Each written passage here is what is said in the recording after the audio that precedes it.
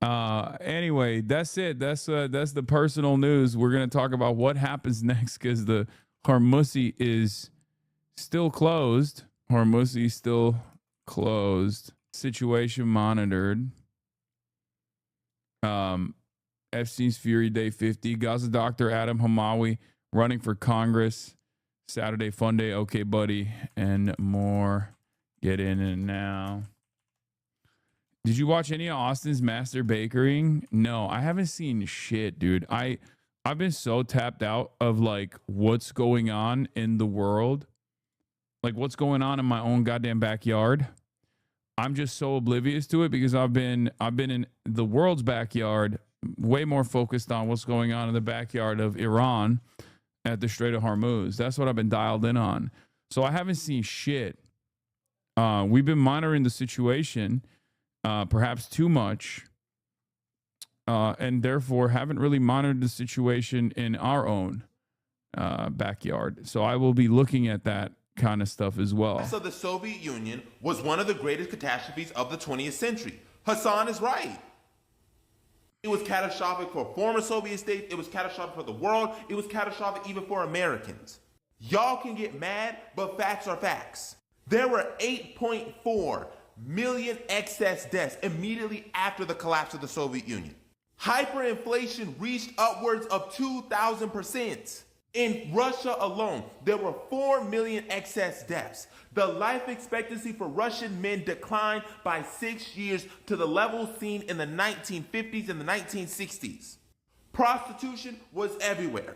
There was severe malnutrition, there was mass unemployment, and people were dying due to cardiovascular diseases.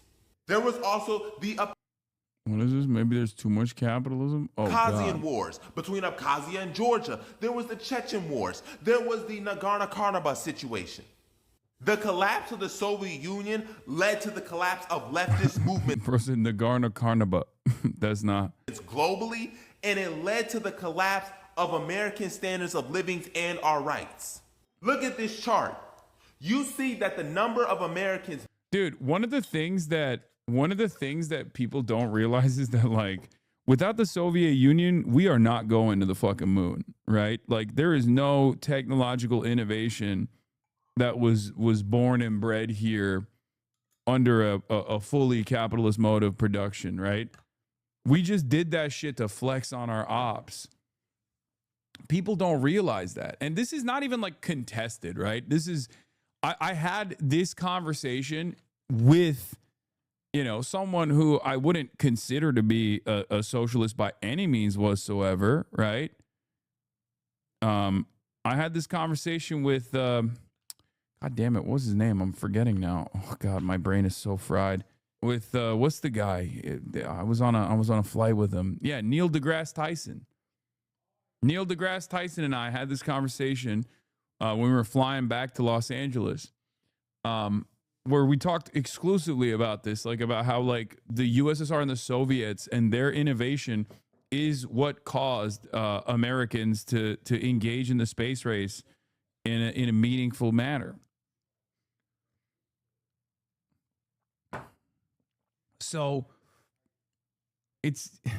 there are so many different ways that the USSR's existence caused America to do the right thing. I assume he disagreed with you? No, he did not. He agreed with me 100%. Because it's not even agreeing with me. It's just recognizing the truth.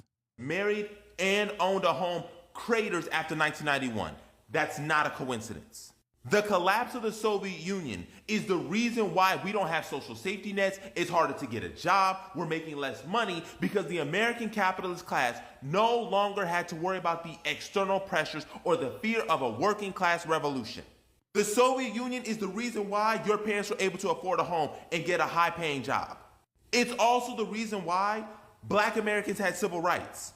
Lyndon Baines Johnson specifically said that he feared the international repercussions from the USSR and African independent nations, which is why he passed the Civil Rights Act and the Voting Rights Act of 1965. Since the USSR doesn't exist anymore, the elite don't feel the need to give us any scraps. So yes, the collapse of the Soviet Union was one of the greatest catastrophes of the 20th century that is still impacting us today. The collapse of the Soviet. Yeah, it's not even, it's so crazy that like you can't even, this is not even like an ideological argument about, you know, loving the USSR or anything. This is arguably just a correct assessment of history, a correct interpretation of historical events that unfolded. And Americans are so unbelievably propagandized that this objectively correct statement is seen as a bridge too far by so many, is seen as like an unbelievable statement to utter. Like there were people that were yelling at me saying that I'm I'm Vladimir Putin, that like Adolf Putler is the one who actually Adolf Putler is the one who wrote my speech, right? Like it's so crazy. It's so fucking crazy. It's wild that that's like the world that we live in is one where you can't even make like a objectively correct assessment of historical events that have unfolded without people just being like, actually, you should just say America's enemies are bad, and there's no positive repercussions that Americans could have ever experienced as a direct consequence of ideological competition against a foreign adversary. It's fucked up. The jokes keep writing themselves at this point. Yeah, I saw this. The guy behind Democratic wins and Biden wins not promoting a MAGA Republican Assembly member who was a Trump delegate entirely because he's attacking Hassan. Sonpecker's remarks about Vietnamese refugees are deeply offensive and cannot go unanswered. Those who have chosen to campaign alongside him and anyone on the political left who's remained silent enable this kind of rhetoric. Ethan Wolf, Sonpecker's insulted pretty much every minority group in America. Democrats who lost ground with every minority demographic in the country would be wise not to follow Piker's lead. Yeah, this guy, Big Buddy over here, is almost entirely against me. This Ethan Wolf guy. His whole argument is just like, I don't care about anything. I just want to make sure that Hassan Piker fails. Also, Harry Emden talked about our boy, which is cool. That's cool. You know what I say to that? Holy Toledo. That's right. Let's start there.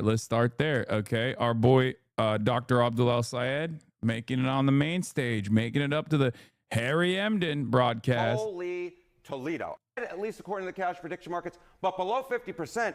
And El-Sayed really closing over the last month as this Iran war has worn on. As we said, this is a Democratic primary. How might this be emblematic of Democratic positions on Israel writ large? Okay, so you see El-Sayed going up, and there's all this discussion. Oh, there's this divide on Israel within the Democratic Party. I'd make the argument there was a divide 4 years ago. I'm not quite sure there's a divide anymore, because just take a look here. Okay, Democrats' net favorability of Israel. Not liberal, those who are moderate conservative versus those who are liberal. You go back to 2022, those who are not liberal, slightly more likely to hold a net favorable view of Israel than not. Liberals were against Israel by that point, minus 26 points. Come over to this side of the screen. That divide is simply put gone. There is no divide within the Democratic Party when it comes to views towards Israel. The net Toledo. Holy Toledo, folks. The Democrats across the board are no longer in favor of Israel. New terrible Bill Maher clip has hit the building. Listen. Oh, God. Oh, my Lord. He is so bad at this. New York Times twice last week said Democrats were divided over Israel, but as Enta notes, they are anything but. It's an 80-20 issue now. The only division is with pro-Israel donors / the 20%. And everyone else in the party. Note too, 66% of Jewish Dems oppose AIPAC donations to the Democrats. Yeah. Favorable rating amongst those who are moderate, conservative, not liberal. Look at this, minus 55 points. That's a shift of 58 points in just 4 years' time. Those who are liberal, it's nearly a 50-point shift, minus 74 points. But now moderates and conservatives as well. Seen a lot of Hassan hate online. Why is this? I don't think this is deserved. Why do people dogpile? They're agenda riders. They got their own agendas. And the agenda is, I hate Hassan. And it's one that obviously is rewarded in the algorithms. I mean, think about how right-wing YouTube is. Think about how right-wing, obviously, Twitter is. I got ops for days. I've been doing this for a decade plus. So there's a lot of bandwagon haters because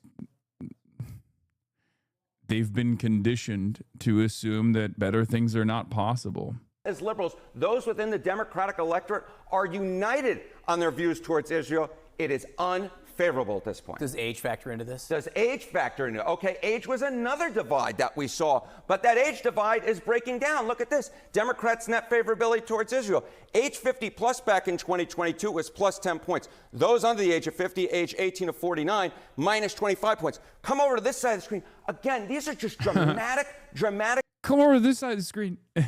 Dude, age 50 plus at minus 54 for net favorability of Israel is over. It's done. It's unbelievably done. It has never been more done than it's been on this beautiful day, okay, on this glorious day. And as I like to always say, this is the most popular Israel will be in the United States of America going forward. Tomorrow, Israel will be even less popular than it is today. And yesterday, Israel was more popular than it was today. So it's done. It's a downward trajectory. There's no way to salvage it. There's no way to recover it. And Democrats need to fucking recognize that and get ahead of this wave and be the leaders in this wave. Shifts. Look at this. Age 50 plus now, minus 54 points. That's a shift of what, Johnny B? That's a shift of 64 points. 64 points in the negative direction. Under age 50, it's a shift. And normally this would be a huge shift, but it's 45 points as compared to what, 64 points? But the bottom line is this. The age divide that there was on Israel within the Democratic Party, that has gone, again, basically uniformly negative views towards Israel among Democrats. And that, in my mind, is playing out in Michigan right now as El Sayed's chances are going up. If only there was, I don't know, someone doing political commentary who saw this ahead of time and kept repeatedly saying, like, this will be a major issue in the upcoming election, you know? Which it was, by the way, and the Democrats successfully buried that conversation, and they no longer can bury that conversation, right? It's over. So Major shifts. Harry, and thank you very much. We got a lot of breaking news. Yeah, Harry, thank you. Holy Toledo. This morning. He said, holy Toledo. People hate Israel. Meanwhile, the media is still trying to do their silliness here, right? Like the New York Times is still trying to make it seem like Democrats are divided on Israel. They're not divided on Israel. The division is not happening within the base. The division is not happening amongst the voters. The division is happening amongst the Democrats who want to keep getting unlimited funds from Israel, okay? Blood money. That's it. And maybe some in the party that love Israel too much, like that are still like Israel first, you know? Breaking news, Chiose comes out as straight. This is an inflammatory insinuation from an LGBTQ plus consultant likely involved. Wait, what? Chiose comes out as straight? Another LGBTQ plus consultant granted anonymity to avoid going to war with the mayor just yet noted a trend in Mamdani hurting the political aspirations of gay candidates like Assembly candidate Brian Romero by quietly supporting his previous opponent, Aber Kawas, and city council members, Chiose, by butting him out of a House race, Tiffany Caban ditto, and Crystal Hudson by not backing her early enough in the speaker race. Breaking news, Chiose, after being bullied by Zohran Mamdani, has been bullied into being straight. Zohran Mamdani bullied our boy into being straight. That's fucked up. Shakira law in full effect. Do you think even with a negative public appeal, the possibility of Israel fully siding with Russia will maintain the relationship? No, that's not happening. There's no, oh my God. Without the United States of America, there is no like violent Israel. There is no apartheid state. I don't think you guys understand this. Zohran is making big business moves lately. Mayor Zohran Mamdani and former President Barack Obama are meeting in New York City today. A sit down that comes as Mamdani attempts to maintain a working relationship with the current commander-in-chief. This meeting is months in the making, but Mamdani's team made scheduling it sooner rather than later a key priority in the past few weeks, hoping to use it to extend momentum generated by his first 100 days in office, according to sources. Plans for the meeting with Obama, a longtime target of Trump attacks, came together at a time when Mamdani's surprisingly chummy relationship with the current president is showing signs of strain.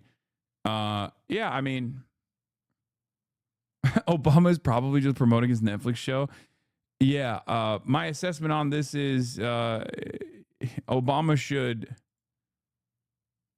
play a more active role in the party and not in the direction of whipping votes against the striving left flank, but instead in defense of it.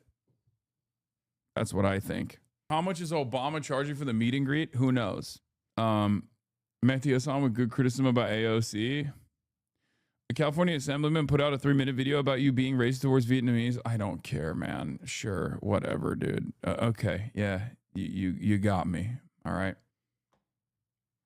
The California assemblyman is a fucking MAGA guy, okay? He is the same guy that I'm yelling at.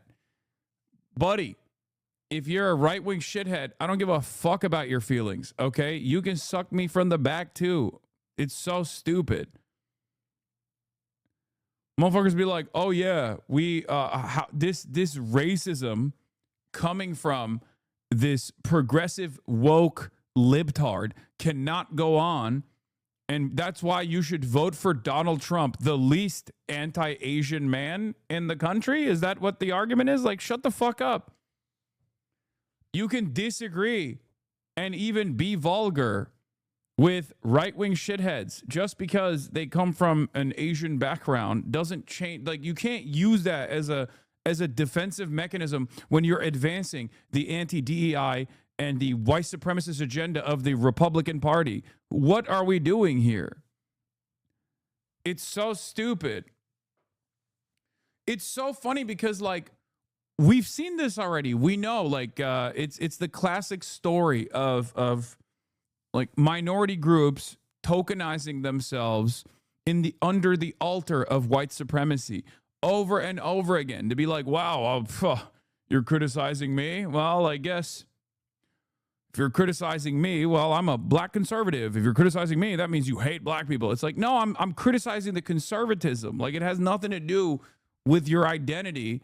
You're the one who's trying to use your identity as a shield to be like, no, you have to be a white supremacist. You have to be aligned with white supremacists. You have to vote for Donald Trump. You have to be on board with this agenda. Here, after all, I'm a conservative, reactionary, far-right Vietnamese man saying that you have to do this. Okay, well, I don't think you have magical, mystical powers. Sorry. I'm going to treat you in the same way that I treat anyone. And if you are going to be a right-winger, if you're going to advance the white nativist agenda of Trump, then, fuck you. Okay, sorry. What is this? I mean, I thought we were like woke 2 doesn't feature this stuff, right? This is woke 1 behavior, and liberals used to fall for this shit in woke 1. And I think a big part of the reason why this stuff doesn't work anymore is because we saw the unlimited faucet of standpoint epistemology and marginalized identities being used as a defense mechanism for heinous crimes that Israel was committing for the last 2.5 years. It's like, well, wait a minute, you're attacking my comfort, genocide, apartheid state. How dare you? I'll have you know, it's the Jewish ethno state. You must hate all Jews. Like, no, I don't actually. I don't. You want me to say that, but that's not the case. I'm actually attacking this far right country that's doing heinous acts of violence. And the same goes for this shit. You can't be like, wow, this is heinous racism. Like, this is heinous racism. It's like, no, man, it's not actually. It's me shitting on a racist person that's pushing a racist agenda while also saying, look, how could I be racist? After all, I'm Vietnamese. It doesn't work that way, okay? It doesn't fucking work that way. We know what this is. I know what this is. You also have every opportunity not to get duped by this shit. Okay? Yeah. It's empty. It's like totally hollowed out politics. I don't give a fuck. Yeah, you want to know? Yeah, here's a great example of this, okay? Here's a great example of leopards eating my face. Caitlyn Jenner. Caitlyn Jenner is a very prominent, very reactionary, anti-trans, anti-queer trans person, right? And guess what? She pushed for Donald Trump to win. She was a big booster of Donald Trump. And Donald Trump did what? Well, Donald Trump turned around and engaged in some of the most heinous anti-trans executive orders we've ever fucking encountered.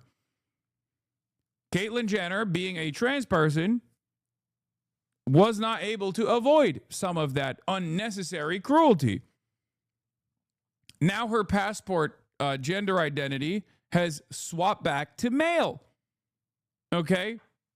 Not the gender that she clearly is, okay? But instead, her assigned sex at birth. And she's trying to avoid it. She's literally trying to get a carve-out for herself. Caitlyn Jenner lobbies Trump over male passport designation. This is a safety factor. I can't travel internationally anymore. I was in Mar-a-Lago 2 months ago, wrote a letter explaining all this to him, how it's affecting me and a lot of other people. Oh, so the leopards are eating your face. I never thought that would happen.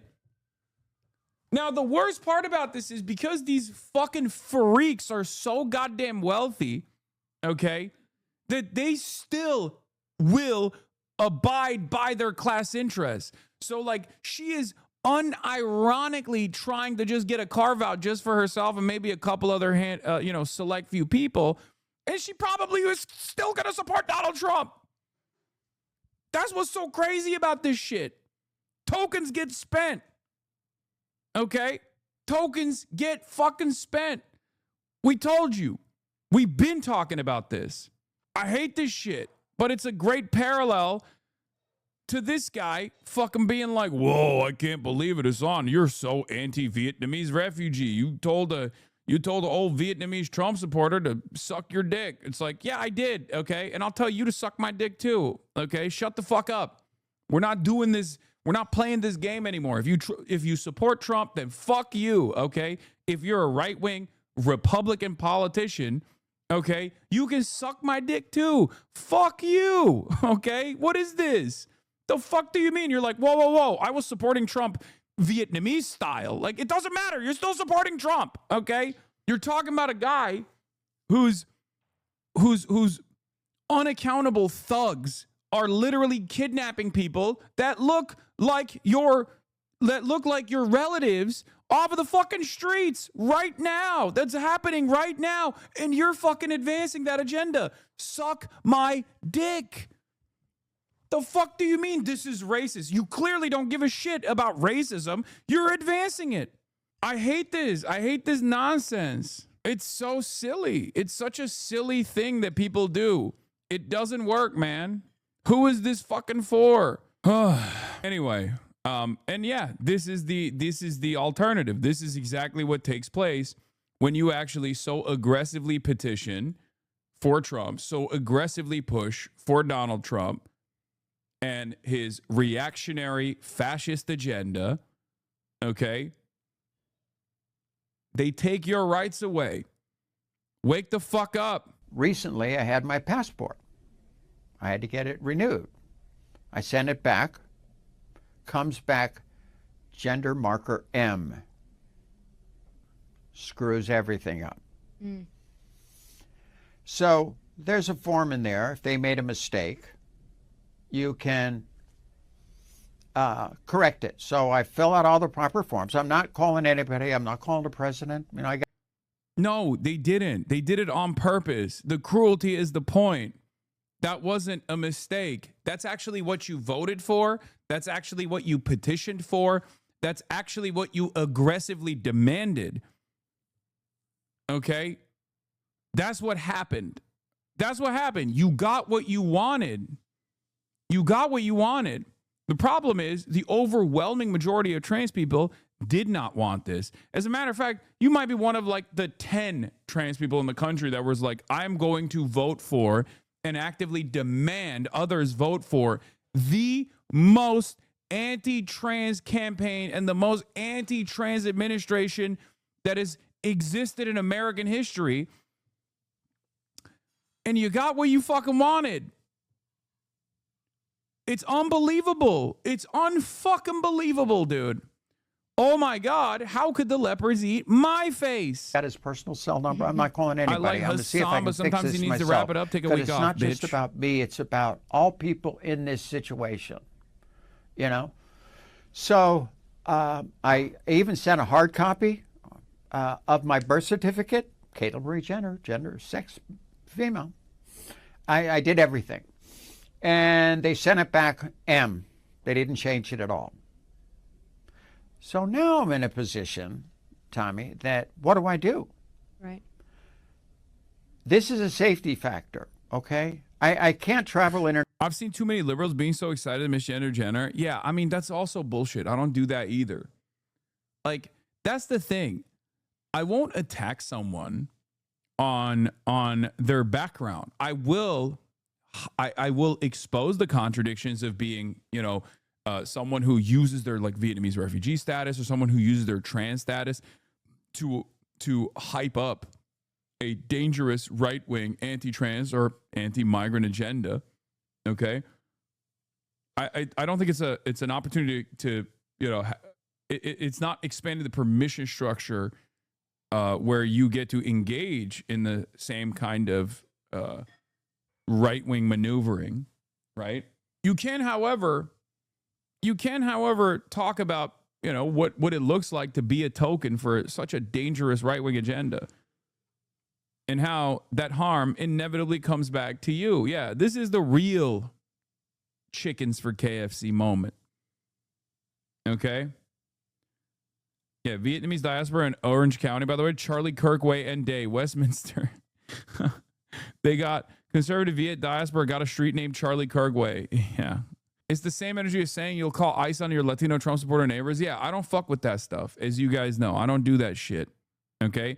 This isn't even like holding back. This is just, there are certain things that I'll do. Like I'll fat shame Randy Fine. You know what I mean? That's like, that in my opinion doesn't reach that same standard, but like, I'm not going to engage in like broad reactionary cruelty just because someone is my, ideological opponent. Nationally anymore, okay? I can't use my passport. I can use global entry. It says F. I can do this. I can travel in the United States. License, driver's license, pilot's license, everything, gender marker F. So it really creates a big problem. And I'm trying to figure out at this point what to do. I don't blame President Trump. I love him. But for a lot of people, this is a huge issue, And so that's kind of... It's crazy. Oh, it's not just for me. It's for all these other people. Oh, all these other trans people that you threw under the fucking bus. Actually, I can't even say you threw them under the bus. It's like you drove the bus over them, okay? Like you literally were driving. You were in the driver's seat. You were holding the steering wheel, and you were steering the wheel in the direction of trans people, and you ran them over, okay? You were the bus driver. It's crazy. I didn't even realize that's a fucking pun because she did actually kill someone. She did run someone over. I didn't even realize that was... God damn, Caitlyn Jenner sucks so bad. She did literally kill someone with a vehicle. She engaged in vehicular manslaughter. Oh my God. I had forgotten about that. That's how much of a fucking psycho she is, that I forgot that she is also a murderer because of how much her last decade of advocacy has been so geared in the direction of doing unlimited destruction to trans people. Where I'm at right now, I have not talked to the president. I was in Mar-a-Lago 2 months ago, wrote a letter explaining all of this to him, how it's affecting me and a lot of other people. And unfortunately, he wasn't there that weekend. Actually, the Secret Service guy said he could get it to him, put it on his desk and stuff. I haven't heard from him. He's kind of busy right now. Oh, ha, ha, ha, ha, ha. Yeah, no, I'm working on it. It's like, yeah, okay.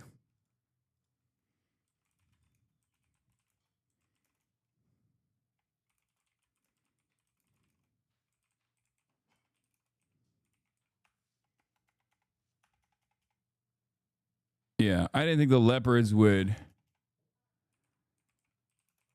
eat my face.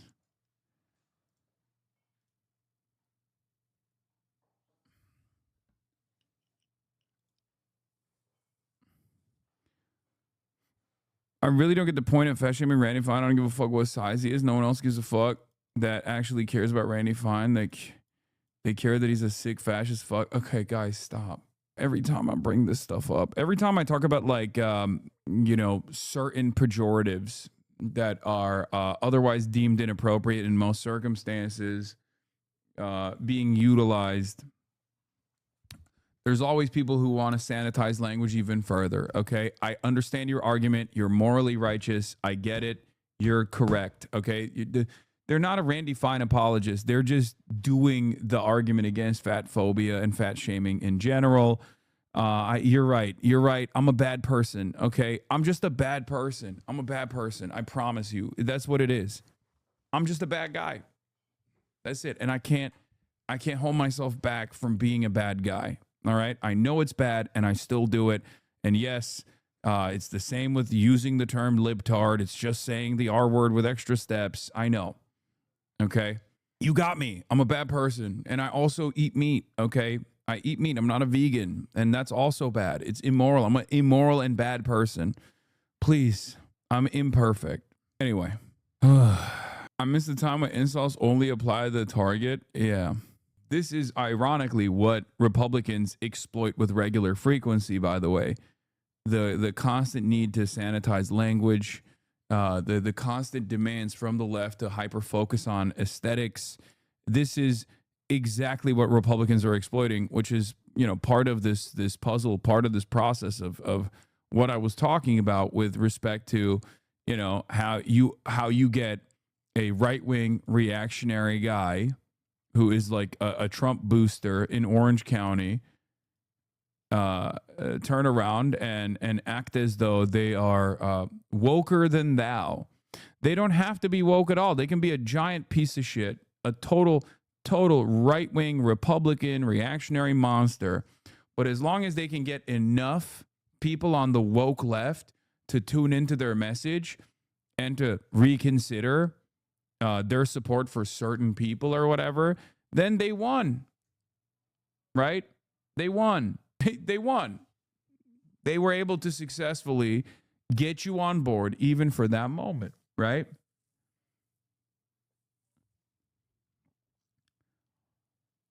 This is the whole point of the cynical weaponization of identity politics that only works towards your left flank. It only works towards your left flank because the further left you are, the more sensitive you are, the more virtuous you want your language to be, the more sanitized you want your language to be, because you care about these things. You don't want to offend people. You don't want to hurt people, right? And right-wingers know this, and they consistently weaponize it. That's it. They use it as a weapon. Meanwhile, by the way, here's an unfortunate development. We're still Pills Mafia, obviously, but Janet Mills suggests she would have voted with John Fetterman against a Democratic resolution to restrict weapons aid to Israel. Okay. I've heard people say that's why you're a liability to the Democratic Party, but I'm like, if you can't stand up to criticism of people who mostly agree with you, how will you ever survive in politics to begin with? Yeah. Pills Mafia, Janet Series, we're standing with Janet Pills Mills till the bitter end. You know, I know the expectation here is that if you're a Mainer, you vote not for like the anti-Zionist, pro-Medicare for all candidate. He is, after all, he's got a bunch of red flags. It doesn't matter who he is now. It doesn't matter what he advocates for now. Obviously, we're still Pills Mafia all the way. We're pilled. We're Janet pilled. But yeah, it seems blue sky liberals have actually decided they're done with Mills as well. With Mills flaming out, blue skies rallying behind a write-in candidate for the U.S. Senate, Andrea LaFlamme. Andrea LaFlamme is running to replace Susan Collins in Maine. Hashtag Daily Beans Pod. Hashtag MSW Media. And the hosts are MullerSheWrote.com. And they're now trying to do a write-in candidate. Blue sky liberals have decided they have an excellent write-in candidate who people should really consider. Andrea LaFlamme, qualified, enthusiastic, and no baggage. Can someone inform the media in general that LaFlamme exists and seems to be an authentic progressive without known baggage It's amazing how his apparent stupidity is a saving grace, ... for a Senate seat, ... for fuck's sake. Anyway, whenever he comes up, I'd like to mention Andrea LaFlamme instead, who's also in the race. I believe the really good one didn't qualify, Andrea LaFlamme. She may be running as a write-in. There's Andrea LaFlamme. She was on Daily Beans pod and sounds good. Background in public health and union activity. Plattner has so many flashing red lights. The Nazi tattoo, the lying about the Nazi tattoo, the offensive comments about sexual violence, the use of the R word. If Mainers want authenticity, maybe vote for someone who is authentic and not an asshole. This is where Andrea LaFlamme says, me. Also, she's too old. Seems convenient when Mills is serving in office and no one has raised any alarms that her performance is affected by her age. Andrea LaFlamme is right there also. If Mills' age is such an impediment, vote for the other not a Nazi candidate then. It's not one or the other. She can win if you vote. He's getting ready to meet Hassan in the studio. Yeah, he is. I love this shit, okay? I love this shit. Keep posting it. Blue Sky liberals, I am with you all the way. Please, I am with you all the way. Don't make fun. I mean, come on, man.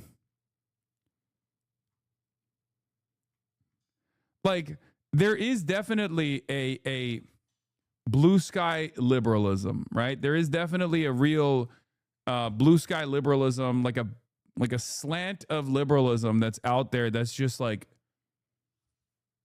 the aesthetics, none of the actual underlying principled stances that you're taking. Okay.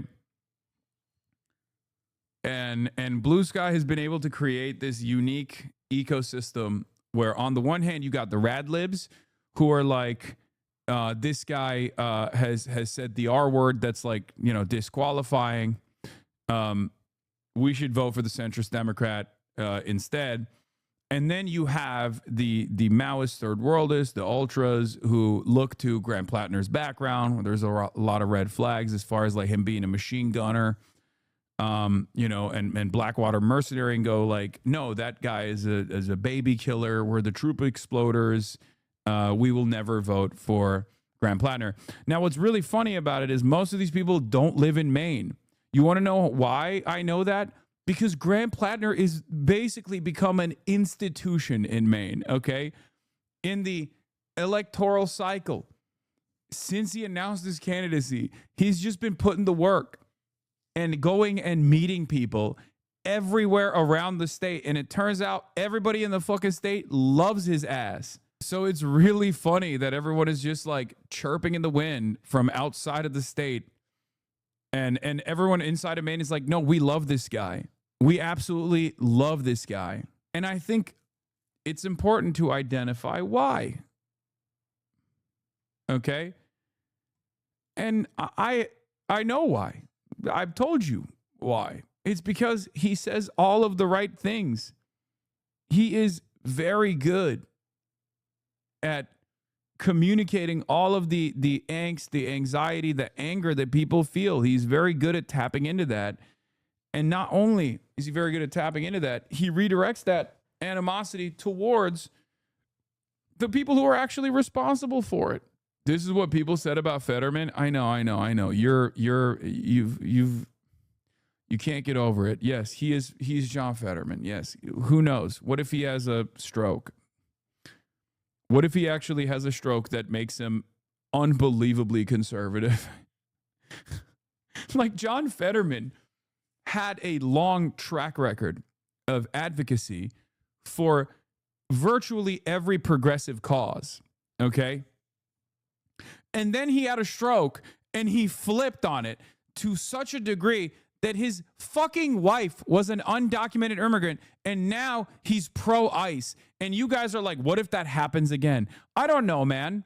What if every single person that you vote for turns out to be a fucking white supremacist, and that like all of the left flank candidates that you're voting for, they all get hit with the CIA stroke gun, and every single one of them become unbelievably reactionary? I mean, I guess it could happen, right? It happened one time, so I guess it could happen again. Like the only thing that was bad about John Fetterman's background or the way he was communicating on certain issues was Israel, right? And a lot of people, myself included, thought that it was just a way to just get the DMFI off his ass. It turns out that was a genuinely held belief that he had, and obviously he got far more insane on that issue as well. He became almost single-minded on that issue.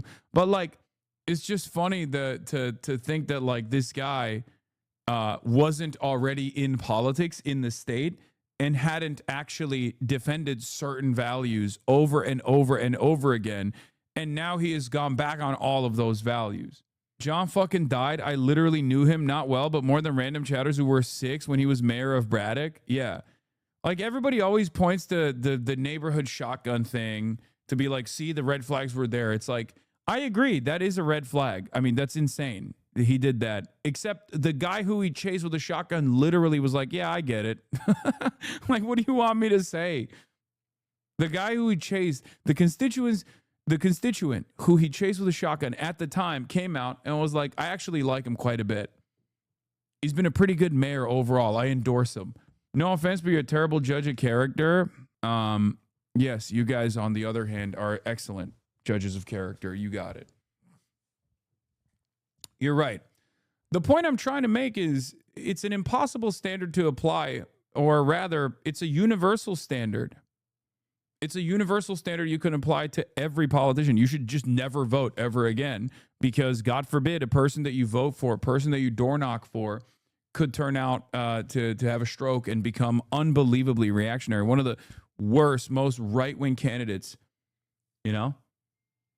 You should just never vote, right? Like, that's the whole point. The most ethical thing to do is to never vote and to also get other people to not vote either, right? Like, that's the argument you're making. I'm sorry, Sam, but I'm an immigrant. I don't know too much about politics in the U.S. years ago, but was the fucking ogre someone actually worth and advocating and writing for it like ever? Buddy, his wife was an undocumented immigrant. He was one of, in Pennsylvania politics, the 2 issues that he was bad on was fracking, but that was like, you know, a given for Pennsylvania politics, and also Israel, which wasn't like as bad in comparison to the rest of Congress. He was just the same as like every other Democratic politician at the time who was like, yeah, Israel's our reliable ally. Like, come on, don't criticize Israel too much. And this is in Pennsylvania, and this was many years ago. So it was like what made him interesting was the fact that he was unbelievably progressive on everything, very publicly, as a matter of fact. Ossoff is kind of spitting right now, but I've seen that he's all over AIPAC Tracker. He's saying a lot of the right things, and I know he expressed interest in him as a political figure thoughts. I don't even want to talk about Ossoff right now. To be honest, he was like a top 5. What I want to be the future of the party, politician in the whole country. Yeah. It's also really funny because, like,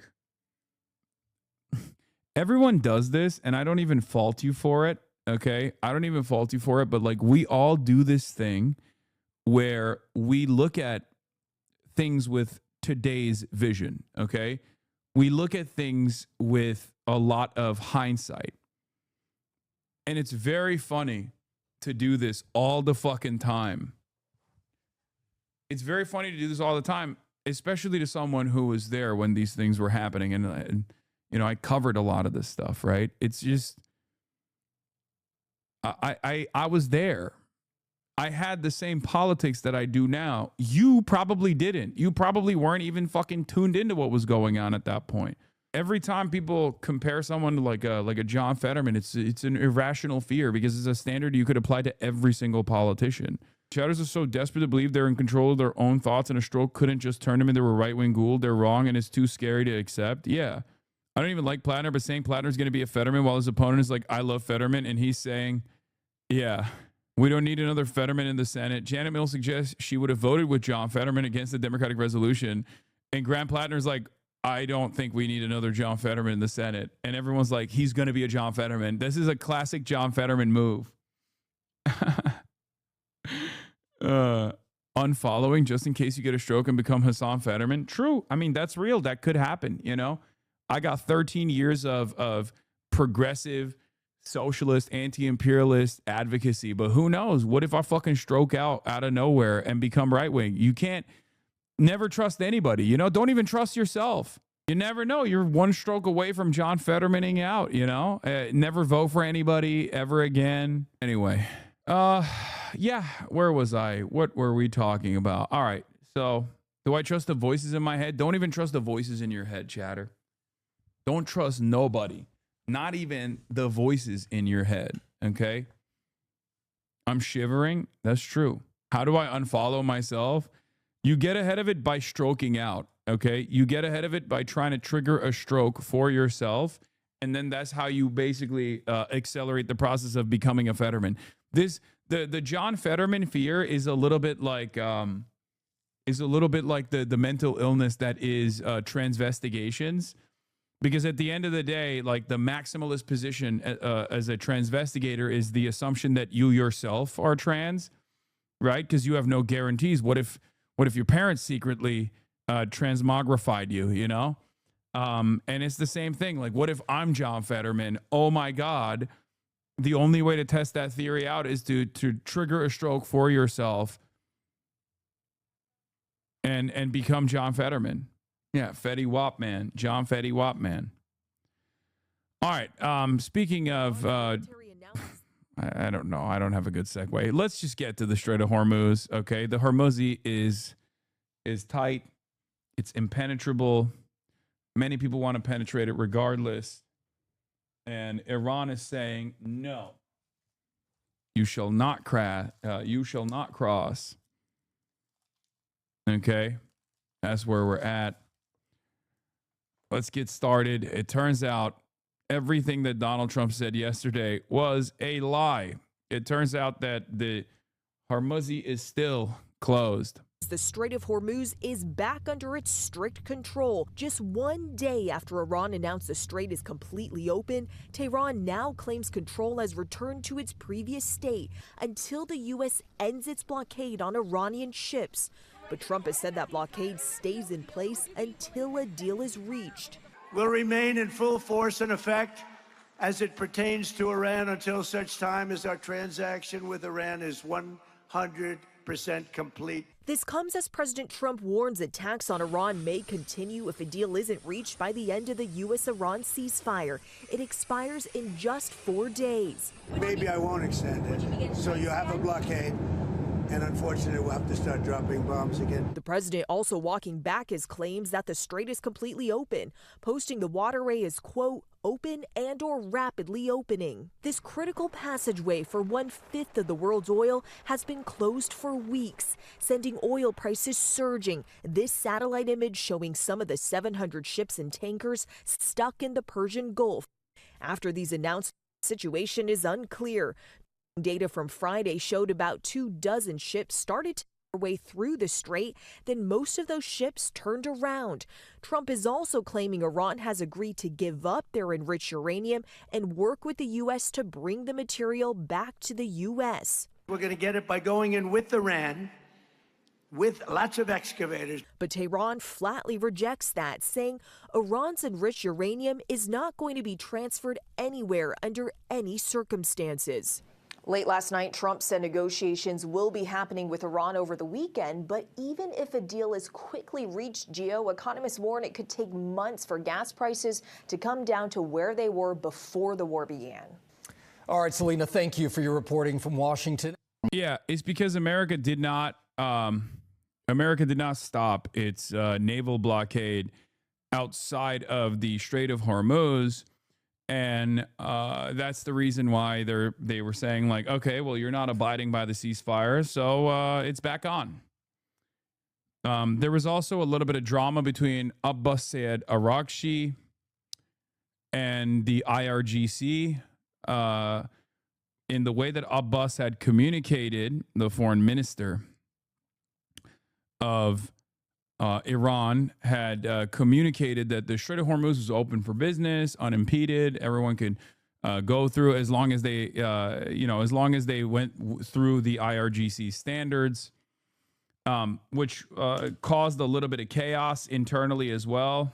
The IRGC said you have to think before you speak. You can't be talking like this. And that the Strait of Hormuz is not open, all this stuff. because he said completely open.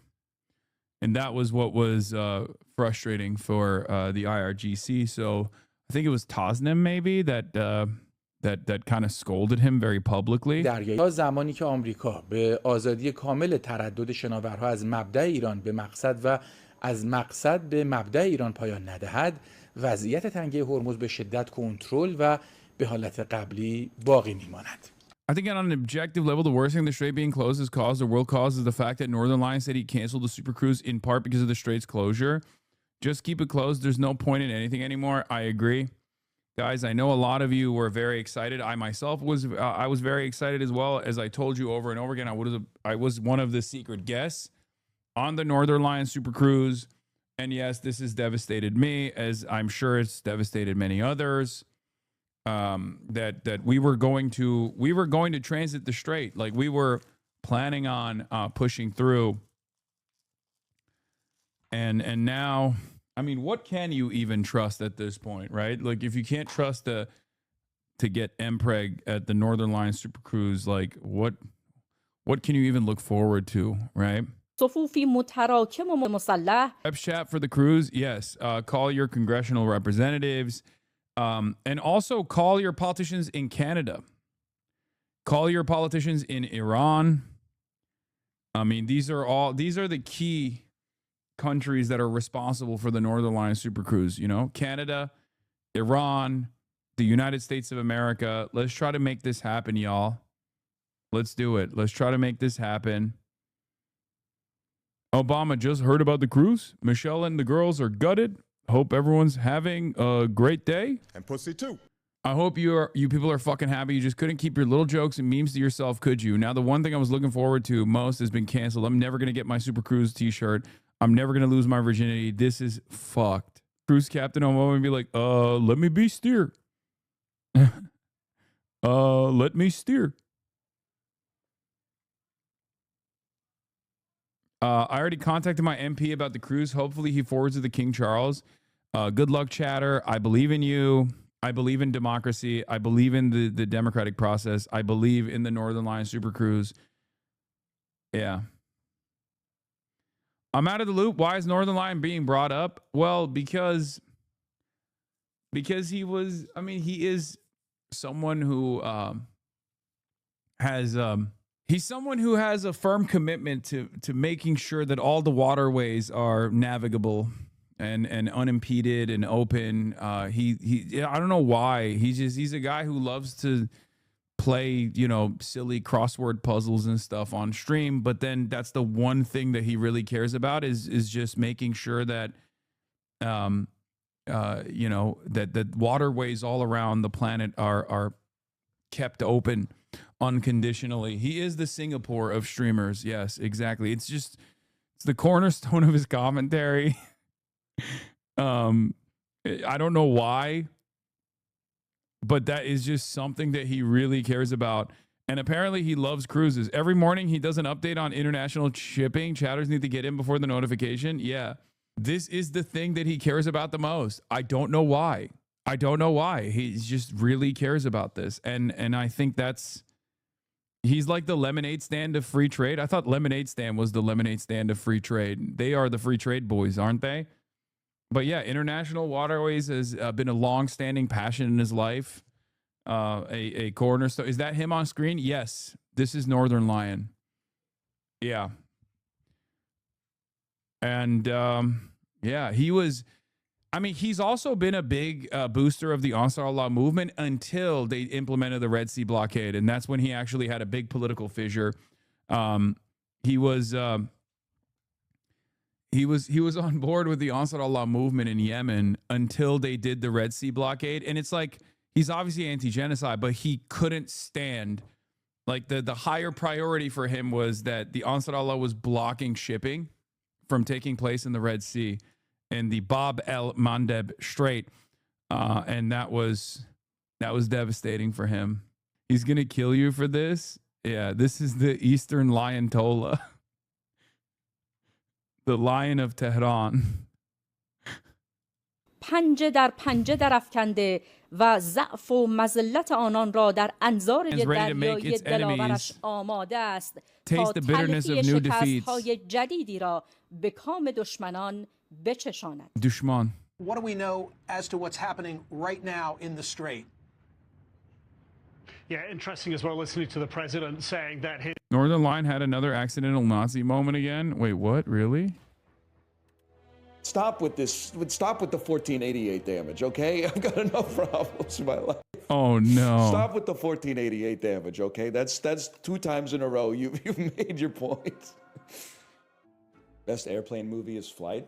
I literally watched Dunkirk on a plane. I don't give a fuck, bro. Turbulence still kind of makes my hands sweaty, though.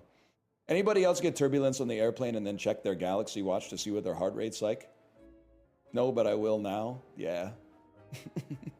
Ladies and gentlemen, if you could please fasten your seatbelts. We're encountering a little bit of choppy air. Me going into my settings. Okay, turn on continuous heart rate monitor. Turn on. He's getting Blue Sky canceled. Oh no.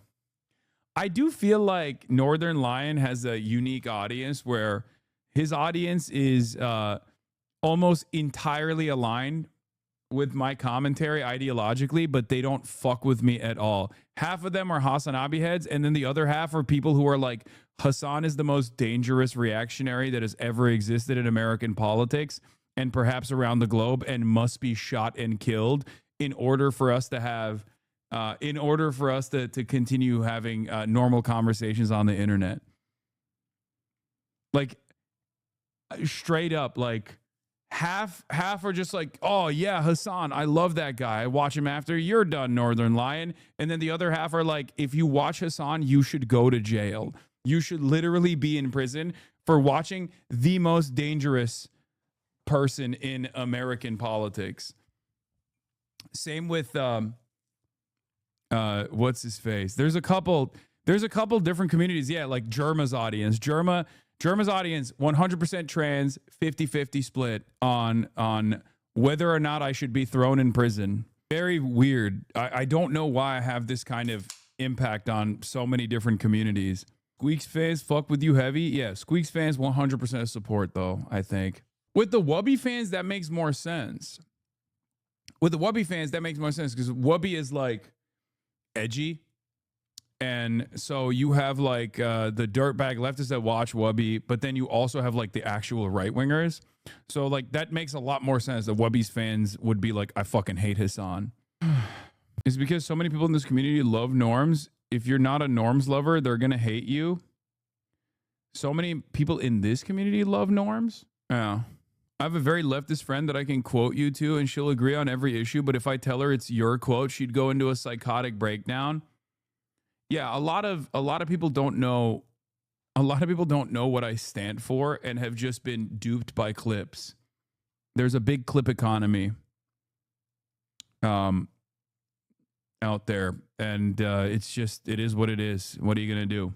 What are you gonna fucking do? And now neolibs on Threads are saying you're showing your true colors by backing a billionaire in Steyer. Is not going to be held hostage by Iran. He did say that he thought things were going along well.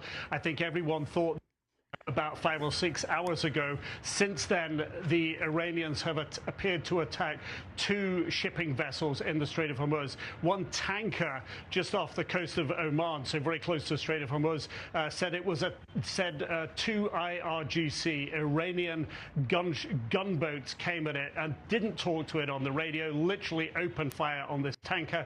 The crew and the vessel are reported safe. And then about 2 hours later, in the same area, an unidentified projectile hit a container ship. Some of the containers damaged. No fire, no environmental damage.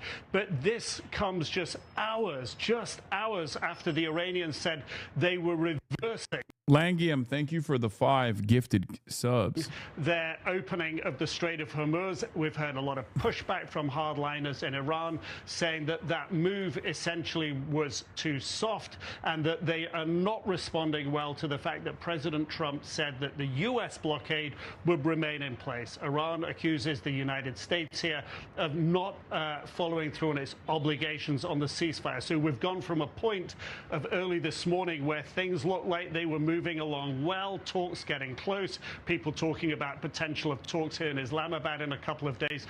Iranians upping the ante, and I think perhaps that gets to what the president said. He's not going to be held hostage, and he said he's expecting an update on the situation. Damn, bro, Islamabad don't got that 5G. What the hell? See, if Turkey was the table, this guy would be able to broadcast uninterrupted. You know what I'm saying? This is, hey, listen. All I'm saying is, why not Islamabad? Later today. Nick, how much of this has to do with the situation in Lebanon with Israel, or are these events concentrated based on concerns over the strait itself? Absolutely, the Iranians are... Don't fucking say that. Pakistan's stronger than Turkey. This is true. That's why I'm jealous. Opening the Strait of Hormuz was based on the fact that they saw President Trump and the Pakistani negotiators, the field marshal here, Munir, get this ceasefire in Lebanon. That was a big part of moving things forward. But the Iranians, they then did a quid pro quo and opened the Strait of Hormuz because, of course, they wanted that ceasefire in Lebanon. They thought there'd be a positive response from the White House. That's what they're saying. What we've witnessed is a negative response in Iran to President Trump's response. We've even seen internal tensions in Iran between the hardliners and the moderates. The moderates are the ones who were in the negotiations. The hardliners have been saying that, had been threatening to reclose the Strait of Hormuz. They've gone ahead and done that. Their gunboats appear to be attacking maritime vessels, tankers, container ships close to the Strait of Hormuz. So the two things are interlinked, but we're now back to the bigger issue here of U.S.-Iran tensions. Do we the talks, or does this latest escalation at the Strait of Hormuz, does it scuttle all of that? The president said that we'll know more later today, and I imagine that will be the case. Nick Robertson in Islamabad, thank you for that report. This latest Also, Israel's number one dick rider after Senator John Fetterman is Lindsey Graham. Senator Graham posts a wall of text about the Iran war and the Strait of Hormuz. The Iranians have provided us with a lot of information to learn from over the past 24 hours if we choose. What have I learned? About 24 hours ago, the foreign minister, the guy in the suit, declared the straits open with full passage. Last night, the IRGC, the guys with the guns, attacked the container ship and said the straits were closed. Here's what I've learned. The guy in the suit is not in charge. It's the guys with the guns who are in charge. They are the IRGC, who are the Iranian equivalent of the SS/Gestapo, an important distinction. Okay, let's be real. If they were ideologically similar to the SS, you would be on board with them. You're fucking Lindsey Graham, okay? Let's be real. If they were ideologically similar to the SS and Gestapo, you would probably be on board with everything they're doing and everything they're saying. You have never met a Nazi that you don't glaze. Okay. We miss this distinction at our own peril. I have all the confidence in the world that President Trump will not let this provocation go unchallenged and will continue to push for a quick resolution through diplomacy or otherwise, ensuring that the United States and the world will control the Strait of Hormuz, not Iran. Over 900 pounds of highly enriched uranium that could be used to make a dirty bomb or quickly enriched to become weapons-grade material is completely removed from Iran. The Iranian missile and drone program will be limited. Their support for terrorist organizations will come to an end, and there will never, ever be a path in the future for Iran to develop a nuclear weapon by being allowed to enrich uranium. Like many other countries, Iran can have peaceful nuclear power, but no enrichment. How this conflict ends will determine the stability of the region and the world for decades to come. Due to President Trump's strong leadership, through imposing the blockade and our brilliant military, over time, we have all the cards. Do you think Donald J. Trump is doing this back and forth and lying about the strait being open because he wants somebody to get sunk so he can guilt more EU parties into the fold? Or do you think it's dementia? I don't fucking know, dude. It's impossible to make an assessment on Trump's mental faculties, okay? He is just an unstable moron. I think Donald Trump, regardless of how things unfold on the ground, is first and foremost trying to manipulate the markets and trying to present his position as the one that has all the cards. Like, he wants to act as though he's in control. He wants to act as though he's dominating.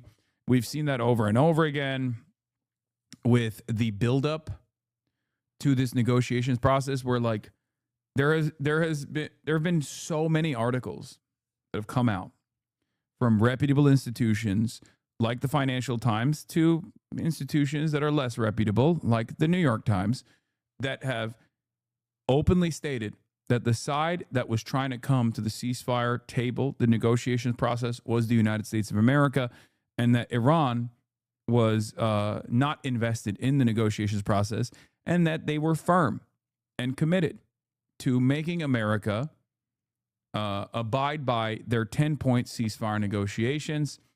And that remains to be the case. If the U.S. was not realistically planning to end the war during that time frame, the 2-week ceasefire was a huge mistake. The Iranian strategy has always been to rely on time to leverage its impact on the global economy, even if it meant having to endure attacks while that happened. If the issue is not resolved, the ceasefire just gave Iran an additional 2 weeks of leverage for free.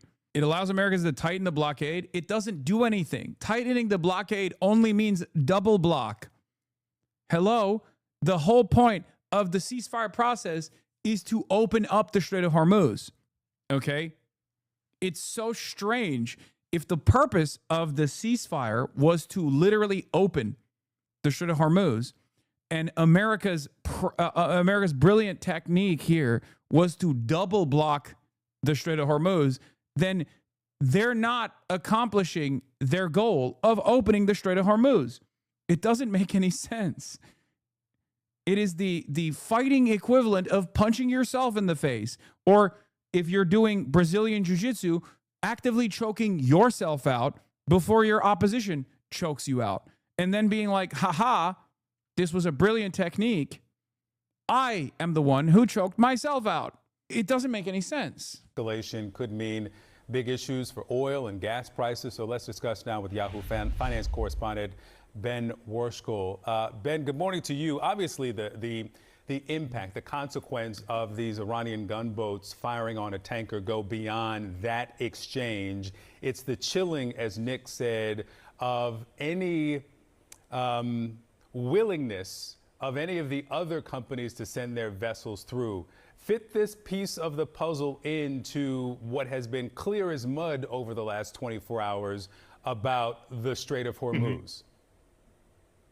Yeah, I think chilling is the right word here, and this is a chill that's been in evidence even through all these ups and downs from the shipping industry, even with this announcement of an opening of the Strait of Hormuz. These latest developments in the last hour will clearly amplify that further. But the shipping industry has been very wary, even as oil prices have come down, of increasing their shipping through. We've seen ships start to come through and then turn around. We've seen a few, as Nick mentioned, a cruise ship getting through, but that is sort of more of the exception rather than the rule at this moment.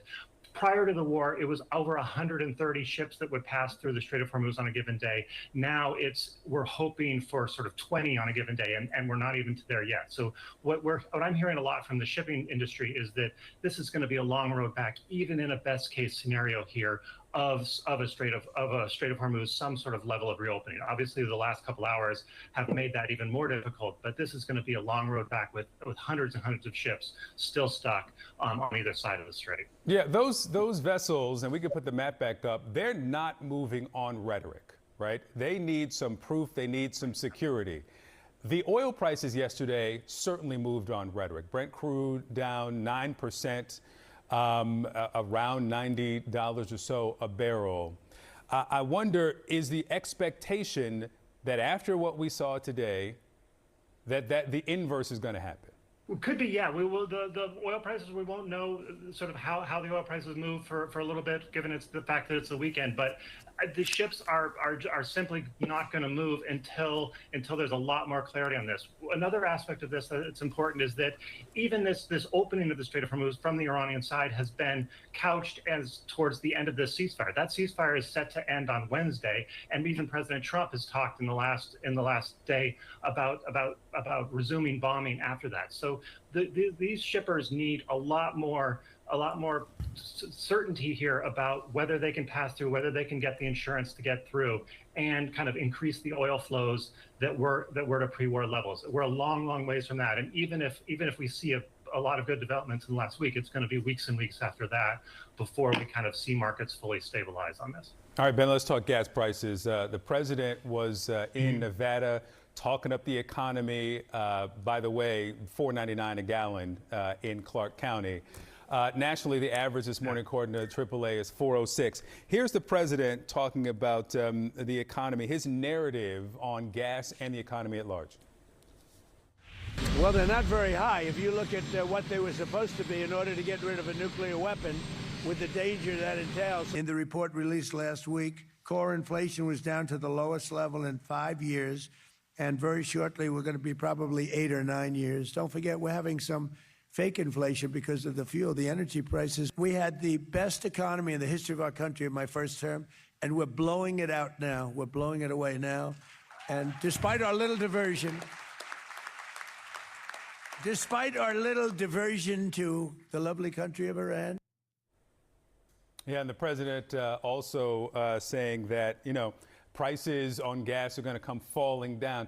The initial narrative from the White House was short-term pain for long-term gain, and now it sounds like it's shifted to what pain? Yeah, and exactly. And I think that the price of coming down of gas is going to be a long-term process here. There's an economics terms called rockets and feathers, where prices at the pump shoot up like a rocket. I think everyone who's had to fill up their car in the last months has seen that aside, but then it comes down much more slowly, like a feather going down. That's been a problem for presidents for years. And Biden felt it almost exactly 4 years ago with the invasion of Ukraine, with high prices there. And I think we're going to be talking about that a lot all the way through the summer. There's new projections from Gas Buddy that talk about, the prices now are over $4 a gallon, but even early estimates there of a best case scenario, and I think the developments this morning cast further doubt on that, only $3.50 a gallon gas by the end of the summer. That's months and months away, $3.80 as the summer begins. So this is going to be, the projections are a very slow process down for gas prices if we're looking at the history here, and one that I think will be frustrating for the White House, hoping for this rapid fall, and I think frustrating for folks who are planning their summer travel as well. All right, Ben Worshko, thanks so much. Well, our military analyst, Sean Bell, is here to provide a different perspective on things. Hello again to you, Sean. It feels like significant developments over the last hour. We knew before we came on air this morning, Tehran was closing the strait. You're tired of winning so much? Me too, man. I loved winning until Trump started winning so hard that I was like, please, sir, no more winning. Wait, is this like AI or is this actually Galibaf speaking directly? Speaker of Iran's parliament, Mohammad Bagher Ghalibaf, it is impossible for others to pass through the Strait of Hormuz while we cannot. In a televised conversation, he said, "Dear people of Iran, the Strait of Hormuz is under control of the Islamic Republic. We responded decisively to the U.S. attempt at mine clearing and consider it a violation of the ceasefire. The situation escalated to the point of conflict, but the enemy retreated.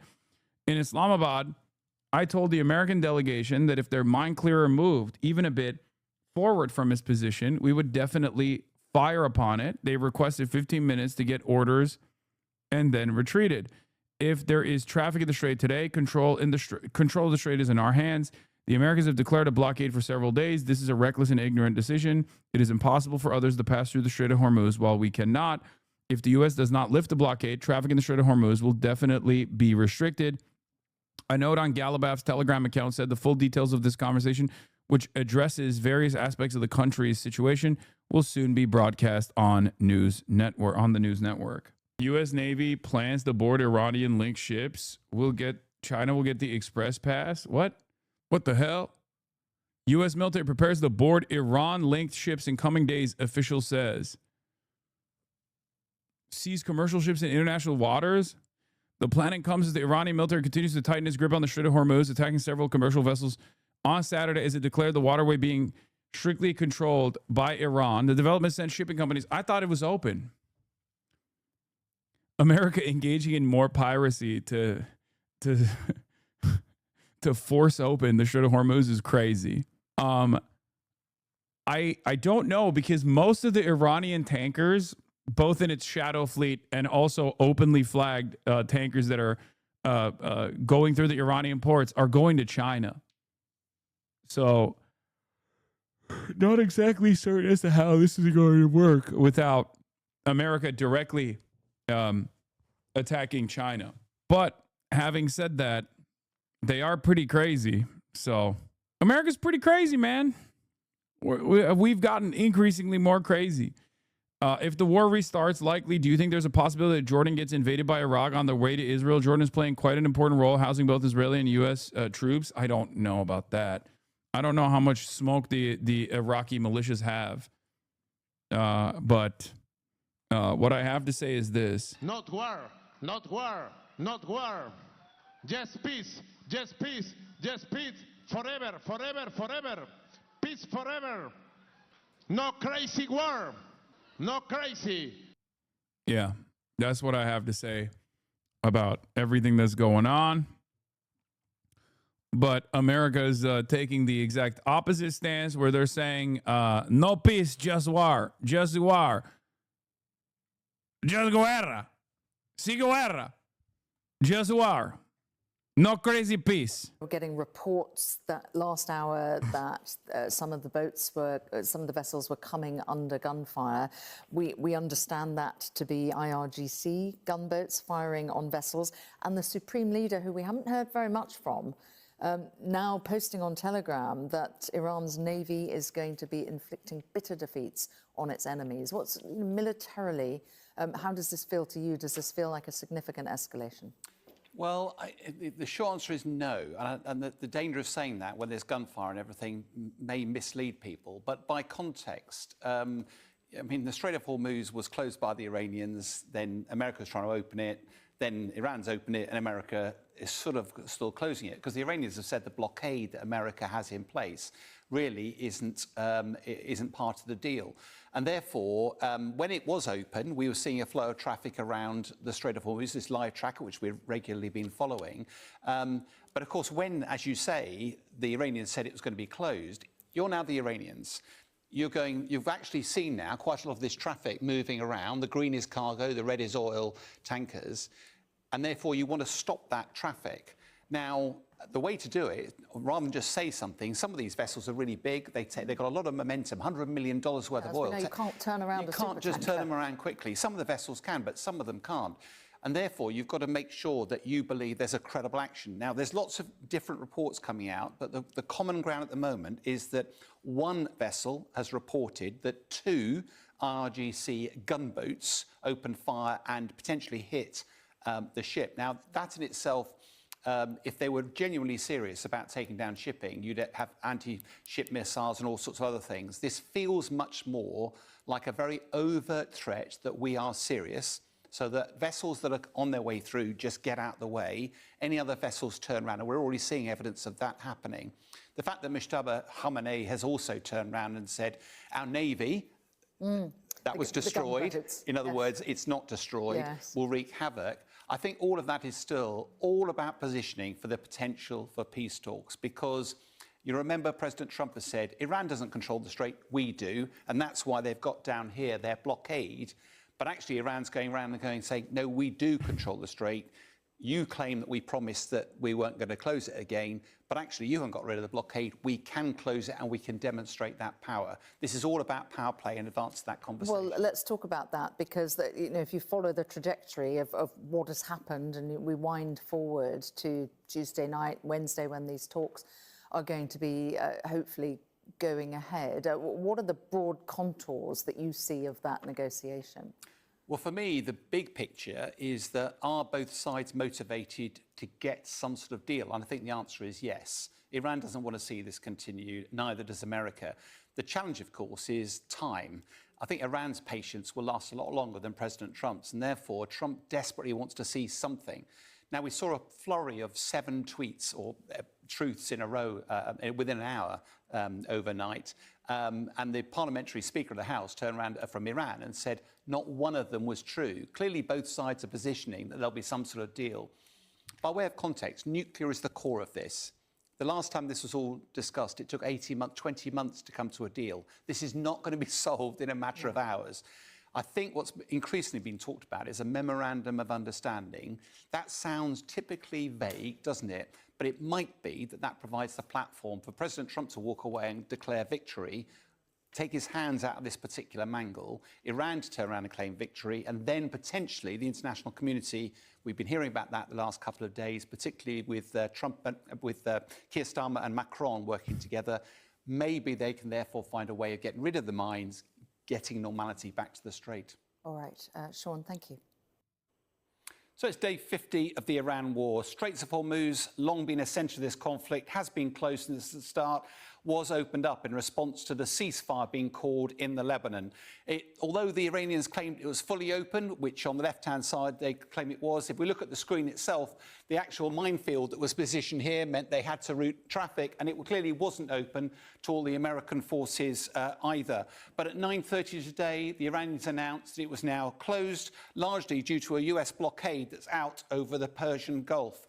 By early afternoon. I saw this on TikTok, but I didn't actually end up watching it. Clippers just be making fake captions for no reason at all. Yeah. Do we even believe the mine narrative? I mean, Golubov has made it seem like there's mines there. I don't know. It's strange because there are inconsistencies on whether or not there were mines there at all. So could be a bluff. I don't think there are mines there, but now Golubov is speaking like there are. Golubov sounds like a wise old wizard. In some ways, he might be. There are. I put some there last night. Oh, we got a Hormuzer in the chat. Member of the IRGC Navy. Today, there were reports that a tanker had come under fire in the Straits of Hormuz. 2 IRGC gunboats were allegedly responsible for that. We understand that there were no casualties and no damage to speak of from the vessels. But it was clearly a demonstration of Iranian threat. But of course, some of the vessels, when you look at the strait not being open, there's still a few vessels around. Some of these are pretty large. They've got some momentum, and it would take a while to clear. But the Iranians just making very clear that their threats are sincere. It was followed by an announcement by Mustafa Hamawy to say that the Iranian Navy would inflict a bitter defeat on any vessels going. Do you think Mustafa is still alive? I don't know. What I do know is the Patriots are in control. Okay. Whether Mustafa is alive or not doesn't necessarily matter here. The Patriots are in control. Okay. That's what is something that even Lindsey Graham has openly and readily admitted. The guys who have their hands on the guns are the guys who are running the show. Going through the region. All of this, though, is a demonstration that Iran controls the Strait of Hormuz, not, as President Trump had claimed, America, and also not, as President Trump had claimed, that actually Iran had said that they wouldn't close the strait again. So where does this leave the prospect of peace talks? Well, the ceasefire is due to end on Wednesday. Negotiations will probably be conducted over the weekend, but unless the peace talks start again on Monday, very little prospect. Are you saying Americans are Iranians when you say Patriots? No, I mean the IRGC is in control. I'm making a joke.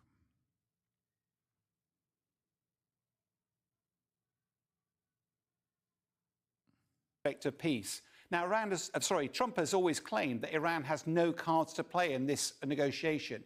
But the Strait of Hormuz, the Bab el-Mandeb Straits, all of which show that Iran has a significant amount of leverage. President Trump overnight issued a whole series, 7 tweets, 7 social media outbursts in an hour. That prompted the Iranian Secretary of Parliament to turn around and say none of those were true at all. So on face value, it looks like there's a significant gap between the two sides, between Mustafa Hamawy and President Trump. But it is clear that both sides are motivated to get to some sort of peace deal.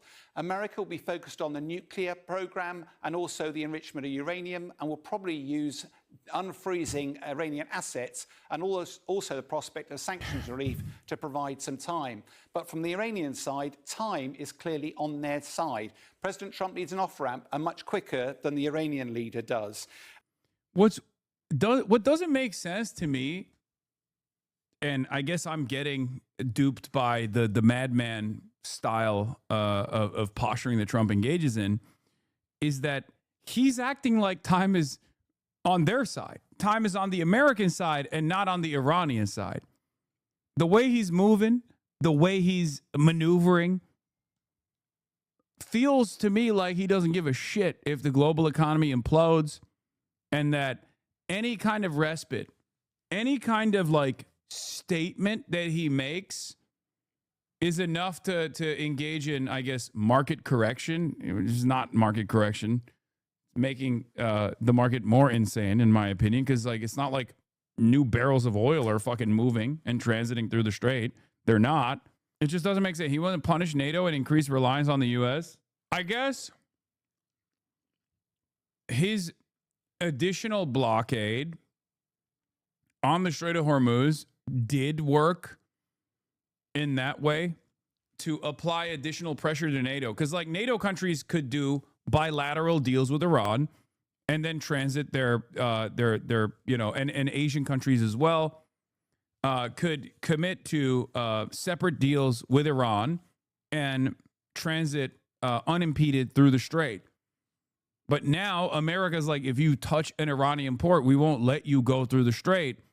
So I guess that additional pressure is not on Iran necessarily, but it's on the rest of the world to not commit to any deals with Iran. And that doesn't make any sense at all. I guess he's banking on the idea that none of our European allies will ever turn on us, no matter how hard we make their economy scream.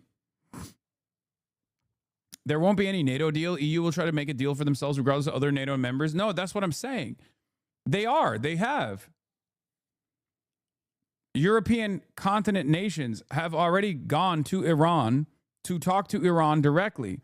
Iran has put all the cards on the table. They said, look, if you come to us, if you treat us like a sovereign nation, we will allow you to push your tankers through the Strait of Hormuz unimpeded. All you need to do is pay a toll. You know, that's fine. And I think many European countries were on board with that. The problem, however, is America doesn't like that because it undermines America's power around the world. I mean, you have these countries now doing deals directly with an American foreign adversary. That's unacceptable, especially in this time of crisis. And I suspect that's the real reason why there's a second blockade. It's not necessarily to stop Iranian ships from transiting, but it's more so to say, no. Only we get to, do a real blockade. Iran doesn't get to do a blockade and then open it up for all of you guys. And almost certainly what we're heading towards is some sort of memorandum of understanding, because the nuclear debate will not be solved in a matter of hours or days. Last time this was done, it took 20 months to do. A memorandum of understanding will have a significant amount of ambiguity, will allow President Trump to walk away with declaring victory, but likewise for the Iranians. Meanwhile, across in Lebanon, the fragile ceasefire seems to be holding at the moment. But Prime Minister Netanyahu has always claimed that that doesn't stop him responding to self-defense if he's attacked. The challenge, of course, is the whole of the operation that Israel's doing in southern Lebanon is allegedly under the grounds of self-defense. So, reality, this is a real test of the relationship between President Trump and Prime Minister Netanyahu. Can President Trump maintain control of Netanyahu? If the 10-day ceasefire holds, that might provide a window of opportunity for President Trump to seek a peaceful end to the conflict with Iran. But it's pretty clear that Prime Minister Netanyahu has unfinished business against Hezbollah in southern Lebanon. Trying to sabotage the path of the diplomatic efforts through this diplomatic circus that they are adopting. They thought that the force and the pressure and the escalation is part of the solution. No, these cannot be for the benefit of anyone. Diplomacy must prevail. One by one, please, one by one. President Trump said that if there is no agreement on Wednesday, there will be a return to the military action. Then let's President Trump talk. He talks too much. He said contradictory things within the same statement. This cannot be prevailed. I don't know what exactly he meant. The American people must decide about him if his statements are aligned, and if they are going with international law, then we will continue our defense with all heroism, with all nationalism and patriotism. We will defend Iran, the oldest civilization. They don't know what Trump is saying either. I mean, Trump doesn't know what Trump is saying. I feel like I don't know what the goal is here. I genuinely don't know. And I don't think Trump knows what the goal is either. Like, I don't know how long we can continue doing this. Okay? Where we just have a guy who is all over the place, who's just like such an unstable, such a beacon of instability around the globe, just molesting the money over and over again, devaluing the dollar. Yanis has been saying it. I mean, buddy, I know that Japan has no autonomy whatsoever in this process, but like, you know, they own a lot of American debt. Okay? So does China, ironically enough. There's only so much pressure and pain that they will abide by until there is genuine instability in these countries, and they demand to chart a different path forward, one that does not revolve around America's interests. It doesn't make sense from this. It truly does not make any sense at all. Like, everything that he's done so far is it's not helping America's strategic goals at all. Like, it doesn't even make sense from a pro-America perspective, right? On the planet, we will fight till the last Iranian soldier. War cannot lead to any positive solution. The Americans must understand and must learn the lesson. The era of colonialism must come to an end. They cannot dictate the orders on the other nations. And if everyone concentrates on peace and stability, this will be for the benefit. But the Trump family have made a lot of money on this war. Buddy, if the GCC nations start pulling out of all of the deals that they financed, that's going to have a horrible impact on all the deals that the Trump family has made. Like, a lot of the Gulf Coast cucks have decent leverage here. They haven't used it. I assume behind closed doors they're starting to mention it. Everyone, and this will be a chance. But if they chose to try to be the aggressors and to go back to the war, they will see the answers from Iran. We will never hesitate in responding with all force. The question is not clear regarding the opening of the Strait of Hormuz. Let me say that it is within our territorial waters, and whatsoever the Americans say, whatsoever the place they are trying to go through, I will say that the blockade will never be valid. And let me tell you, there will never be any blockade in the future.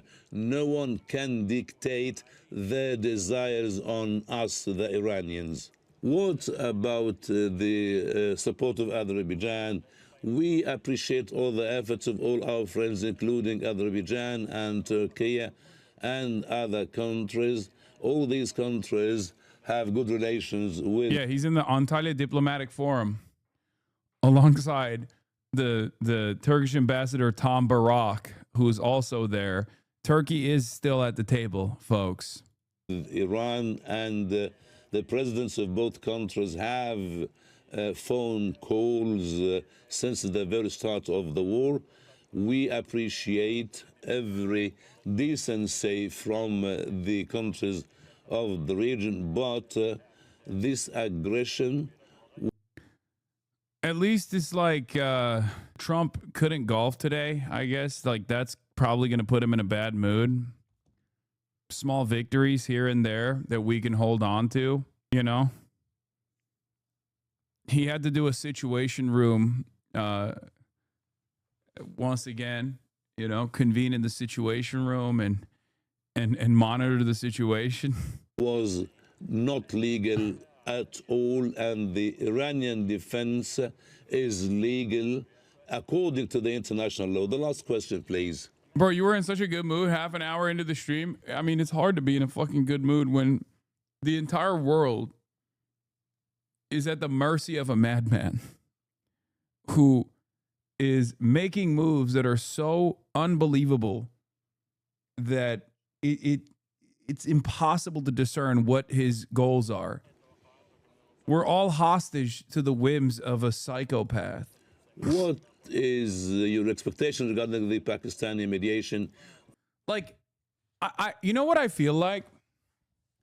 I feel like one of those medieval peasants, which most likely didn't have the full scope of knowledge on whatever the monarchs were choosing to do at the time. But I'm imagining myself as like a court jester who at least is in the king's court, and the king has like deep syphilitic brain rot and is just making unbelievably insane moves. And you're just like, I can't say anything. I can just simply joke around. I'm seeing it. I'm seeing the decisions that are being made here. Okay. These are very bad decisions, and no one can really say anything about it because he's just the fucking king. Yes, I'm talking about Trump as the king. Yes, I mean, functionally, that's what an empire does. The entire globe, on the other hand, is at the mercy of this tyrant. And we're all just a bunch of court jesters sitting around watching all of this unfold. And we're like, why are you doing this? Haha. Let's crack a couple jokes in the process. We concentrate on putting and developing a memorandum of understanding, a new framework, and we will never go into talks and negotiations that will lead to failure, and we will never accept to be facing another round of aggression. We have entered talks and negotiations with all goodwill.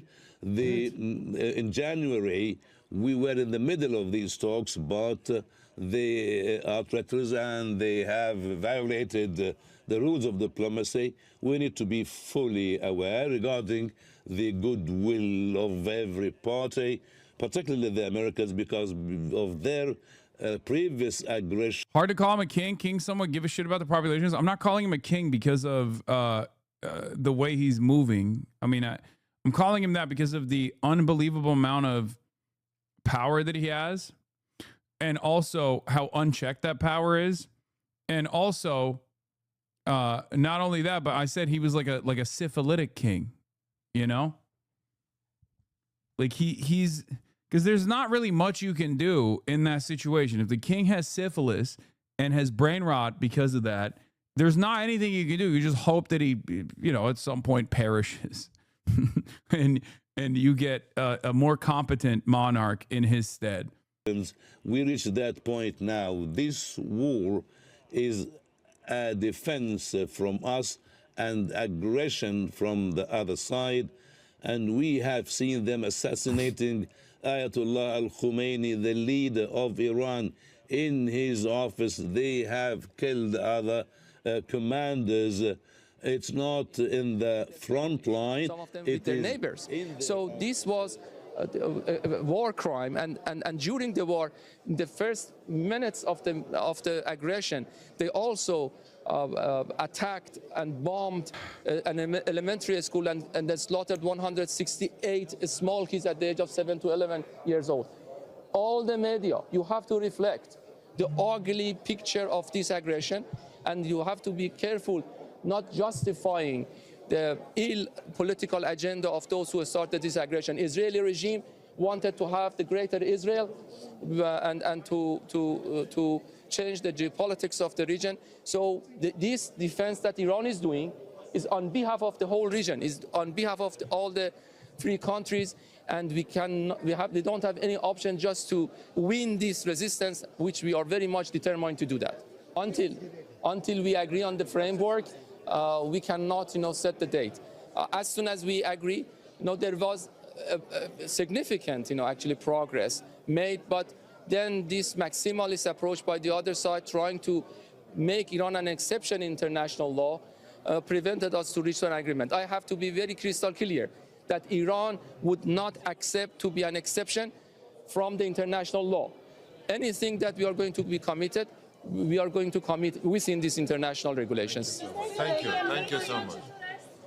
خیلی خوب و تشکر می‌کنیم. It was good, and we want to thank the people of Azerbaijan, President of Azerbaijan, who showed that in difficult times we can rely on them. Thank you very much. Thank you. I was very clear that whatever we accept will be within the international regulation and international law. No government in Iran can commit the country beyond the international law. I told, and I will repeat it again, Iran would not accept to be an exception from the international law. We are member of Non-Proliferation Treaty. We are member of IAEA, and we are going to commit. We do have responsibilities and we do have rights. Iran is entitled to the rights, and we are not going to abandon our rights. Thank you very much. Thank you. That was Saeed Khatibzadeh, Iranian deputy foreign minister, saying that he cannot set a date for talks with the United States until we agree to the framework for those talks. He said war cannot lead to any positive solution, and that we will never hesitate to respond with force. To discuss all this further now, we're joined by Alan Iyer. He's a distinguished diplomatic fellow at the Middle East Institute and a former senior diplomat on the U.S. negotiating team for the 2015 JCPOA, the Iran nuclear deal. Thank you so much, Mr. Iyer, for being with us on Al Jazeera. So we have Iran saying that there won't be any talks until a framework is agreed. President Trump says a deal is within reach. So two completely different versions of reality from Washington and Tehran. How, first of all, do you interpret these contradictions? I don't interpret them, I ignore them, because the problem is that policy is not what people put on social media. What President Trump puts on social media, what Arakchi puts on social media should not he hit the Arakchi. Be the focus of too much attention, okay? It's not the case that the strait has reverted back after Iran opened it. Iran never opened it. Iran always said there'll be limited passage, coordinated with the IRGC Navy, and they'll be tolling. What happened was, as a result of President Trump's... Obama is hanging out with Zoran? Yeah, I know. They did wheels on the bus go round and round. Mayor Zohran Kwame Mamdani and former President Barack Obama are at a child care center in the Bronx reading a book to the preschoolers. Here they are singing Wheels on the Bus. Sir, a second Muslim has hit the preschoolers. A second Muslim, a second African Muslim communist has hit the preschoolers. Mamdani went from hanging out with you to Obama. Well, he hung out with Donald Trump too, so... Oh, God, we know what happened the last time a president read a book to a bunch of preschoolers. Why don't you read books like this to us, Hasanabi? Because I'm fake. Obama trying to clout farm off Mamdani is kind of insane. Okay, let's get real for a minute. Let me just start off by saying... And pussy too. Okay? Here's the thing. Okay? For Barack Obama... Barack Hussein Obama, to do this is not a bad thing. It's a good thing because it gives credibility to Zohran Mamdani amongst liberals who love him. You have to remember, liberals still love Barack Hussein Obama. Okay? This is not a bad thing. Barack Obama has been noticeably absent from the national conversation for a minute. He every now and then will chime in with like a tweet here and there. For him to physically lend support, what is this? No, chatters are right. Obama's ratings are actually tanking, dude. People are giving him the Hillary treatment lately, but libs love him and Zoran's loved. No, I think liberals still have a lot of respect and a lot of love for Barack Obama. You guys are wrong. They love him. And it's the exact kind of liberals. It's the exact kind of liberals that still have hangups about the Bernie-crats, Zoran being one of them. So I see this as lending more credibility for an audience that needs to see it for the likes of Zoran. And, you know, he's whispering lib shit into my DSA King's ear. I'm scared. Yeah, I don't think this is like Obama that is like demanding that Zoran become more corporate friendly. And instead, it is Obama reading the room and finally making a decision to lend more liberal credibility to someone like Zoran. Even though liberals already love Zoran, it's still good. Yeah, the who's going to pay for all this healthcare libs that need to see this kind of stuff. This is absolutely vital for the neoliberal Gen Xers getting on board nationwide. As long as Obama isn't actually influencing Zoran as a pure good, yeah, I don't think that's going to happen. I don't think Obama is going to influence Zoran, but we'll see. I see this as a very positive sign, though. Perhaps I'm too optimistic, but I see this as a very positive sign. You have the king of liberals, okay? The real king, the actual undisputed king of liberalism, Barack Obama, saying, that's my guy. This guy Zoran, that's my guy.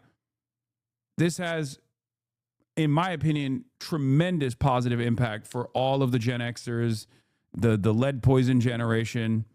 They will look to the left flank Bernie-crats with a lot less skepticism than they previously might have. He's hitting him with the Federmizer Ray. Yeah, Zoran's going to come out and be like, M is real high tomorrow. I don't think you guys see what's going on. I mean, it's kind of funny to be in this community of all communities and not recognize that there is like internal trouble brewing amongst the establishment Democrats. They are trying to desperately hold on to whatever semblance of control and influence they have over the party at a time when all of the popularity and all the momentum is on the side of people like Zoran, is even on the side of AOC, in spite of the fact that AOC is very rarely putting herself out there. I mean, look at Graham Plattner. Look at what happened in the past couple of weeks with Abdul El-Sayed. There are a lot of left flank candidates that are running in primaries all around the country. Look at Ana Lilia Mejia, right? For a lot of those people, like Obama is basically saying, no, this is the direction that the tent must grow in. I see this as, yes, establishment liberalism in some ways offering much needed recognition that they refused to offer for many years to democratic socialism and the actual left flank Democrats, the true left flank Democrats.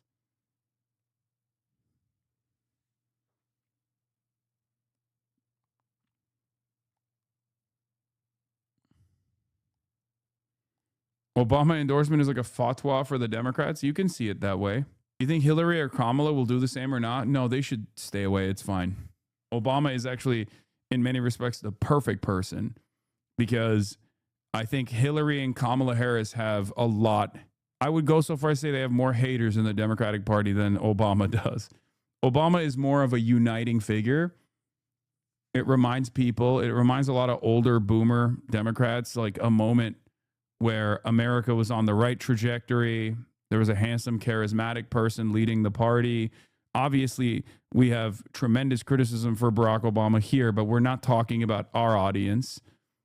Everyone here most likely loves Zoran anyway, or, they have their criticisms, but it's like most people understand that Zoran is the closest to this community's worldview than most other politicians in office right now.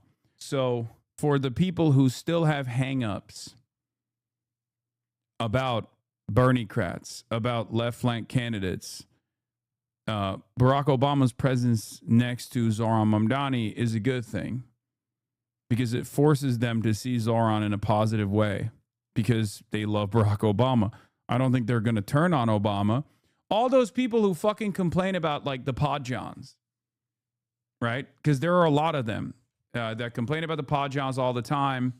They're all over Twitter, all of the fucking consultant class that say like, oh, these guys are just coasting off of Barack Obama's popularity, and all they're doing is destroy the Democratic Party by aligning with the, you know, malignant forces like Hassan and pushing for all these like nasty leftist candidates. Yuck. Like all those people love Obama. When those people see Obama next to Zoran, they're going to be like, okay, I hated Zoran, but I have to reluctantly agree with him. Tweets saying the deal was within reach. The IRGC put a different spin on what actually is the case, and they shut down traffic.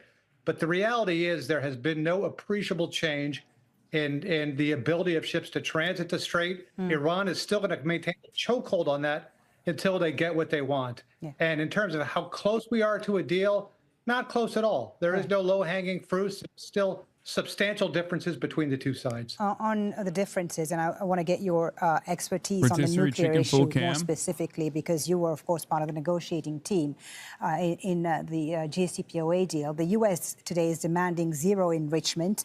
Iran refuses that and offers time-bound suspension. Trump has also said that they've agreed to hand over their enriched uranium. The Iranians have denied that as well. What concessions, if any, could Tehran make here? And can they realistically come up with a different mechanism established under the JCPOA regarding, you know, uranium stockpile limits and monitoring? Can they come up with a better deal? Well, unfortunately, as a result of this war, whatever deal the U.S. will get will be worse than the one they would have gotten had they not. Cool chatter. 42069 with the 50 bones. God damn. Showering the chat with gifties. Thank you for subscribing to the Piker Broadcasting Service.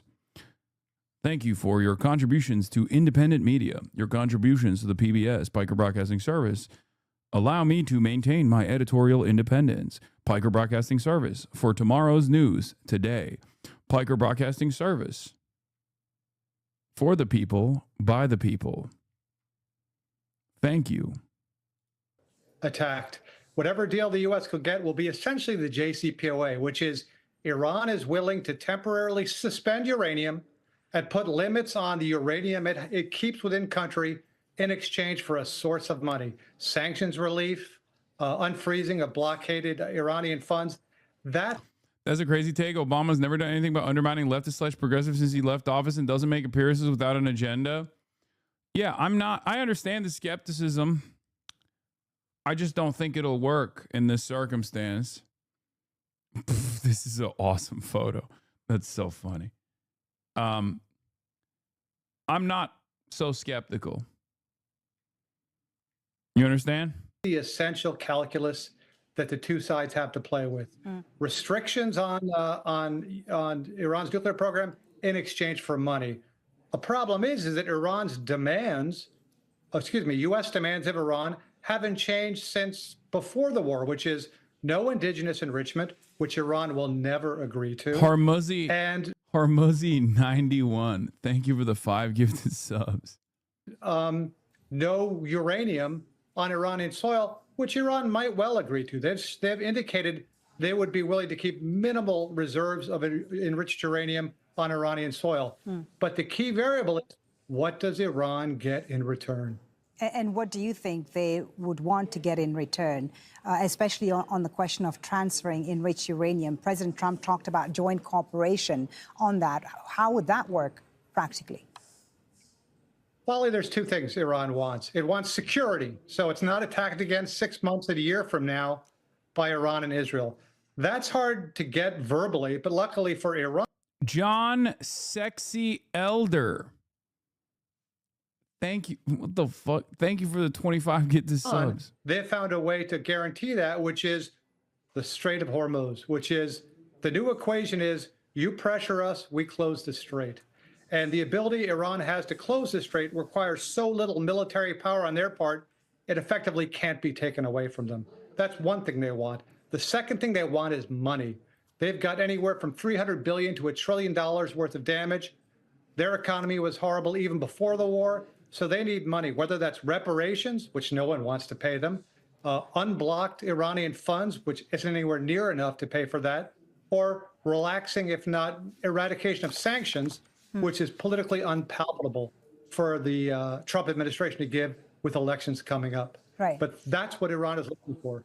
And so what do you see as the main differences today between the appetite and willingness to get things done by Iran right now compared to what you were dealing with during the JCPOA negotiations? And do you think there are lessons from those negotiations that are most relevant or that are being overlooked today that could be helpful?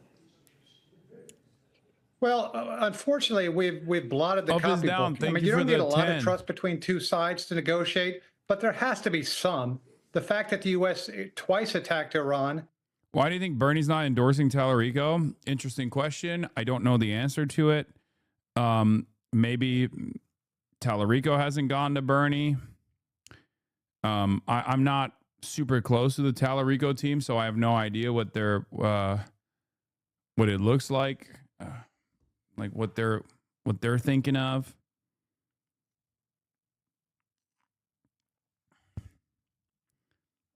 Not progressive enough. I don't. Maybe it's because is Tallarico pro Medicare for all? I don't think he is. Right.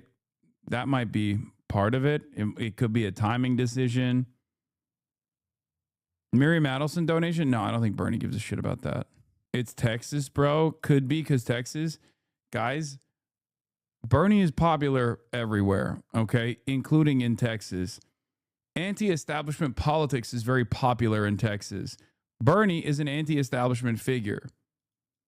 Tallarico campaign may have viewed his endorsement as a risk in Texas. Wouldn't be surprising if people thought that. If they think that, they're wrong to think that. Bernie is beloved by the Latino voting bloc, and that's Tallarico's beating heart, right? That's what allowed him to cross the finish line in the primaries. That's the place that he will need to make the most significant gains if he has a shot at winning that race. There's a difference between the truth and what people think. I'm just saying it's an easy dog shit take. You would expect to get it from a consultant. I could totally see that, yes. I could see them being, I mean, no, his campaign is competent enough, dude. Obviously, they did a pretty decent job. People keep saying, well, the JCPOA took more than a year to finish, but they're missing the lesson of everything that's happened. Do you really think Trump cares about specific percentages of enriched uranium or centrifuge lines? If Trump insists on surrender, then there's no haggling on specifics. They want to dictate the terms and hear Iran say yes. If Trump is ready to wash his hands of the thing, then likewise, he can take their assurances about no nukes and offer them some price for Hormuz. I think enrichment is a red line for the Iranians, to be honest. They will insist on eventually exercising that right. During negotiations, weakens the chance. Plus, there's a new leadership in Iran. We killed the existing Iranian leadership, and the ones that have taken their place are more hardline, more radical, more militaristic. It's the IRGC, the Islamic Revolutionary Guard Corps. So this is not the Obama era where both sides were willing to negotiate. Iran was looking for sanctions relief, and the U.S. was looking to put a cap and put the Iranian nuclear program in a box. Right now, Trump is looking to eradicate. The reason why Tallarico has not appeared on this broadcast is because I didn't want to go all the way to Texas. I didn't have time to go to Texas. The nuclear program, which Iran is unwilling to do. And Iran is looking for cash guarantees or cash, more money that the U.S. is unwilling to give. So it's much, much harder now than it was back then. To say nothing of the fact that the Strait of Hormuz is a new ticking time bomb. Indeed. Alan Iyer, thank you so much for your insight. Thank you for sharing your expertise with us. Alan Iyer. Won't come to the South, come to Atlanta. I mean, I have been to the South. I was in Miami on my way to Cuba. It was obvious yesterday, Trump's declaration that Hormuz is open for everyone. I love how this war is basically a PR campaign for the Obama deal, Lamau. Yeah, which is why I've been annoyed that Obama hasn't even flexed on his haters. Like, it's one of the best things he did. It's very, very annoying. Yes, I know Miami doesn't count as a South, man. Fucking, I was making a joke, chatters. I live there. I know. I should have. I know. Bro thought jokes will fly. Not in this community. I fucked up. I should have known better. Except Iran would detonate any deal with Iran. Today, Tehran made good on its promise to close the strait, reportedly attacking a tanker and a freighter. If you are going to violate the ceasefire terms and conditions, and if Americans are not going to honor their words, then there will be repercussions for them. Marine traffic sites indicated increased movement through this key energy artery overnight. But US military also said 23 ships complied with its blockade and returned to Iran. That broke the deal. It's working out very well. They got a little cute, as they have been doing for 47 years. Nobody ever took them on. We took them on. They have no Navy. They have no Air Force. They have no leaders. They have no nothing. In Iran, demonstrations in support of the leadership continue. Even as both Tehran and Washington insist delicate peace talks are progressing, Iran again insisted her enriched uranium is not going to the US or anywhere else. And on the subject of going, anyone for Islamabad? The high-level Iran-US peace talks scheduled for Pakistan appear unsurprisingly on hold tonight. But what of the other war? Again, no firm date for would-be historic Washington peace talks between Lebanon and Israel. Israeli Prime Minister Benjamin Netanyahu ordered to stop his invasion, bombing and occupation of southern Lebanon in its tracks on Trump's orders. A very public humiliation. It's a huge drama because he's been humiliated from both sides, from right wing and from the left wing. Right wing trusted him in beating Hamas, beating Hezbollah, beating Iran. Left wing never believe a word he says, and now he's humiliated from both sides because he lost all his goals. He didn't have a word. He's humiliated in front of the United States, in front of the Middle East, and in front of the Israeli people. Netanyahu inspecting his war in Lebanon recently. That Trump order came soon after a White House diktat imposing a 10-day ceasefire on his Lebanese invasion. Many of his own cabinet only heard about it from media reports. Netanyahu has to hold an election by October at the latest, and if the polls are right, he's facing the end of his political career. Civilians returning to their homes, or what remain of them, in some parts of southern Lebanon today. I hope everyone's getting their press releases in the Democratic Party to swap over from Netanyahu is a bad guy, Netanyahu's war, Israel has a right to resist, Netanyahu doesn't have a right to resist, to Naftali Bennett. Swap it over. Naftali Bennett's war. Yair Lapid's war, you know? Just control F all of the Benjamin Netanyahus and turn them into whoever comes next, you know? It won't be Ben-Gvir, I don't think. That's crazy. Maybe in a decade. Where the country's profound security crisis again exposed. A French soldier, Staff Sergeant Florian Montorio, shot dead by gunmen there today, 3 more injured. The French president blamed Hezbollah without offering evidence. Hezbollah denied it. The soldiers, part of the United Nations. Yeah, I wonder who's more likely to shoot at the United Nations soldiers, Hezbollah or Israel? God, cuck-ass loser. Mission to bring peace to the Lebanese-Israeli border. It has been failing to do that now for 48 years. So ceasefires then hanging by a thread in 2 wars, but there is, of course, a third. We must never lose sight of that in Gaza, where the ceasefire is similarly precarious. In the past 24 hours, the United Nations has asked Israeli officials to conduct an urgent inquiry into just how their soldiers came to shoot dead 2 drivers working for the United Nations and injure 2 more. So consider this tonight. Should Benjamin Netanyahu be out of a job come the autumn and losing the election, he faces not just a corruption trial and potential jail here in Israel, but more widely, he is indicted for war crimes at the International Criminal Court. And should he be brought to face those charges and thereby the Israeli state, those calls will only grow more louder if he is politically isolated. Back to you. Alex Thompson in Tel Aviv, thank you. Well, after the original announcement that the Strait of Hormuz would be opened, the price of oil fell dramatically. However, its closure again means global trade will continue to be disrupted. This week, officials from the International Monetary Fund and World Bank met in Washington, with the crisis top of the agenda and the situation in Asia of particular concern. Our economics editor, Helia Ebrahimi, reports. The Songkran New Year's festival in Bangkok is the largest water ceremony in the world. Its theme, cleansing and purification. But this year, shopkeepers worried higher energy prices would stop people joining in.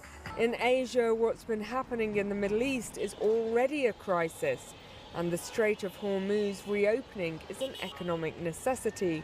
Even if shipping resumes this weekend, it's estimated 900 million barrels of oil have been lost. It's put a strain on the most high-tech economies of the East, as well as its most vulnerable citizens. The shock has an asymmetric impact, right? The poor and vulnerable are most affected. Countries which don't have buffers are affected because they can't help the people who are affected. Surat in India is a key textile hub, but gas shortages have meant turning to fire. Look what Big Yahoo took away from us. What the fuck? Oh, Jesus Christ. What is that hair, bro? Is this, in my head canon, this is when Corey went to Turkey and got a hair transplant. He got Turkified. He got hit with the Turkification beam. Classic Hassan Democrat sheepdog. Yeah. Oh my God.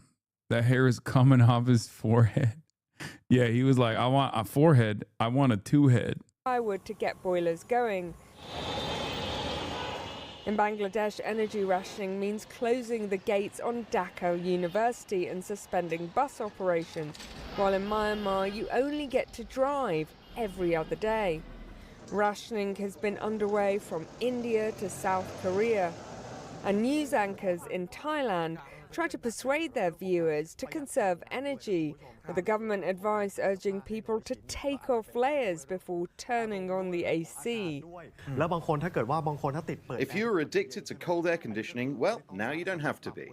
What is your sense, Krishna, of how deep-rooted this crisis is if you don't have a ceasefire that leads to a long-term resolution? So I'm worried a lot. I just came back from Fiji not too long ago.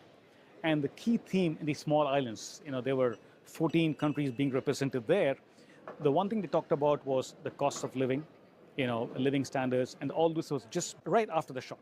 So if you look at these small countries, which rely a lot on imports, which rely a lot on the Strait of Hormuz, so they could be affected. The small island countries with no buffers in terms of physical buffers of oil and gas. If this happened in America, there would be an immediate revolution. Yes, but also the fact that this won't happen in America is the reason why America gets to be the imperial superpower, the hegemon that destabilizes the rest of the fucking world. Gas, not much by way of policy buffers, fiscal space, and so on. I'm most worried about them. And where scarcity meets poverty, it can spill into social unrest as people struggle to buy basic foods and businesses close, forcing people out of work. Only a few years ago, violent demonstrations broke out in Sri Lanka as people balked at the impact of fuel shortages. If you look at Asia, there are many countries where youth unemployment is very high. You look at countries like Bhutan, smaller countries like Nepal, Sri Lanka, youth unemployment is high, including in some bigger countries. So those things are worrisome. The price of oil futures may have fallen on news of peace, but prices in Asia for gas, kerosene, fertilizer and jet fuel have soared. In India, jet fuel is up 76%, while fertilizer in Japan has climbed 37%. In Taiwan, where semiconductors are the economic mainstay, fuel oil has increased 68%. And in South Korea, gasoline has soared 86%. Wait, did Trump fuck up the cost of living world for the world so that he wouldn't be technically responsible for the cost of living crisis in America? He could go see America's the hottest country in the world. Everyone else sucks. I don't think he's thinking like that. I don't think he has the capability to think that far ahead or to think tactically at all. I do legitimately think he's just going off of nothing. He's just operating with no care for tomorrow.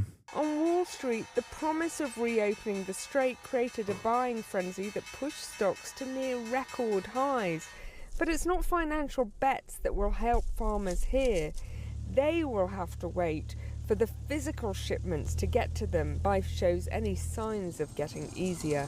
Hello, everybody. It's a little bit unusual. Did he take questions on this? Scientific, so the committee Ever. They got used to it. Oh my God. Joseph Robinette Rogan. Oh my God, that manlet standing right behind the high chair of the president. Oh my God.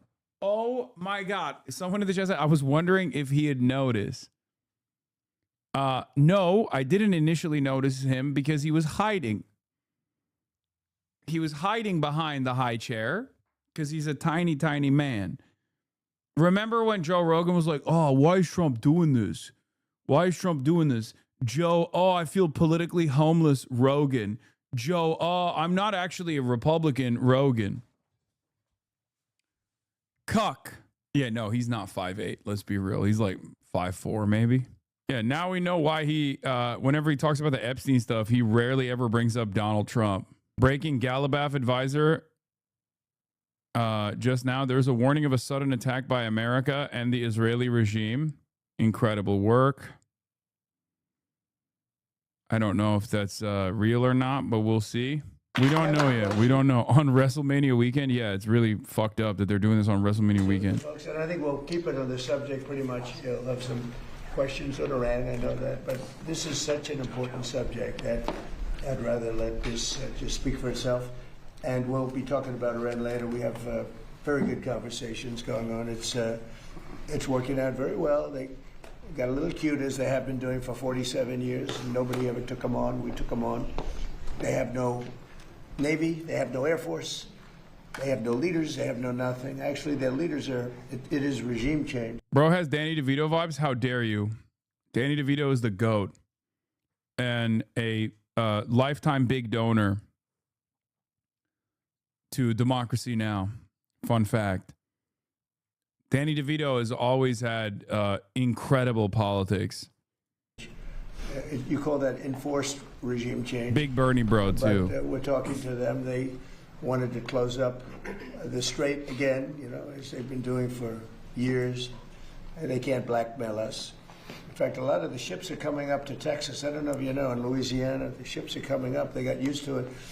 Maybe they'll keep doing it. It's worked out pretty good. But it's going actually along very well. Would he mind you revealing that? Wait, what? You think that's a secret? That's not a secret. Why do you think I know that? You think I know because I have access to the fucking funders of Democracy Now? No. What is this? Does it have Danny DeVito on here? Yeah, Danny DeVito and Danny Glover on why they support Democracy Now. There it is. I thought you knew.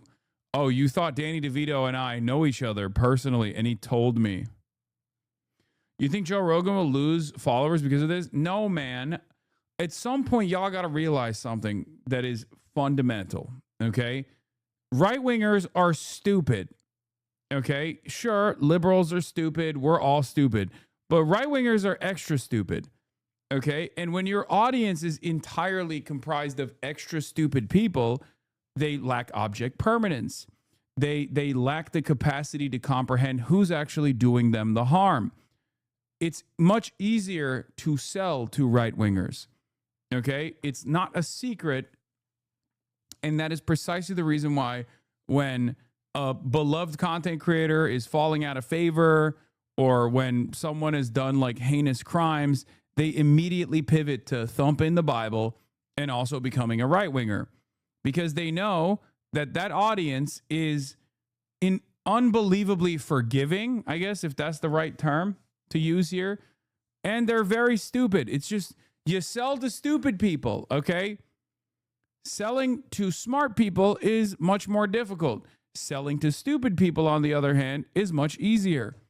So no, Joe Rogan, who's, overwhelming majority of his audience is now like obviously very right wing, are not going to turn around and be like, wow, I can't believe Joe Rogan. I can't believe Joe Rogan went and hung out with the president. No, they love that shit. And we'll see, but we'll have some information by the end of the day. We're talking to them. And, we're taking a tough... Let's see what Joe Rogan had to say. Opiate problem in this country, obviously. In 2024, more than 80,000 people died of overdoses. It's a horrible number. And there's more than 5 million people that are addicted to opiates right now in this country. With one dose of Ibogaine, more than 80% of people are free of that addiction. With 2 doses, it's more than 90%. I sent him that information. The text message came back, sounds great. Do you want FDA approval? Let's do it. Are you fucking serious? That's how this stuff works? That's how this stuff works? Joe Rogan showing up to the White House after spending a month claiming to be politically homeless. He said, let me put my mouth on that thing. Let me also... Every time you suck Trump's dick, you're basically also sucking Benjamin Netanyahu as well. So it's a double suck. Because Trump is sucking Benjamin Netanyahu off. So technically you're both sucking Trump off and Benjamin Netanyahu. So good job. It's literally that quick. These drugs are illegal not because they're harmful. They're illegal because of the 1970 Controlled Substances Act that was passed by the Richard Nixon administration. They did it to target the civil rights movement and the anti-war movement. It's not because these drugs harm people. And for 56 years, we've lived under those. I don't know enough about the drug that he's talking about. So I can't, I don't know what the deal is, but. Terrible conditions. Wait, Ibogaine DMT? Wait, he's saying DMT is helpful for overcoming heroin addiction? Free of that now. We're free of that now. Thanks to all these people that we see next to me, and thanks to President Trump. We have a gigantic opiate. Ibogaine can cause heart attacks and other problems leading to death, even under medical supervision. It's a potent hallucinogen. It has been used to treat heroin addiction successfully. There was a moment here where the FDA people were saying this is great for us to study, and Trump was basically saying the studies are useless because Joe Rogan and his friends said it works. At 30 minutes in the vid, oh, that's unbelievable. I bet. Actually, what am I saying? That's the most believable thing. Director, she's been an absolute hero in just developing scientific, so the commitment for American science to focus on this, and in many ways, it's that scientific advance that brought us to this moment. So thank you, President Trump. But if it's good, we want to get it fully approved fast, right? I mean, for the things that have great evidence, and that's because, what these studies, they're going for a long time, and if it's good, I mean, yeah, get it done. Chop, chop. Start giving people these drugs right now. No need for testing. A witness right here. These 2 incredible brothers. That to me is a study, right? I mean, it's just what Commissioner McCary said. There's stuff that we know, and we can tell it works. We still got to figure out somehow how it works or why it works. That we got to keep doing even as we move forward fast. But it does work. Some of those, I mean, absolutely. Some of those treatments absolutely work. Yes, it works. Here, it works. I'm trying to get the answer because it either works or it doesn't. I would think. What the hell am I citing this executive order for? Shut the fuck up. Say it works. Say it works now. Joe Rogan told me. It's awesome. There's been a lot of research already. Indirect research, maybe the ultimate research, people that have taken it, because I've spoken to people that have taken it, aside from the trail, both of them. I've spoken to 5 people that Mr. President, that had big problems. I've done it 3 times. Yeah, it works. please. It fixed my demonic relationship. This is Rob O'Neill, who's a friend of mine and a great guy. Go ahead. It fixed my demonic relationship with alcohol. It saved my life, and then it saved my wife. Wait, Rob O'Neill, that's Mick Booyah, right? That's Mick Booyah. That's the guy who was like, I'm going to do a rape on all of the I'm going to turn all of the young Democrat DNC influencers into my child rape slaves. Look it up. That's what he said. That was him. Yeah, Make Booyah. He fucking follows me on Twitter. Freaks me out a lot. I don't know why. That's how you know it's scientifically legit when the dude talks about how it scared away his demons. Yeah, look, see? We're Gen Z voters and we all proudly voted for Kamala Harris. Real men support Harris. You're not men, you're boys. If there was no social media, you would be my concubines. That's him. That's the guy. Robert J. O'Neill. Hassan, bro, you're so disgusting for this. He was clearly struggling when he said he would turn that kid into his concubine. He's cured now. The psychedelics cured him. The demons are gone. You don't get it, man. Cures addiction, but not gayness. I think this is something different than being gay. Okay. This is the opposite of being gay. Why do they all sexualize Harry Hassan? I don't know. It's very strange because we know Harry Hassan fucks. Okay. Like, but all of the like boomer right-wing psychopaths all want to have sex with him. It's very odd. Yeah, Roman Empire style, not like PR and chill, question mark. Damn, that ass is fat. Harry Hassan. God, that ass is fat. Oh, God. That was funny when liberals were like, Harry Hassan fucks. That's unacceptable. How much longer until the chicken is done? Let's see. No, the chicken has been cooked already. This is literally the chicken sitting on the rotisserie lamp. Look at that. Look. It doesn't even work anymore. You see that? Doesn't even work anymore. I've zapped her so much. It doesn't even work. Anyway, I'm glad that that guy, Robert O'Neill, is in the White House right now talking about how this, untested drug cured him of his demons. Every day's a blessing. It took about 3 years of, I did it 3 times. It's a different adventure every time. That's not fun.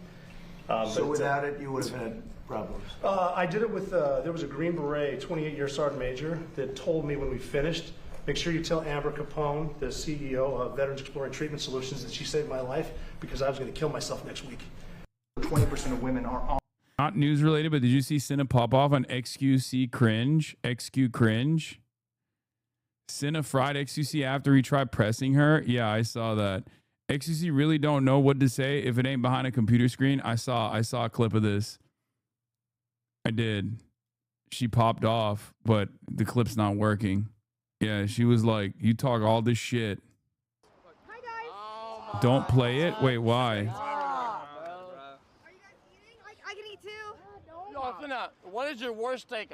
What the hell is, why is this so bad? XC gave up 10 goals at the charity match today. I saw him saving one. That was good. The Jason the Ween one. Why are you not in the Wembley game, Unc? Buddy. You could be a crypto gambling casino booster. You could have said heinous shit. Okay?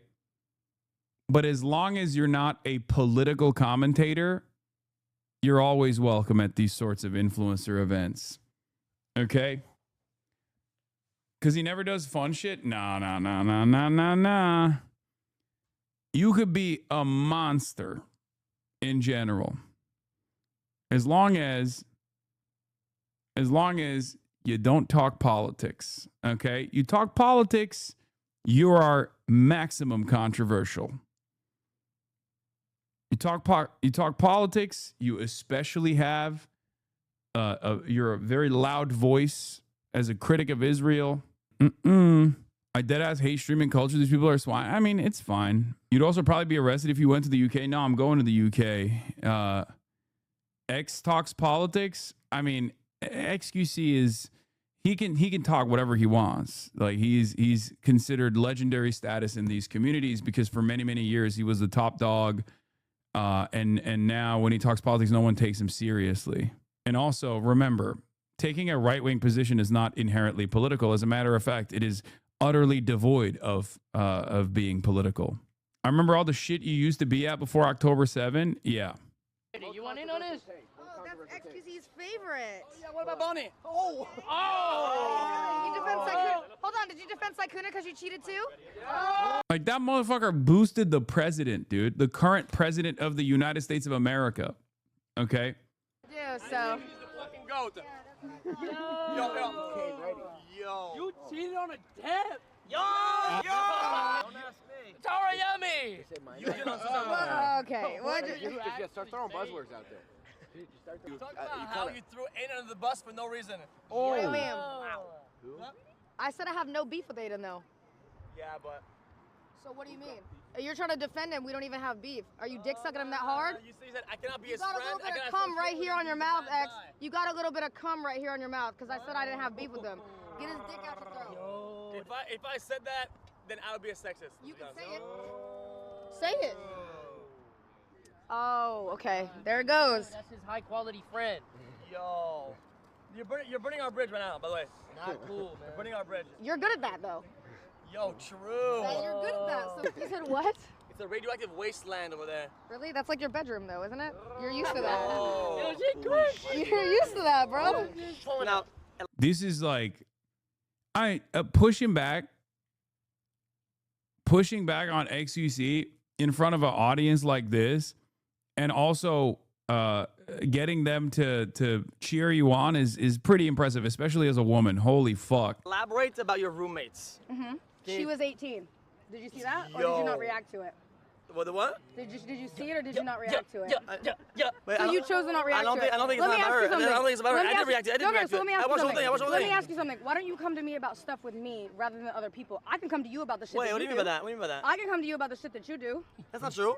Really? You never done that before. I can't do that.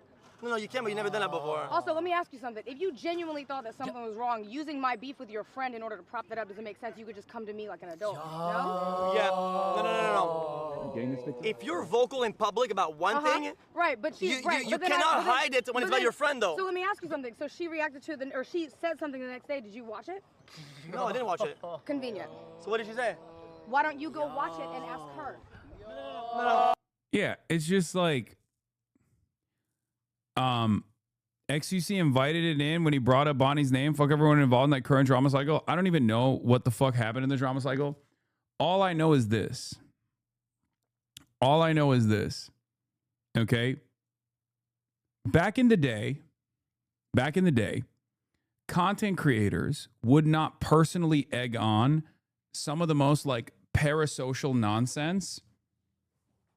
And content creators who did egg that shit on and would purposely wedge themselves into a story in an effort to like get some of the most schizophrenic parasocial stalkers involved would usually be like blacklisted. The environment changed entirely. Okay? The content creator environment changed entirely. There are a lot of content creators like Asmongold who literally personally lean into this shit and will actively turn stories into massive ordeals. Okay, even if it's just like something that a bunch of like insane people made up, they'll always lean into it. XUC does it too. Obviously, back in the day, it was like Sex Pestiny that did it. He still does it. And it sucks because all of these people will then turn around and fucking complain about streamer culture and how people are no longer as friendly with one another as there used to be some kind of a sense of community, right? Hassan acting like he doesn't do that. See, this is what I mean. Buddy, this is the first time I have talked about anything that has been going on in the streaming space in like the last 5 months. Okay? And you're in here eating that dick. Yum, yum, yum, yum, yum. And it's always no you. You can tell when someone is a brain broken fucking loser because they don't have any They don't have any genuine retort. Okay? They don't have any genuine retort whatsoever. And immediately go, no, you. I got government ops, buddy. I have to deal with, like, you know, some worse shit than whatever some other dumb fuck content creator said about me. You know? I purposely keep away from that stuff because I feel like it's, you know, not in my interest. I don't really care about it. I did see this clip, though, and I appreciate Cinna for standing on business. And it's cool that, like, all these other guys were actually on Cinna's side. Oh, Sean Hannity left the Catholic Church. I saw this. But yeah, if you're insane, they're not on our side. They're just baiting clips. I mean, sure. But clip culture has also obviously accelerated this drama process, this drama cycle. RDC made a joke about it as well. RDC dropped the skit about how Clippers use fake captions on posts with completely different videos. It's so funny that Fear Buck is the one posting this because ironically, they're kind of talking about Fear Buck and all these other accounts as well. I got some news. I'll be taking a little break from stream. I want to spend time with my beautiful black family, who I love very dearly. I want to give back to the homeless. I'll be back soon, so just wait for me, all right? I love you guys, and I'll see you soon. Wow, he's so articulate. Mark says he will slap anyone with a black family. Hey, bro. What's up? Hey, big fan. Oh, hey, appreciate it, man. Until you said that shit on stream. Oh, man, I gotta do it. I'm sorry, bro. Oh, so you gotta do that?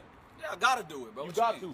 I got to. Like, on God, you gotta do that shit. On God, I'm gonna do that shit. Okay, bet. Yeah, okay, bet. Slap me.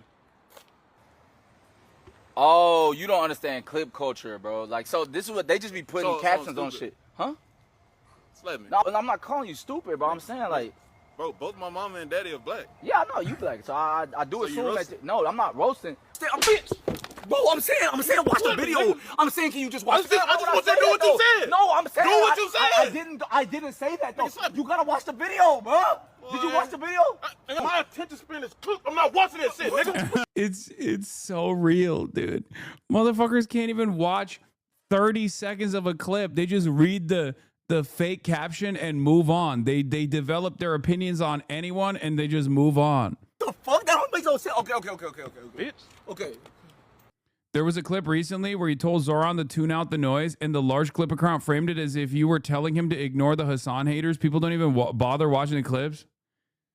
Oh my God. It's just crazy because, like, no one, I look at the fucking responses to shit like that sometimes, and it's not like no one is even reacting to the things that are happening inside of the clip. They are just bots responding to the description. It's crazy. Here you go, sir. No problem. Get that shit out of my fucking face. Let's see what the fuck you said, motherfucker. What is going... Hey, but he tweaking, baby. No, I'm not tweaking. This what you said. This you, right? Bro, they just putting... Mark says the only... Title... What is it? I can't even read it. Are you... That's what he said. You right? Oh, God damn it. I can't even read it. What the fuck? Mark says the only thing homeless people deserve is an ass whooping. So clip culture is going to be no longer a thing. The new meta is thumbnail culture. I mean, it's just memes. Like, as attention spans shorten, as things get worse, as we have no consensus reality, what has now taken the place of clip culture, which was like, you know, the meta of the last 2 to 3 years, is now caption culture. The clips don't even matter anymore. What matters is the description. And you can write whatever the fuck you want. I saw a clip that had a caption, Theo Von made the Rizzler cry because he called him fat. All the comments said, fuck Theo for talking that way to a 10-year-old that way. It is insane. Yeah.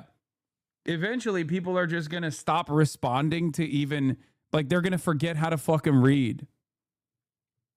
They're reinventing dramatic headlines. Buddy, this is not a dramatic headline. This is an entirely separate thing. Like, back in the day, people used to do clickbait, right? That was the meta was clickbait. Clickbait meant exaggerating what was actually taking place in the video. Okay? This is something different. This is not even clickbait. This is something entirely different. I mean, dude, there are people who think I kill my dogs. Like, there are people out there who sincerely, and they're not like a tiny number of people. There are unironically people who are like, you've killed Kaya, you know? This is just called lying. This is not even clickbait anymore. This is just lying. Yeah, it's this new hip thing, this new fashionable thing that people do. It's called just making shit up. With him. I You riding didn't with say him. that. I'm He not. beat I didn't my say ass, that. motherfucker. I'm not going, bro. I'm not like Oh, that. you got bro. some in your face. No, nigga, what the fuck are you Beat doing? my motherfucking Hey, ass. bro, dead ass. Beat my motherfucking ass. That's what it got. Beat Get my your hands ass. up. All right, bro. Watch You better out, bro. stay your ass from around here, Oh my motherfucker. God, Stop bro. Stop making these fucking fake ass titles. This reminds me of that one Gabor Mate headline that's like everybody has a Hitler in them. And obviously the article is about reactionary ideas and how we all have to reckon with those ideals. Bro, there's a video in a new study. 40% of Gen Alpha can't read Hassan. Okay. That's just Trotsky plagiarism. Yeah, it's called Hitler particles. Hitler particles. That was a banger from Trotsky. Clips don't matter. The important thing is that people get their biases reinforced. Yeah, exactly. And once you like... And it paired that up with the fact that like there is a lot of resentment towards those who have hit the fucking lottery for understandable reasons. There's a lot of resentment because people are frustrated with their own circumstances, their own economic struggles. So when they see dumb dipshits like myself or anyone else that's like hit the fucking lottery and are unbelievably privileged, there is already like a pre-established resentment towards that. Just as there is a lot of love too, let's be real. The people that lean into that negative framing will constantly get rewarded for it. There's always a hater for someone out there. You can be the most decent person, you can try to do your very best. It doesn't even fucking matter. People will always you will always have haters. I mean, even fucking Markiplier has haters, dude. Think about it like that. The man has been solid for multiple decades at this point, top of the game, and even he has fucking haters. Obviously, Miss Rachel has haters because like she has taken a position on issues, right? She's criticized unlimited child murder that Israel has partaken in, so obviously she has government ops, not dissimilar to myself in many respects. So, it is what it is. This is just the environment that we live in. I mean, Jacksepticeye has fucking haters and he's like empathy maxing. Yeah. Elmo has haters. That's the kind of world we live in. Yeah. El Muhammad. El Muhammad. The Pope has haters. Nah, you're just up against regular cognitive biases. We've had these since we evolved. Blame Jesus or something. I don't know. I mean, it's not a secret that I think it's been accelerated through the way that the internet works, constantly rewarding the most insane statements. You just gotta, I don't know, you just gotta live with it. There's not really anything else you can do about it, right? On an antidepressant. And is that good in terms of do they work? There's highly problematic research on the fact that over 20% of U.S. women, Thank you, Mr. President. What's the timeline for those? She just wanted to say something. Oh, I'm sorry. I think what's really important about your order is we really want to understand why these rapid-acting treatments work. We need that for every treatment in mental health illnesses. Standard antidepressants in research, they do work for some people, but certainly not everyone. And if we think of cancer, all other conditions, we have a test to know which treatment is needed, and we don't have that for mental illness. It's guesswork. This is tough. With that, it either works or it doesn't work, and you have the result. With this, you don't. As part of this order, I think it's really important that we're able to have the investment to understand who does this work for, and the test to accompany that. So thank you for making that. Do you think this can be a big step above antidepressants? What we're doing? I think it can be identifying who doesn't respond to an antidepressant straight away, rather than waiting for years. And what percentage of people respond positively to antidepressants? They don't have. Is it just about this particular cure? Because if that's the case, I'm gonna skip it. Tell everybody how this happened. I sent President Trump some information. We have a gigantic opiate problem in this country, obviously. In 2024, more than 80,000 people died of overdoses. It's a horrible number. And there's more than 5 million people that are addicted to opiates right now in this country. With one dose of Ibogaine, more than 80% of people are free of that addiction. With 2 doses, it's more than 90%. I sent him that information. The text message came back, sounds great. Do you want FDA approval? Let's do it. It was literally that quick. These drugs are illegal not because they're harmful. They're illegal because of the 1970 Controlled Substances Act that was passed by the Richard Nixon administration. They did it to target the civil rights movement and the anti-war movement. It's not because these drugs harm people. And for 56 years, we've lived under those terrible conditions. We're free of that now. We're free of that now. Thanks to all these people that we see next to me, and thanks to President Trump. Hi, my name is Dr. Rubin, and President Trump signed an executive order today ordering the FDA to have a priority review on certain psychedelic medications used to treat PTSD and other related disorders, which it is important to have more focus on this because it is a significant problem. My concern is how this executive order came about and some of the framing behind it and how they are messaging it to the public.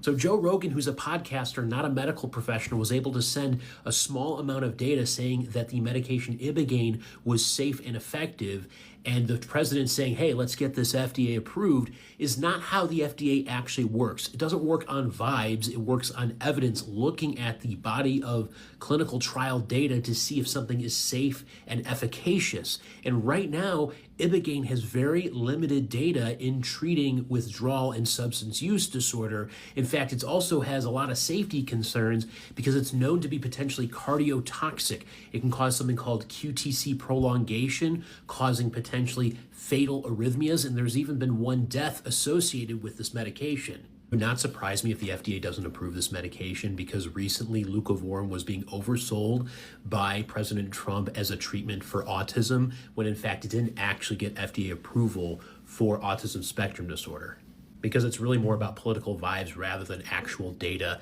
and being fully transparent. I've spent my entire life working with. Oh yeah, I'll play this when we get there. I'm gonna skip it for now. I want to play a little bit of a game with you, Hassan. A dangerous game, perhaps the most dangerous game. This was pissing people off on Twitter. If your game, I'll tell you the game. I'm gonna give you. It's a bit of a rapid fire. 2028 candidates. Okay.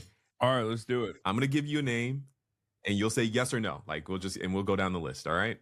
Yeah. All right, here we go. First name, Rahm Emanuel. No, but also it sucks because he said he would come on the show. He was like defending me. And not that I want him to come on the show, but no, definitely no. Gavin Newsom. No. JD Vance. No, absolutely no. So wait, is this who I'm voting for in 2028? Like this is would you vote for it? Okay, let me tell you, based on what you know about them today, would you vote for these people in 2028? Oh my God. JD Vance. No, I will never vote for a Republican ever. Gretchen Whitmer. Maybe. Now we're getting into more comfortable waters. She's too anti-Medicare for all. I think she's like she's linked to the private healthcare industry, but better than others. Definitely more responsive as a governor. But I'm 50-50. All right. AOC. Yes. Tucker Carlson. No. Cory Booker. No. Absolutely not. John Ossoff. Again, interesting candidate, maybe. Kamala Harris. Oh, God. No. Pete Buttigieg. No. You've been, consistently critical of Democrats. What will it take for Democrats to win over Hassan Piker? Oof, so much. I think they have to earn the trust of not only people like myself, but just the American people. They have to become a party that truly represents the interests of the masses. truly represents the interests of the working class. They have to have, 1,000 Zorons and Grand Platners and people that work in their own specific districts in their own states that are still almost single-mindedly and very stubbornly fighting to express the desires of the masses, fighting to improve their lives materially, and communicating that to as many people as possible to ensure that no Republican ever wins another election ever again. Thoughts on Peggy Flanagan? She's all right. I mean, she's good. This clip popped up on IG, and I've been arguing with people claiming you'll never vote for a Democrat, all goddamn nothing. But that doesn't make sense. It's a clip of me promoting certain Democrats.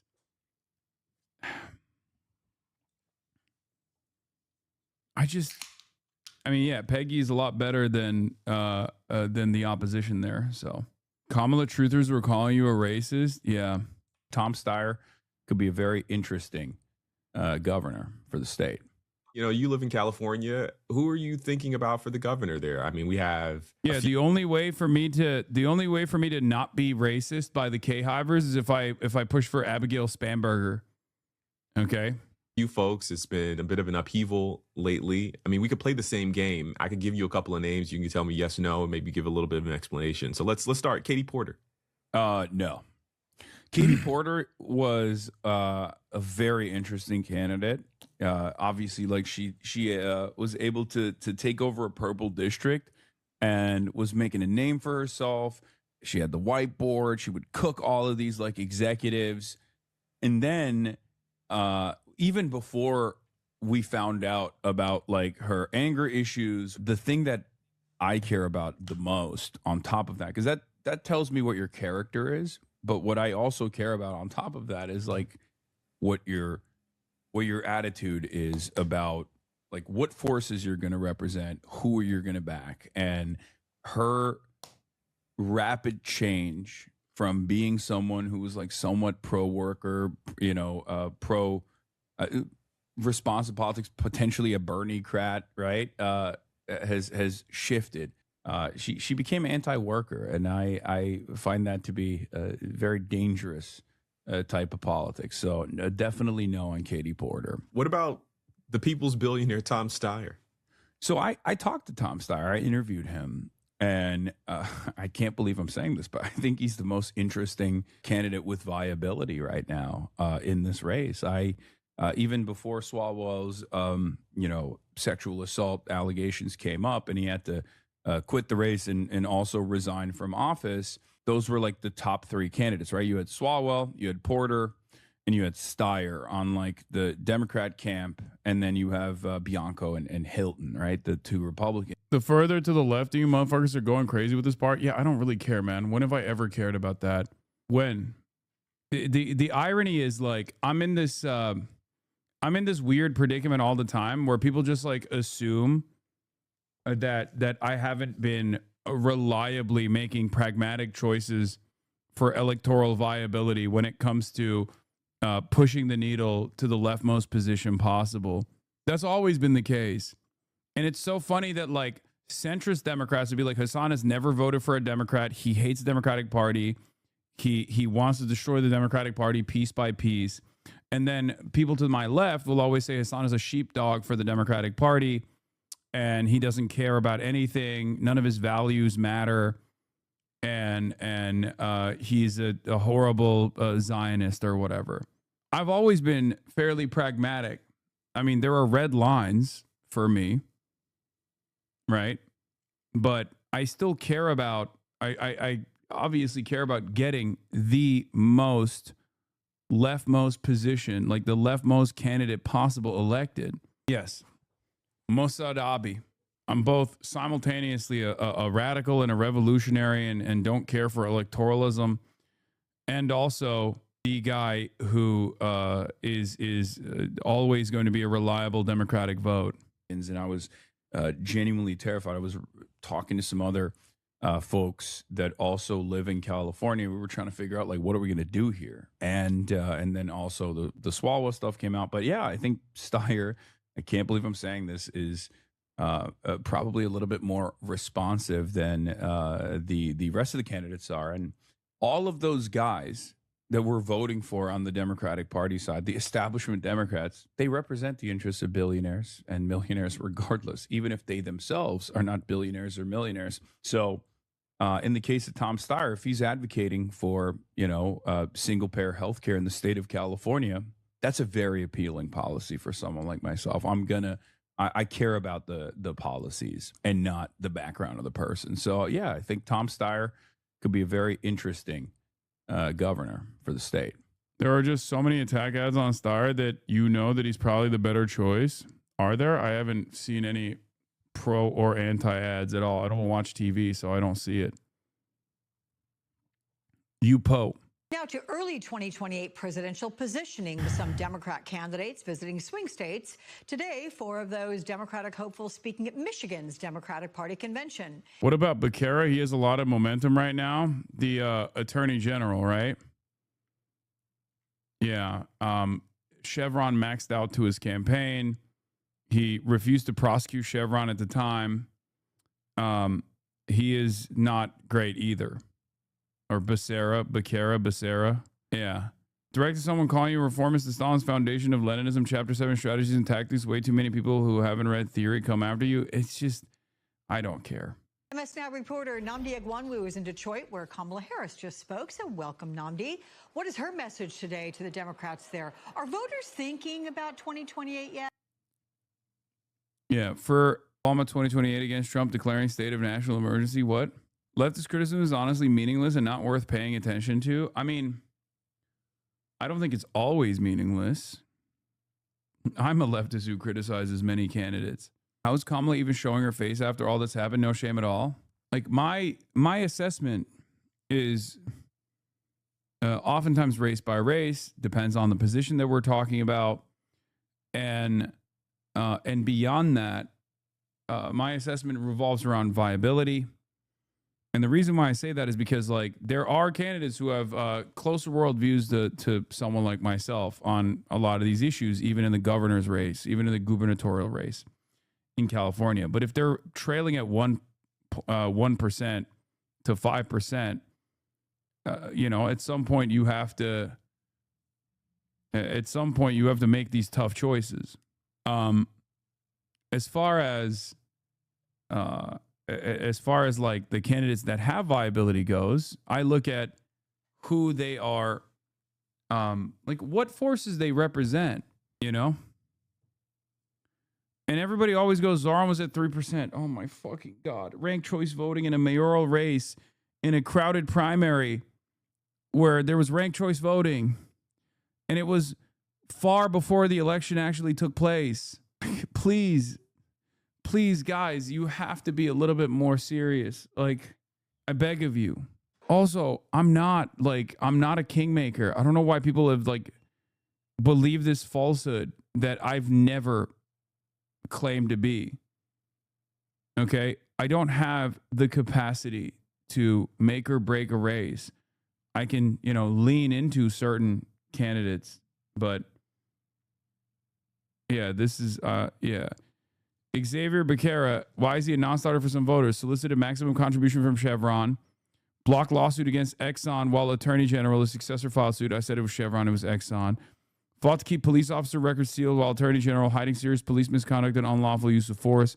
Blocked state of California from releasing gun violence data to university researchers in violation of state law while Attorney General.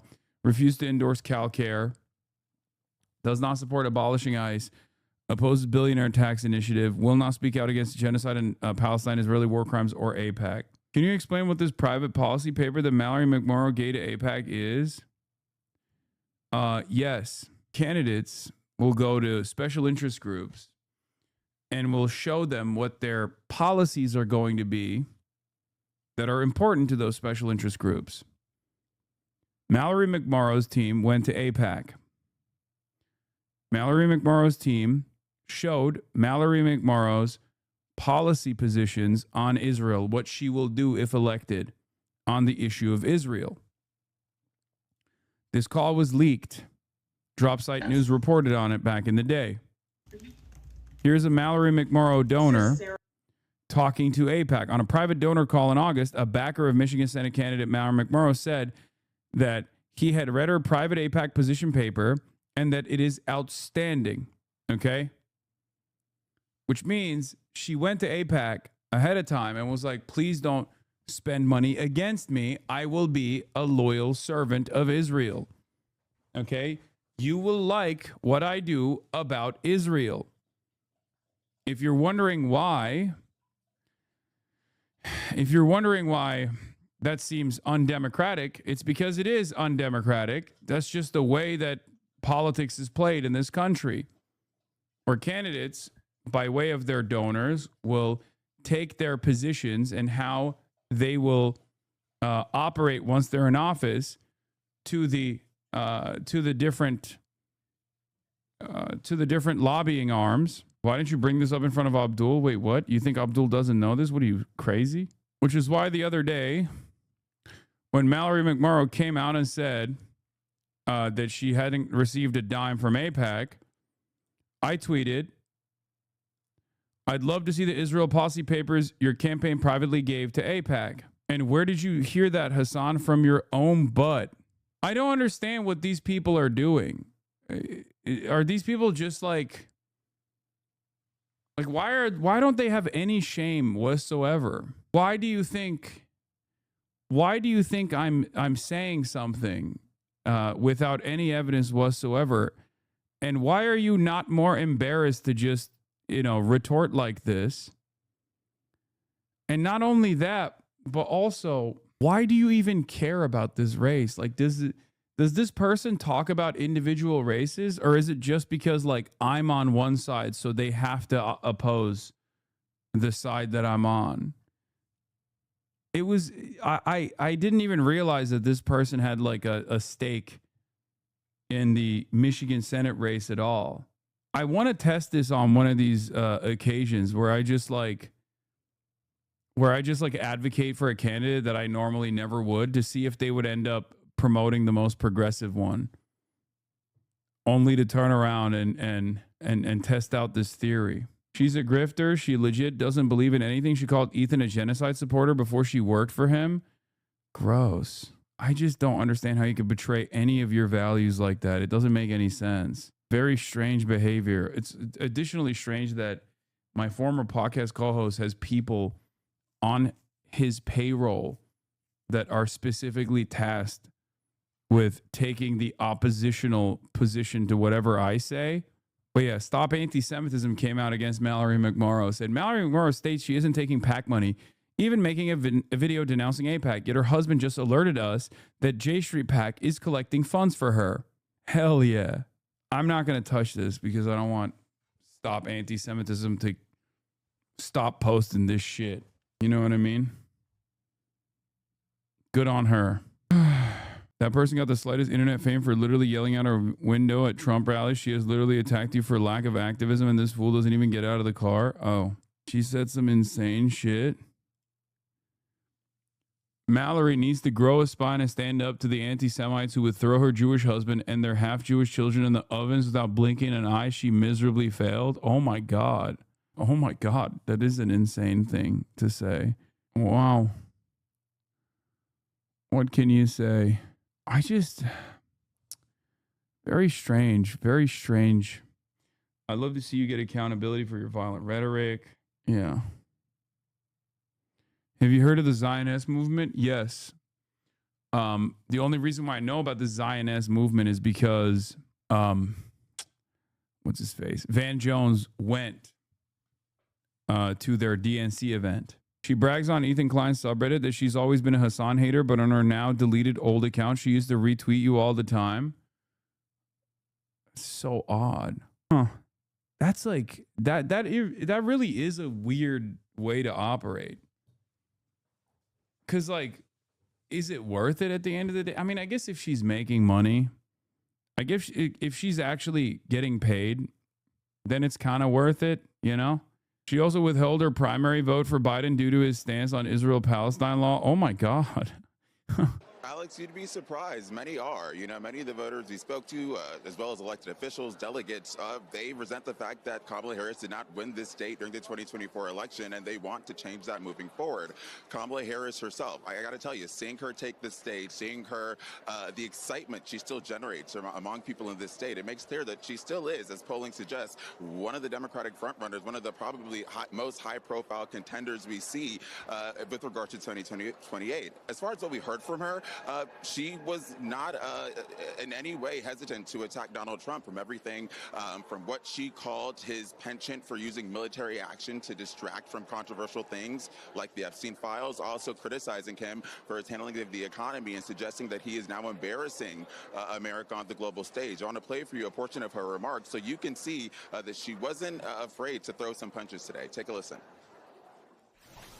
He entered a war, got pulled into it by Bibi Netanyahu, let's be clear about that, entered a war that the American people do not want, putting at risk American service members, and among the many consequences of it, it includes jacking up the cost of gas so that on average Americans are paying at least $15 more to fill up their tank.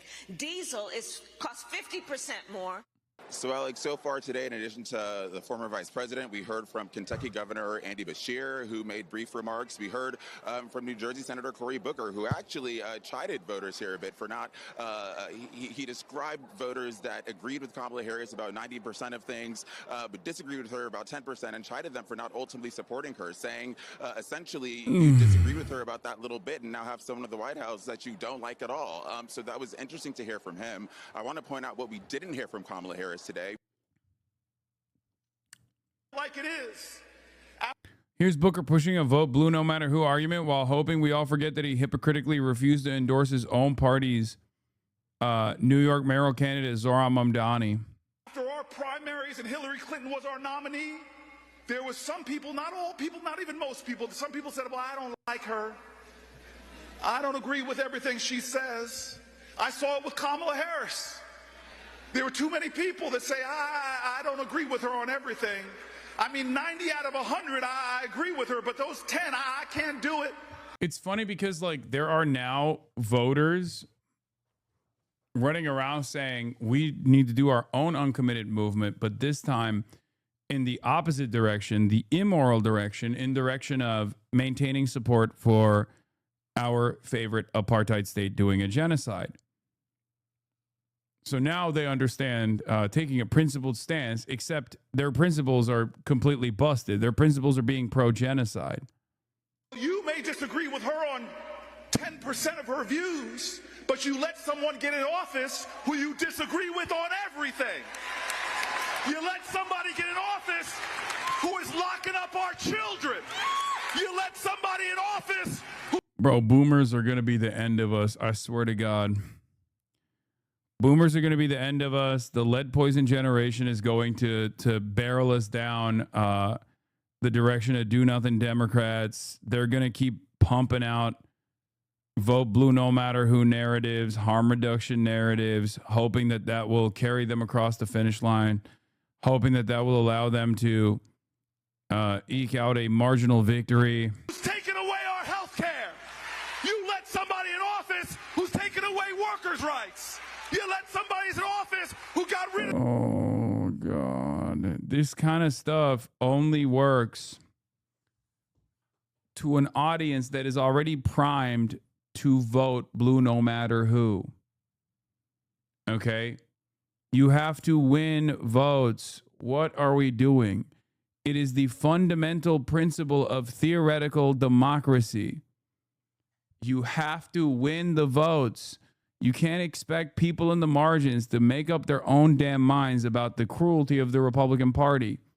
Even if that allows you to win after 4 years of Republican cruelty, if you're winning a marginal victory with another establishment Democrat, Republicans are going to come back even stronger than before. I don't know why. Like, all I am asking for is for politicians to run not against the Republicans, but to run for something, to stand for something. Now, of course, these politicians are standing for something. They're standing to be controlled opposition to the Republicans. When I see this kind of rhetoric, I think of Jared Golden, okay? The standalone vote that allowed the legislative body to pull up the War Powers Act against Donald Trump to continue to fail. A lot of these guys make it seem as though the National Democratic Party is not judged by their weakest candidates, is not judged by its rotating villains. They lie and say, oh, Jared Golden had to be that standalone vote. They lie and say, oh, Joe Manchin, we have to have him on our side because otherwise, he's not going to be a reliable vote where it matters, where Joe Manchin is never that reliable vote where it does matter. Joe Manchin is there to undermine the Biden agenda. Same with Kyrsten Sinema. People talk about building coalitions with right flank Democrats and act as though their position in the party isn't to just destroy the party's agenda. That's their role. That's their fucking role. That's their goal. That's the whole point we need to have, or from the Democratic Party's perspective. There needs to always be at least like 5 to 10 votes that will always sully progress, that will always stand in the direction of progress, so that the Democrats can turn around and go, ugh, we can't do anything. See, our own guys are cucking us. You're the leader of the party. Whip the votes. The fuck do you mean? Threaten them. Threaten them to play ball with the rest of the party. Look at the way Trump operates. No matter how devastating the agenda is, Trump will just call up individual spoilers in the Republican caucuses and will threaten the fuck out of them. That's him whipping the votes for his agenda. It's so stupid. Department of Education. Holding it like it is. I've never seen Booker so fired up. No, he's always this fired up when it comes to shit like this. Despite heavy strikes, Iran still retains substantial military capability. About 40% of his attack drones, roughly 60% of his missile launchers, and potentially up to 70% of his missile stockpile. Source, The New York Times. Yeah, they're all doing the campaign trail today, including John Ossoff, who is it? God damn, why am I so fucking tired? I have an interview coming up. I got to lock in. I went to bed early, too. Look, my position on Ossoff is if he wants to be the next president, he has to come out and call what Israel is doing a genocide. He has to make every dollar of the $5.2 million that he's gotten from the Israel lobby scream. Okay? What is this? Israel before the Haredi Revolution. The reports about soldiers who were sent to prison because of a barbecue on the Sabbath and about female soldiers who were fined for not dressing modestly enough are not curiosities. This is the story itself. We're in a struggle. Rahm Emanuel tells Bill Maher no more aid to Israel. Yeah, I mean, Rahm Emanuel is like aggressively vying for the presidency. My view on this whole thing is the Senate shouldn't be in the business of picking which weapons. No more U.S. military as a financial assistance by the taxpayers for Israel. You're a country like all other allies of ours, Japan, South Korea, the Brits, the Germans. You're going to pay full price. You buy what you want, but you have to abide by the laws. That should be it. I don't think the Senate should be in the place of playing Solomon, that weapon, not that weapon. No more U.S. taxpayer support. It's not where Israel was 20 years ago, not where, and I was in the room when President Obama, largest assistance was under President Obama. We did the funding for the Iron Dome, but here, the days of taxpayers subsidizing Israel militarily, that's over. No more financial aid. My view on this whole thing is yeah, they're moving into the J Street position, which is like, oh, Israel can buy the weapons. No, embargo. That's what we need to get. Here's Patrick Bet David on his podcast a day or two ago. Watch this. I don't know why Catholics, have this issue with Jews. I don't know what it is. They have this I don't listen. I get the Jews have issues with Christians, and they'll make fun, and they'll say stuff like, "Oh, your Jesus is gonna do." They'll say, "Well, he was a Jew anyways, right?" Yeah. But then Catholics have that issue with Jews, and they act like they're all innocent and everything. And when you look at Catholics, the amount of centralized power they have, centralized. If you know what the total Catholic population is worldwide, it's like 1.213 billion. Jews are 15 million. 15 million. But Jews are decentralized, meaning Jews don't have somebody they listen to that says, "Hey, you better do this." Catholics, God forbid you say something about the Pope. They're like, "Hey, man, listen, who is that Pope figure in the Christian community? We don't have one." No. If I ask you right now who's the Pope in the Christian community, you don't have somebody to look at. Who is a witch pastor? Yeah, exactly. No, they don't. We don't have one. It's an independent network. It's just the Bible. So if you look at only Catholics and Muslims have somebody that they look at as their supreme.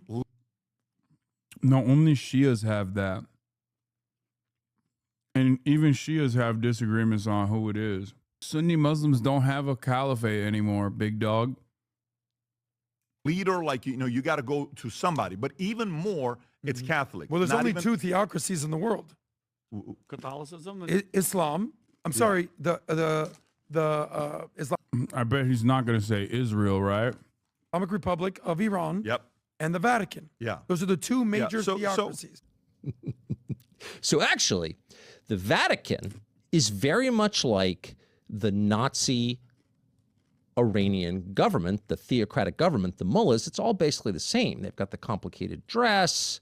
They hate the Jews, as Patrick Bet-David just said. Catholics have a problem with the Jews. It's slander. It's an attack on the world's largest and oldest Christian denomination, and it's taking place openly.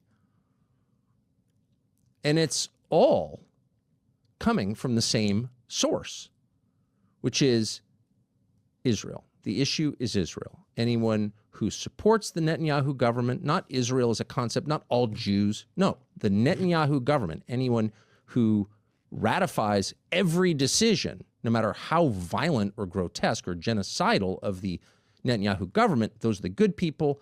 And anyone who doesn't is a Nazi. And by the way, their religion itself is a Nazi religion. It's an inherently anti-Semitic religion. So Tucker, it's interesting. I watched this video a few times, and respectfully, I want to respond to you because you're a formidable voice. Whether I agree with you or not, you're somebody that's very good at getting your message out there. And I think at this point, if there's anybody that believes in your ability, it's a guy like this who, after I sold my company, offered you a $100 million contract. I even went on your friend Megyn Kelly's show when I announced it, and she was asking specific questions. I said, "Yep, we went to your house, we made the offer." Then we spent some time together. I came to Maine, and we did your show, and we've had a couple good conversations together. So I believe in you. I think you're funny, quirky, very good communication, and you have your way of doing things. It's almost like you do twist words a lot, and I noticed you did. Bro, why is there a smoke detector in this dark room that Patrick Bet-David is talking in? A smoke machine, not a detector. What the hell is going on here? These guys have upgraded their beefs, I guess. That with me, he hates Catholics. He hates this. Catholics hate the Jews and all this stuff that you did. It's a little bit of your shtick, which I get. But let me kind of get into a few things I want to address with you in this video. And maybe you're not aware of it. A few things you need to know about me. My number one priority is to make sure America stays as the greatest country in the world. Period. Full stop. I'm America first. I'm a Christian, non-denominational Christian that you need to know about me. And by the way, I'm Armenian, which, by the way, the first nation that accepted Christianity as their religion was Armenians. And the only ones that debate Armenians on them being first is Assyrians, and my dad is Assyrian. Maybe that's the reason why my parents divorced each other twice, married each other, and divorced each other. So Armenian, Assyrian, Christian, America first. I want this thing to be the greatest country in the world. I want capitalism to be common sense for everybody, to realize that if a new person wants to come up and have their dreams become a reality, I want that to be out there. But I wonder if that's where you are today. You were always there for many years until what's happened with you the last couple of years. So let me kind of address a few things. So you said something a couple weeks ago. You said Sharia law has made Islamic societies more advanced than the West. It's interesting. Sharia law has made Islamic societies more advanced than the West. It's a pretty bold statement. I mean, it's like you're selling Sharia law more than you're selling America. You had a guest on a couple of weeks ago. Your guest said, you know, that capitalism should not be anywhere near Christianity. Christianity is socialism at its core. You almost agreed with them. And you're like, yes. And you almost agreed with them. So socialism, Christianity at its core, you almost sound like you're supporting maybe a Mamdani in New York or maybe an Ilhan Omar. Maybe those two will be in your podcast. Yeah, famous supporters of Sharia law. Yes, in the next few months, I don't know. I'm trying to see what you're solving for. See, this is kind of where I'm at with my life that most people don't know about, but let me kind of share it with you. For 7.5 years, I worked with Mormons. Guess what? I read everything I could on Mormons, and I realized it's not a denomination for me. I'm not interested. I watch all the videos you're not supposed to watch. Ask me how many bad experiences I had with Mormons. 0. They're phenomenal people. I work with Seventh-day Adventists, and I learned that on Saturdays, you know, there's Saturday, Sunday, all these different things. Very interesting. Guy named Juan Rivas, big community. Not for me, but guess what? I got along with them. Jews. I notice Jews, when I do business with them, it's very interesting if you negotiate with them. They're going to be very, very making sure they get all the benefits on their side. But ask me how many times I've had issues with Jews. Never. Okay, if you ask me about Catholics, I built an insurance company with 60,000 insurance agents, 54% Hispanic. And what do you think most Hispanics are? Catholics. Never had one issue with a single Catholic in my life. And last but not least, Islam, Muslim. I lived with them for 11 years. When you say Sharia law has made Islamic societies more advanced than the West, I lived with the IRGC and the Hezbollahs in Iran, where my mother and my sister were frightened to walk outside. That's this guy. I lived with them, okay? Not hypotheticals. And, you know, we are now both very wealthy. You come from a very wealthy family. I think you also may have married into a wealthy family. And you made a lot of money. You made a lot of money in your life, and your business is doing very well today. When you go to dinner, you're having dinner with people that are going to make sure you see the best side of everything you go to. When I went to Mumbai, they showed me the best part of Mumbai. I went to the slums because I wanted to see what it looked like. Whatever part of the world I go to, I get treated royally today. Why? Because they want to show me the best. But I lived in the worst when our family had... He's the GOAT, dude. Everyone's always trying to show me the best stuff. I'm the fucking man, dude. I mean, if that's the case, don't you think that like maybe Mormons did that too? And all the people that you work with did that too, not just people in Mumbai? Nothing. Literally nothing is what we had when we lived in Iran. Regular places, we lived in the city of Tehran. But you know, as crazy as that is, do you know my chef that lives with us? When we go on the road, he's with us all the time. Do you know he's Muslim and he's Turkish and he's still a Muslim? And do you know what Turks did to Armenians and Assyrians? You ever heard of the Armenian genocide or the Assyrian genocide? Damn. You ever heard of that? 1.5. He's like, I have a slave now. I have a Turkish slave in revenge for my ancestors. I bring him everywhere with me. I show him the world. I say, this could all be yours, but you can't have it. He went and got himself a janissary. 500,000, 300,000, 200,000. I love this guy. He's a great guy to us. He's very good to us because I isolate the relationship with that individual. And I still tell him how concerned I am with what Islam could do to America. I am still concerned of that, of what's happened in many different societies. Look, he's monitoring the situation with Islam. He's keeping a close watch on this Islam situation, you know, because he's worried. He's concerned that it's going to take over America. Look at, you know, what they're doing in Minnesota, many markets that we read about. Look at what's going on in New York right now. Look at what's going on in a couple places in Plano. Wait, what? What's going on in New York? When these guys talk about New York, they make it seem like New York is now under the Islamic Caliphate or something. Like, what the fuck? On how they're growing. And so Charlie Kirk, whom you and I think both admire, Charlie Kirk once said, yeah, I think it was 2 days before he was killed. I think it was 1 day before he was killed. He said, Islam is the sword the left is using to slit the throat of America. Let me read it to you one more time. Islam is the sword. Bro, they are unironically reading hadiths. He said, Charlie Kirk, peace be upon him, the great prophet, had a take on Islam. The prophet Charlie Kirk said, Islam is the sword the left is using to slit the throat of America. Liberals also agree with these guys. Oh, yeah, Noah Smith. I've sat here for years and watched Republicans embrace their worst extremists. I don't want to see the Democrats do the same. Obviously, Noah Smith is a disgusting monster, another major Islamophobe. I'm not happy about the growth of Islamo-leftism in America. We're following the UK down this path, and it's not good. Left is using to slit the throat of America. Do you agree with Charlie? Because I do. I do. Because it's all like, hey, let's make it not a big deal. Let's be tolerant. Let's be tolerant Christians. Sharia law has made Islamic societies more advanced than the West. Let's just be tolerant. It's okay. Let's be tolerant. Let's accept all this stuff. Let's allow all this immigration that's going on in UK. It's not a big deal. They're not that bad. It's fine. They don't live the way you do. They just don't. They don't live by the values you and I live in America.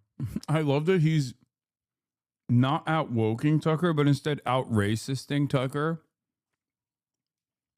Like, this is right-wing infighting. They don't. Now, if you I have a lot of friends that, like Andrew Tate chose to become a Muslim.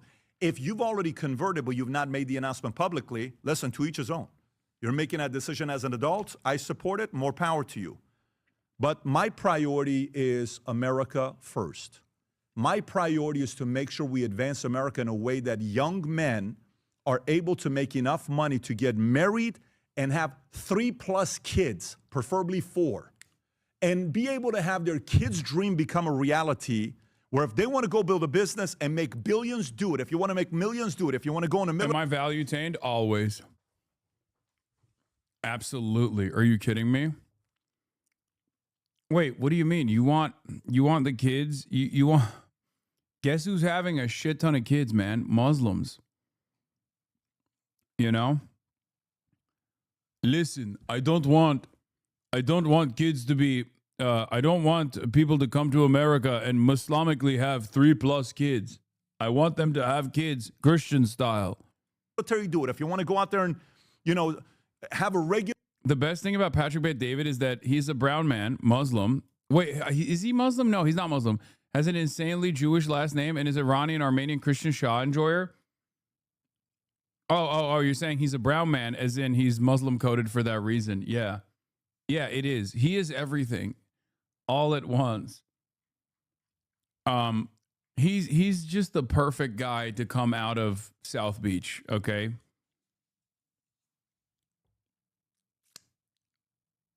He's insanely popular in the Muslim community. Oh, God. Yeah, I like that a guy that looks like this is talking to Tucker Carlson and saying Tucker Carlson is a secret Muslim.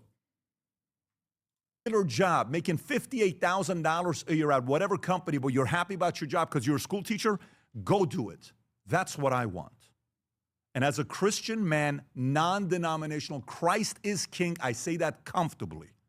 My life changed the day I accepted Jesus Christ as my Savior, January 21st of 2004.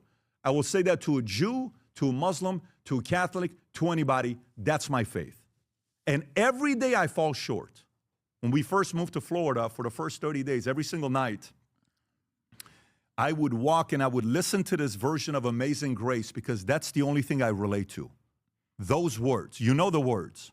Amazing Grace, how sweet the sound. That, I want to read this.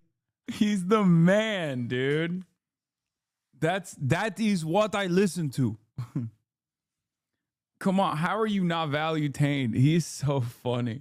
He's so unintentionally funny. Oh my God, this banged. 600,000 views in 19 hours. I like that he has to read it, by the way. He's like, oh, I internalized the message, except I want to read it now. This impacted my hugely. I do not know the words by heart. 51,000 likes. This thing to you.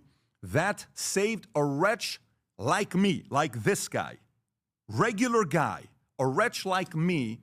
I once was lost, but now I'm found. was blind, but now I see. Jesus Christ changed my life. And I'm a Christian man saying this, a business owner. Most people don't know what I do. Most people don't know what I do. I'm a business owner. I didn't know that either.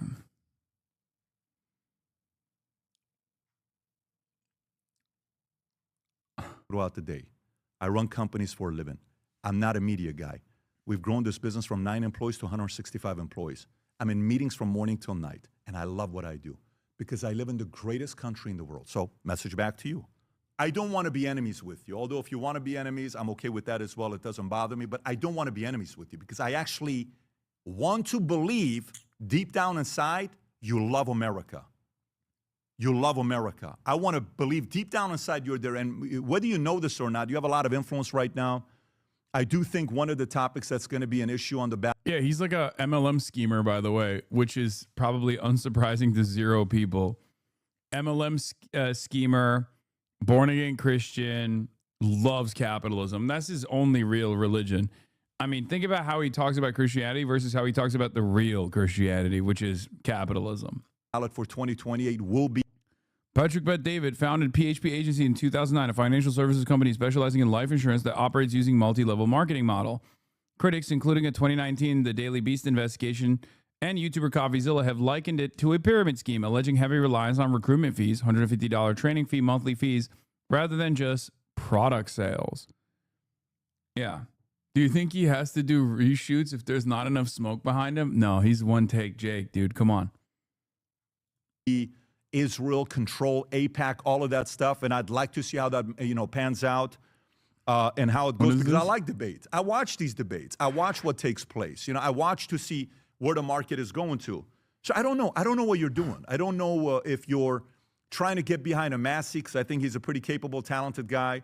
I don't know if you want to run. I don't know what you're solving for. I don't know if you're like, well, I don't care if we win the midterms. I don't care. Let a Democrat win. Maybe sometimes America needs to go through the pruning process because I want to see destroy the GOP and start all over again. I don't know. Maybe that's the vision. If it is, more power to you. That's not my vision. My vision isn't that. And I have a sprinkle of libertarian in me because I want to be left alone and just kind of allow me to do that kind of stuff. So whenever I have the conversation and I listen to it, Dave, I agree with a lot of the stuff libertarian. Yeah, he's like, I have a sprinkle of libertarianism in me, which is why I think we need to purge every Muslim from the boundaries of the state. Famously, a libertarian policy is too many Muslims in the country. Libertarians also believe in, but I think there's an end to it because we've already started a country the way that we are. And so you and I both get accused of something. I want you to process this, and I want you to know I'm open to it. You get accused of, this guy, Tucker's taking money. Oh, Pat's a Zionist. He's taking money from Israel. Never been to Israel. AIPAC messaged me and told me, you want to come to Israel? I said, I have no interest in going to Israel for you to pay for me. I'm going to go one day with my pastor.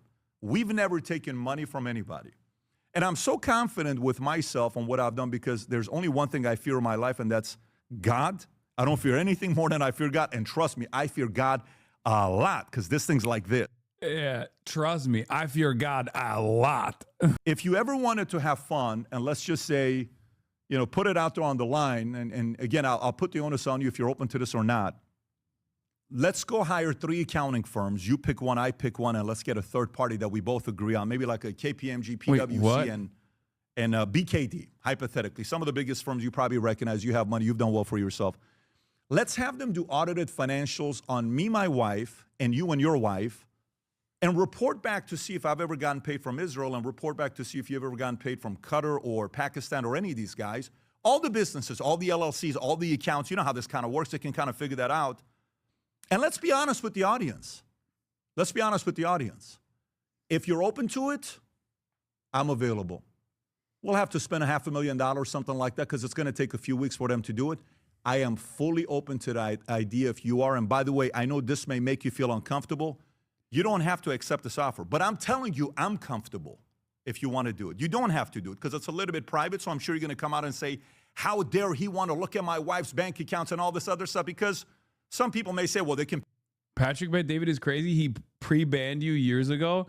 Yeah, Patrick Bet-David refused to have me on the show. Not exactly sure why, but Are we team Patrick Bet David or Tucker? Which of these heroes are we fighting for? I say let him fight. I'm just in it to see two legends of the game duking it out, doing what they do best. Okay. I love both of these guys. As you know, I have great love for both of them. They're at the peak. They're at the peak of their game. Okay. I obviously, I'm a fan of Charlie Kirk. Peace be upon him. We are Charlie Kirk. So, I think to myself, like, what would Charlie Kirk do in this circumstance, in this situation? What would Charlie Kirk do? He would carry the fucking flame, and that's what I'm here to do. To carry the goddamn flame. Pay your wife and not through you, and I get that as well, and that's why I want to be a little bit transparent with you. I've tried many times to build a relationship with you. It's been challenging. But I do want you to know that as a Christian man myself, no matter how much you go to a place to not want to believe in somebody, I've been instructed by God to try to do my best to have some grace. And I believe in you. I believe in your abilities. But I believe in God and America more than I believe in any man in America, because I've seen many great empires fall. And for as long as I'm alive and I'm kicking, and if God wants to use me as a voice to elevate how amazing of a country we live in, how lucky we are to be here, both of these individuals, Tucker Carlson and Patrick Bet David, have refused to have me on their shows. So I'm an outsider. What prompted this video? Apparently Tucker Carlson said something about Patrick Bet David. Like, and that's what took place. That's how this happened. I'm going to use my voice to elevate that message. I've been doing that since the time I went to dinner with a few different people in LA, and I was inspired, and I was finally taught about how amazing this great country is, that we escaped Iran after 11 years and went to Germany at a refugee camp. And I finally came here. I served the U.S. Army 101st Airborne Division, one of the most proudest days of my life when I went into the U.S. Army. So that offers back to you. Now, you have my cell phone number. If you want to call me, have a conversation, I'd love to. I'd love to. Your talent. I respect your ability on what you've done. But if you send your followers, and you got a lot of people that will do whatever you do, because you're the head guy at the top, and you know all the other people that follow whatever you say. So I trust all of them are going to probably attack me.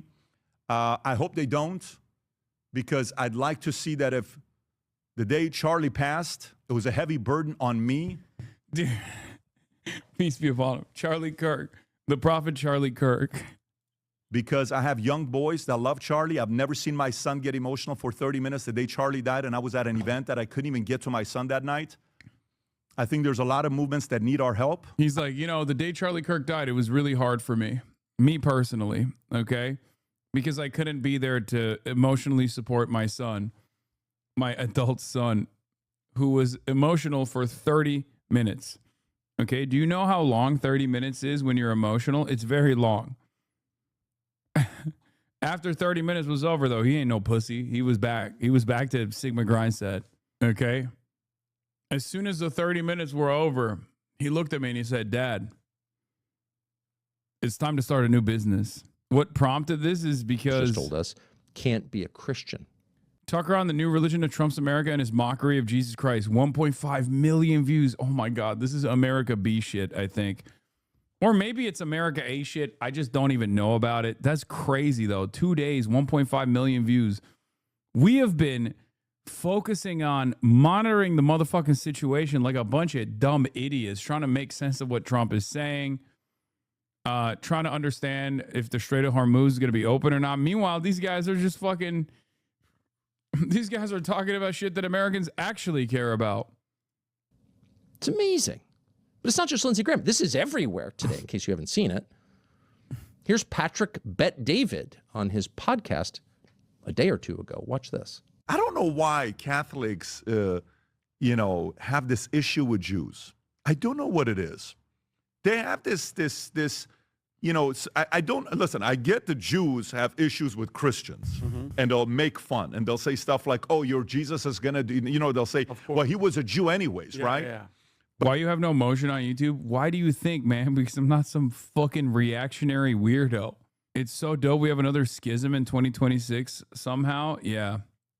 Yeah. You mean the Patrick Bet David Tucker Carlson schism, right? Not the anti-Catholic Church American Catholics.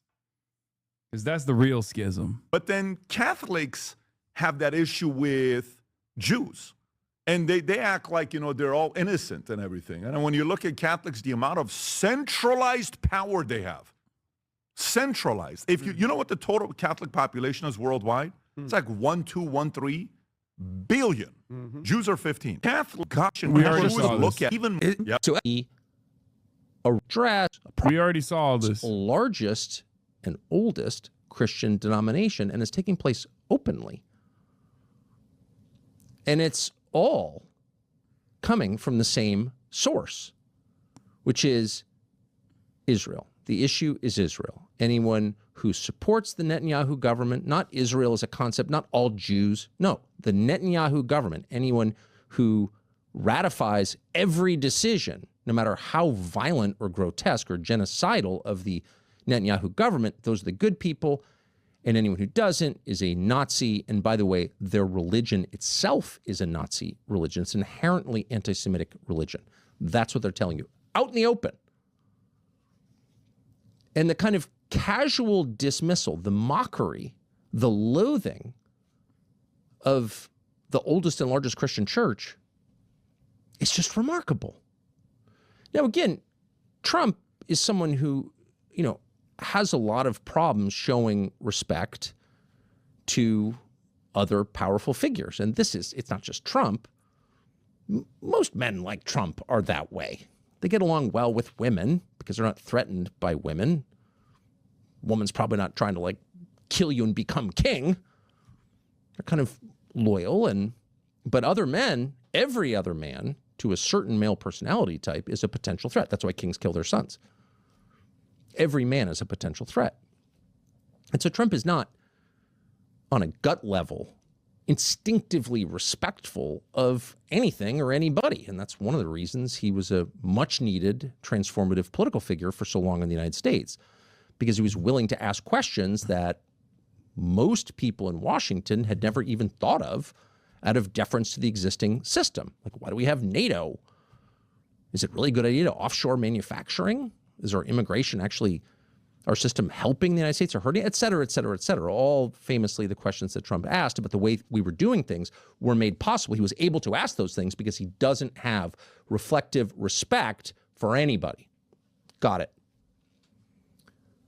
And so when Trump mocks Jesus and the Pope and Christians and tweets out the F word on Easter morning, you're kind of like, well, this is awful, but it's also kind of consistent with the Trump we know. This is just Trump turned up to 11.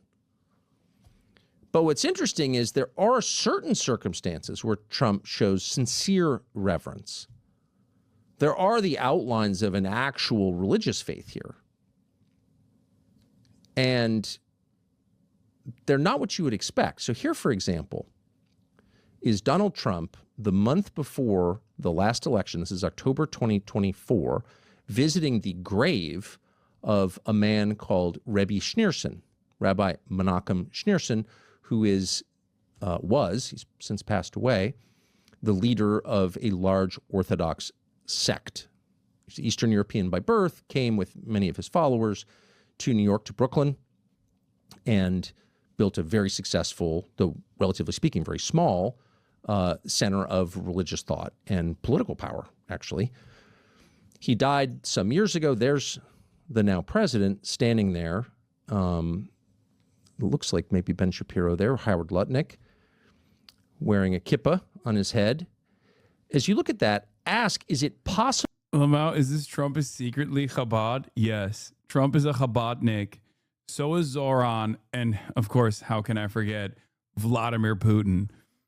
I like that all of the leaders, all the centers of power are secretly Chabadnik. No, he's saying the argument he's trying to present. Well, he's not so subtly saying that Trump is secretly Jewish, but the argument on his face is him saying Trump has more reverence and respect for Jews than he does for his supposed own religion, Christianity.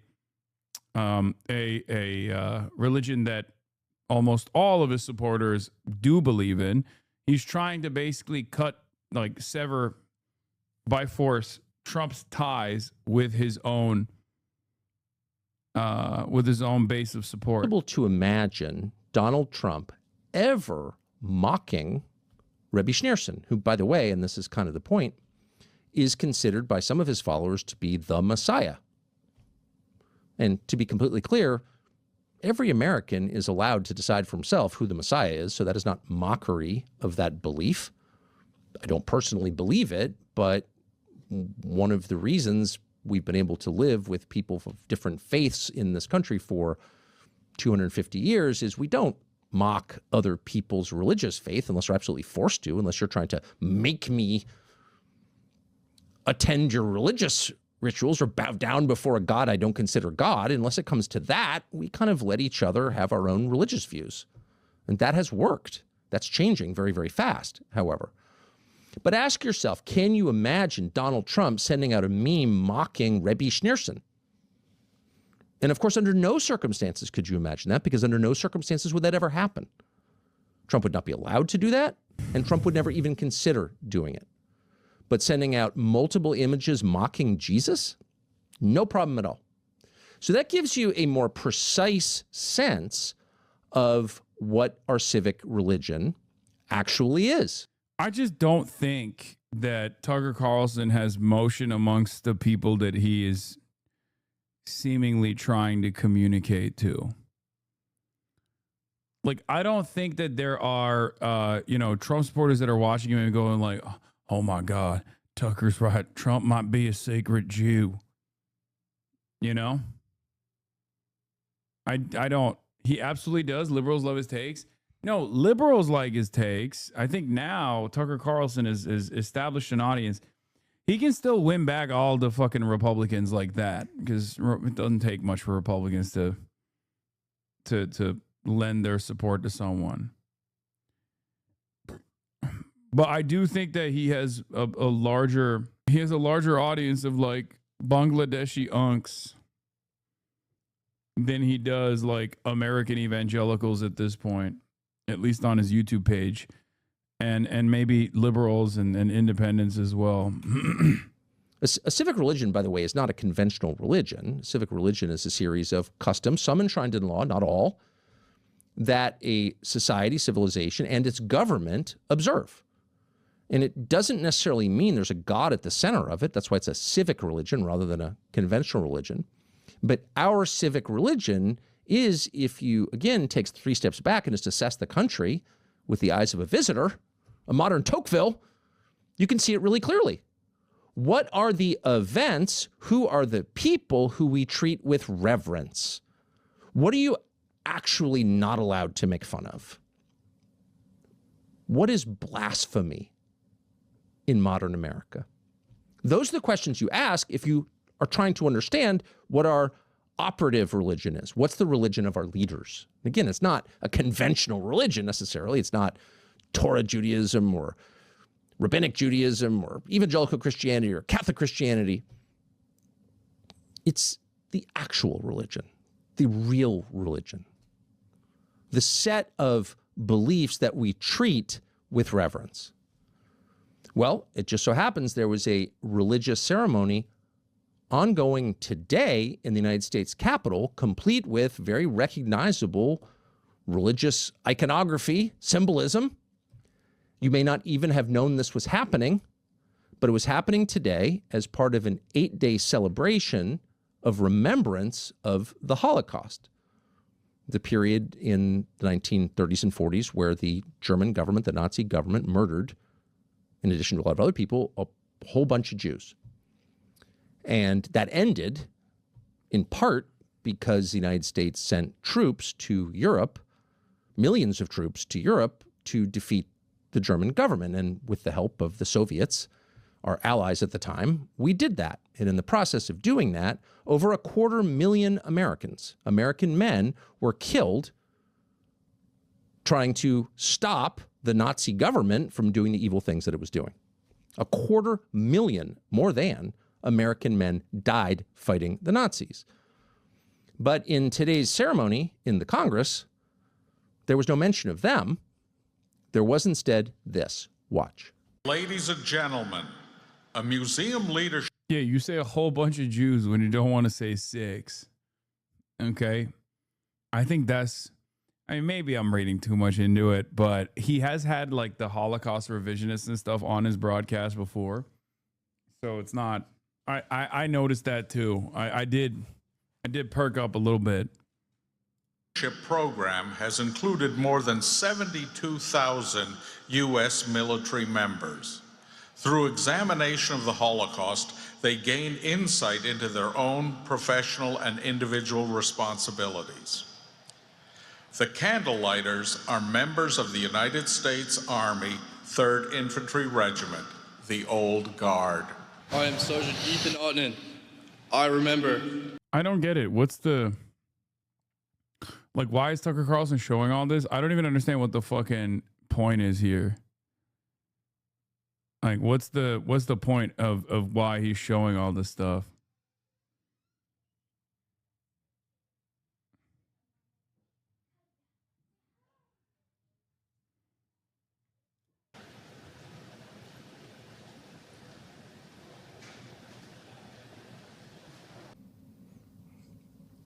That is a current uniformed U.S. military member from the Old Guard, the 3rd Infantry Regiment, which is, ever present at our public events in Washington, lighting a candle at the menorah and saying, I remember. No explanation of, I remember what? What are we remembering here? And we do have a sense that we're not remembering the American soldiers who liberated Dachau, for example. We're not remembering the 250,000 American men who joined a war they had nothing to do with inherently. It wasn't taking place in North America, it was taking place in Europe. And the dispute was over Poland and Czechoslovakia. What the fuck? Yeah, I'm good. Yeah. Okay, I get what he's doing now. Okay. Yeah, let's do it. All right, I got a guest. We're done with the Tucker Carlson portion here. Hello. Welcome. Do you have a? Yeah, let me get a chair real quick. You never have an issue with dogs, right? No issue. All right, perfect. Okay. Get this in front of you. There we go. Okay, you can come a little bit closer. I think this should be. All right, hold on. Let me move a little bit that way, and then you move a little bit that. All right, perfect. All right, now we're centered. Dr. Adam Hamawy, everybody, ladies and gentlemen. He is a surgeon running for New Jersey 12. It's a D+13 district. He's an Army veteran. He served as a doctor in Gaza, spent 3 weeks in Khan Yunis. Very honored to have you here today. Very excited to talk to you. You have a very interesting and storied career. And we're gonna get into all of that. But once again, thank you so much for coming. I see that you have a One Piece pin. That is crazy. What's that about? Well, I'm a new fan. Basically, I've been traveling with my daughter. She went to the West Bank with me last year. We go to protests, and every time we go somewhere, she's like, "There's Luffy and there's One Piece." That's crazy. And finally, like a few weeks ago, I was at a ICE detention center at Delaney Hall in New Jersey, and flying outside of the center, this huge One Piece flag. And that was like the straw. I just went home that night and started watching and, trying to catch up. Got a few hundred episodes to go. Wait, it's 1,000 episodes. You're in? I'm only about 20 in, so okay, I got. Yeah, you got a few thousand episodes to go. Here's the other thing. Oh yeah, we have some special treats for you. I've heard that this is how did you know that? Something that you enjoy. Here you go. That's amazing. Thank you. Yeah. And you got the Entenmann's too. Like, how did you find that out? Yeah, I heard that you're a fan of the bad chocolate covered Entenmann's cake donuts. It's like rocket fuel. When you're up late at night and you just need something to keep you going, it's sugar and caffeine. And an orange Celsius. But before we get into that, before we get into One Piece and stuff, let me do an intro real quick. Adam Hamawy is a surgeon like I said, running for U.S. House in New Jersey, 12th District. Dr. Hamawy volunteered on a medical mission in Gaza, where he worked at European Hospital in Khan Yunis, where he was stranded after Israel closed the Rafah crossing, and later said the experience fundamentally changed how he thinks about U.S. foreign policy, humanitarian aid, and public health. Back here at home, Dr. Hamawy is campaigning on the idea, healthcare, not bombs. He supports Medicare for all, abolishing ICE, unrigging the U.S. economy, and ending America's aid to Israel. The New Jersey 12th seat will be opening as Bonnie Watson Coleman is set to retire after her term ends. Back to One Piece. Yes. There's an entire arc that's dedicated to socialized medicine. So I think you'll appreciate that. I haven't gotten there yet, but my daughter Amina is telling me what it symbolizes, and it's fighting against oppression and tyranny. And I've seen that everywhere, and I'm a big fan of fighting oppression and tyranny because I've seen that firsthand, and disrupting the system, which is what we need here in the United States. So hell yeah. Well, all right, let's get started. People might not know this about you, but when you were back in Iraq, you were credited with saving Senator Tammy Duckworth's life. And in 2024, she had to step in to call upon Israel to allow you to evacuate Khan Yunis. You were among 3 of the 20 doctors who refused to evacuate until Israel agreed to allow a new set of doctors to come in to replace you. Can you walk us through what happened in that process? My relationship with Senator Duckworth goes back a long time, and I was there in Iraq. It was November 2004 when her Black Hawk was shot down. And it was a mass casualty event. We had the entire crew come in. She was the most seriously injured. And what really stands out that day is that she came in and all she kept asking was, "How's my crew? How's my crew?" Which, that kind of burned her name into my brain. I took care of hundreds of troops when I was there. But I was always able to remember her, and I was able to remember, she symbolized everyone else I took care of. And we operated for a few hours. Really, she was in serious condition. And once we had her stabilized, she was flown out and evacuated. And it was a few years before we reconnected again. And then she got the chance to return the favor when I was stuck and my team was needed help. She was instrumental in, calling on the U.S. State Department and the Israeli government to get us out. Yeah.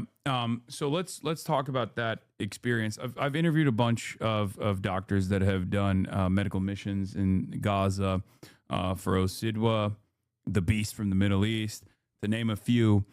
And that experience is usually harrowing. I hope you don't mind me asking about what took place there, but. One thing that I wanted to ask you in particular is, as an American doctor, did you feel a sense of protection given that you were an American versus local doctors like Hassan Hamdan, who, along with his family, was killed by an Israeli airstrike inside of a safe zone, or what they call a safe zone? So there's no safe area in Gaza. Everywhere has been targeted. We had bombs falling really close to the hospital that shook us. We couldn't stand straight at some points. However, we did feel safer than other areas. And that was one of the main reasons that I didn't want to leave. And the 2 that went with us is because having foreign doctors in that space gave a sense of security also to the Palestinians that were there, because all the hospitals had been raided and targeted. And, having international attention on us made it less likely that the Israelis would hit it. They've hit other people in the past and called it accidents, so that could still always happen, the quote accident that continue to go on. But yes, we were safer, but not safe. Yeah. You've mentioned in other interviews that you saw zero evidence to back up Israel's claims that Hamas was using hospitals as a command center, yet Israeli bombs never really stopped dropping on every single one of Gaza's hospitals. What did you see personally inside of these hospitals in Gaza when you were working? So I saw broken hospitals. These are hospitals that are overwhelmed. They have little resources, little personnel. I had more access than most Palestinians. As a surgeon, I could walk into an operating. I could walk into any room in the hospital without restriction. There was nowhere that was said this is not allowed. And this was not available to everybody else. And this was, I was in that hospital. I was in, EGH, which is the European hospital. I was in Nasser. No signs at all of any military activity. I see more military activity with a security guard, in my local hospital standing at the door than what I saw in Gaza. I saw no weapons at all.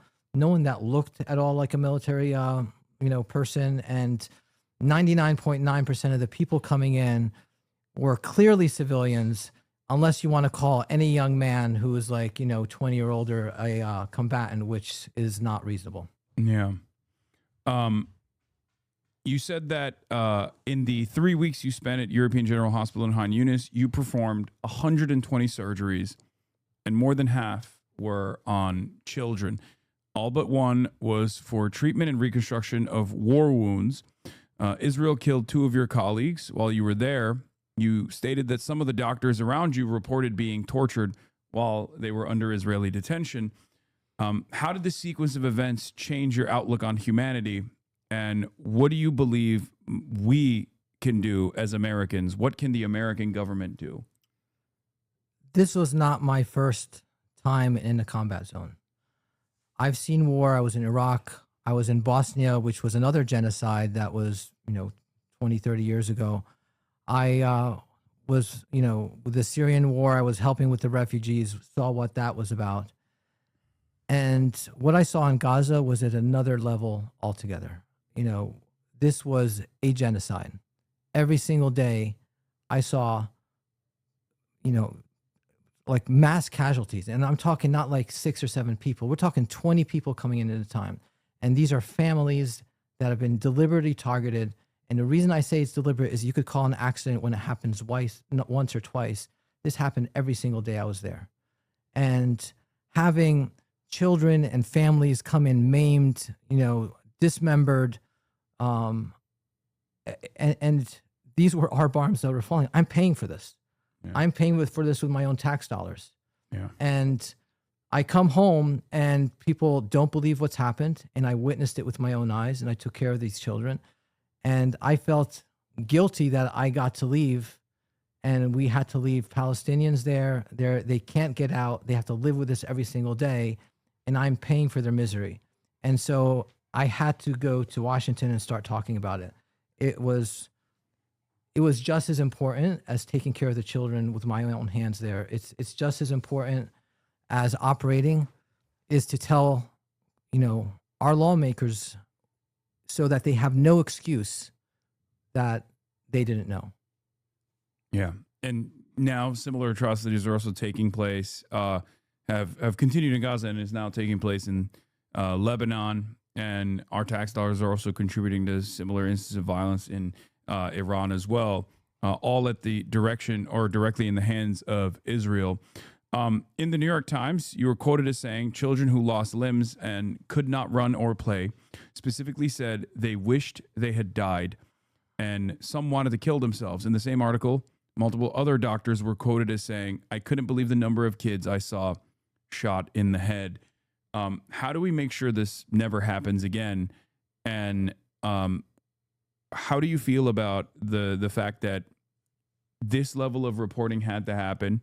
The New York Times reporting was independently conducted by doctors from different parts of Gaza that had not corresponded with one another, and yet there were still people that were questioning those reports and criticizing those reports. Well, this is what we're doing right now. I mean, it's still happening. When we say it's never again, it's still happening right now. There are still children being killed in Gaza. They're being killed in Lebanon. On the first day of the war with Iran, the United States of America, not Israel, dropped a bomb on a school filled with girls. So what we have to do is actually speak up. We actually have to say stop. We have to stop funding it. We have to, this is not just like a foreign war. This is our money that we could be using in our communities. We could be using it to fix our healthcare system, our education. We could build roads. We could actually have like a high-speed rail system. This is our money that we're spending over there to just create misery and, commit atrocities that we're supposed to be preventing. Yeah. Do you believe that there should be a full arms embargo on Israel? Absolutely, 100%. There are many in Congress that have now chosen to make this distinction between defensive weapons and offensive weapons, or rather, have decided to lean into no distinction between the two, but seemingly are using this as an opportunity to say, look, we won't pay for Israel to purchase these weapons, but we'll still sell these weapons. Do you feel like that goes far enough in terms of restraining Israel? It's not far enough. We first need to follow our own laws. You know, we are not supposed to be selling weapons, any kind of weapons, to any country that is breaking international humanitarian law, that is committing genocide or atrocities. And when we talk about the Iron Dome or any kind of defensive weapons, what it's doing, it's insulating Israel from having to make decisions to make peace, and it really isolates them from like having to deal with the consequences. Yeah. It's like giving a bully like body armor to go bully people some more. We need to be able to have them feel the effects of war, and then they'll stop and they'll actually have a conversation. Beyond that, do you support sanctioning the state of Israel? Yes, like every other state. I mean, what makes it different than Russia or Iran in the case that we've talked about for years? If that's the case, what makes Israel so special that they don't have to abide by the rules that everyone else does? So you've worked in other war and disaster settings. You briefly alluded to this, but I want to talk a little bit more about it. What was different about Gaza medically and morally from Iraq, Haiti, Turkey post-earthquake, or even back here treating 9/11 first responders? What made Gaza different is, first, the number of children that I had to see. I saw more children in 3 weeks than I saw in 8 months in Iraq. Part of it is because the population is so dense. Children make up about 50% of the population. Yeah. And so when you drop a 2,000-pound bomb on a bunch of tents, it's not a surprise that most of the people that are going to be killed are going to be children coming in. And this was also a deliberate targeting of civilian population. In other wars, civilians I've seen get hurt. I've seen, quote, collateral damage. I hate that term, but it's a reality. But to have the civilians be like 80 or 90% people coming in my case, 100%, you know, based on my observations, then this is not a war. This is ethnic cleansing. You're not fighting Hamas. You're not fighting anyone. You're really eliminating people and, you know, causing fear and wanting them to flee, but they're trapped and they can't go anywhere. And then when they move to one part of Gaza, then you drop bombs on them over there. This is not a war. It's extermination, which is what's happening. I went to Cuba recently, and I saw hospitals in a dire state of disrepair. I saw an energy grid that had collapsed due to our design on this country, a country that we've actually sanctioned, unlike Israel, which deserves the sanctions, a country that we had sanctioned because they had a successful revolution where they were able to develop autonomy, develop sovereignty and dignity for their people. And we didn't like that. It's a sanctions regime and a blockade that has continued for almost 60 years, and that's worsened over time, not allowing the island to engage in commerce, not allowing the island to engage in regular international trade. I talked to doctors who told me about not having access to medical equipment, or sometimes even getting to purchase medical equipment from Europe, from European companies that were not tied to the United States of America. And sometimes an American company would go and purchase these European companies. And once that purchase took place, they would no longer be able to purchase different parts, different components that were necessary for repairs. And that would cause them to basically throw out this medical equipment. How do you see these conditions connecting to what you saw in Gaza versus back here in the United States? And do you have a solution for that as well?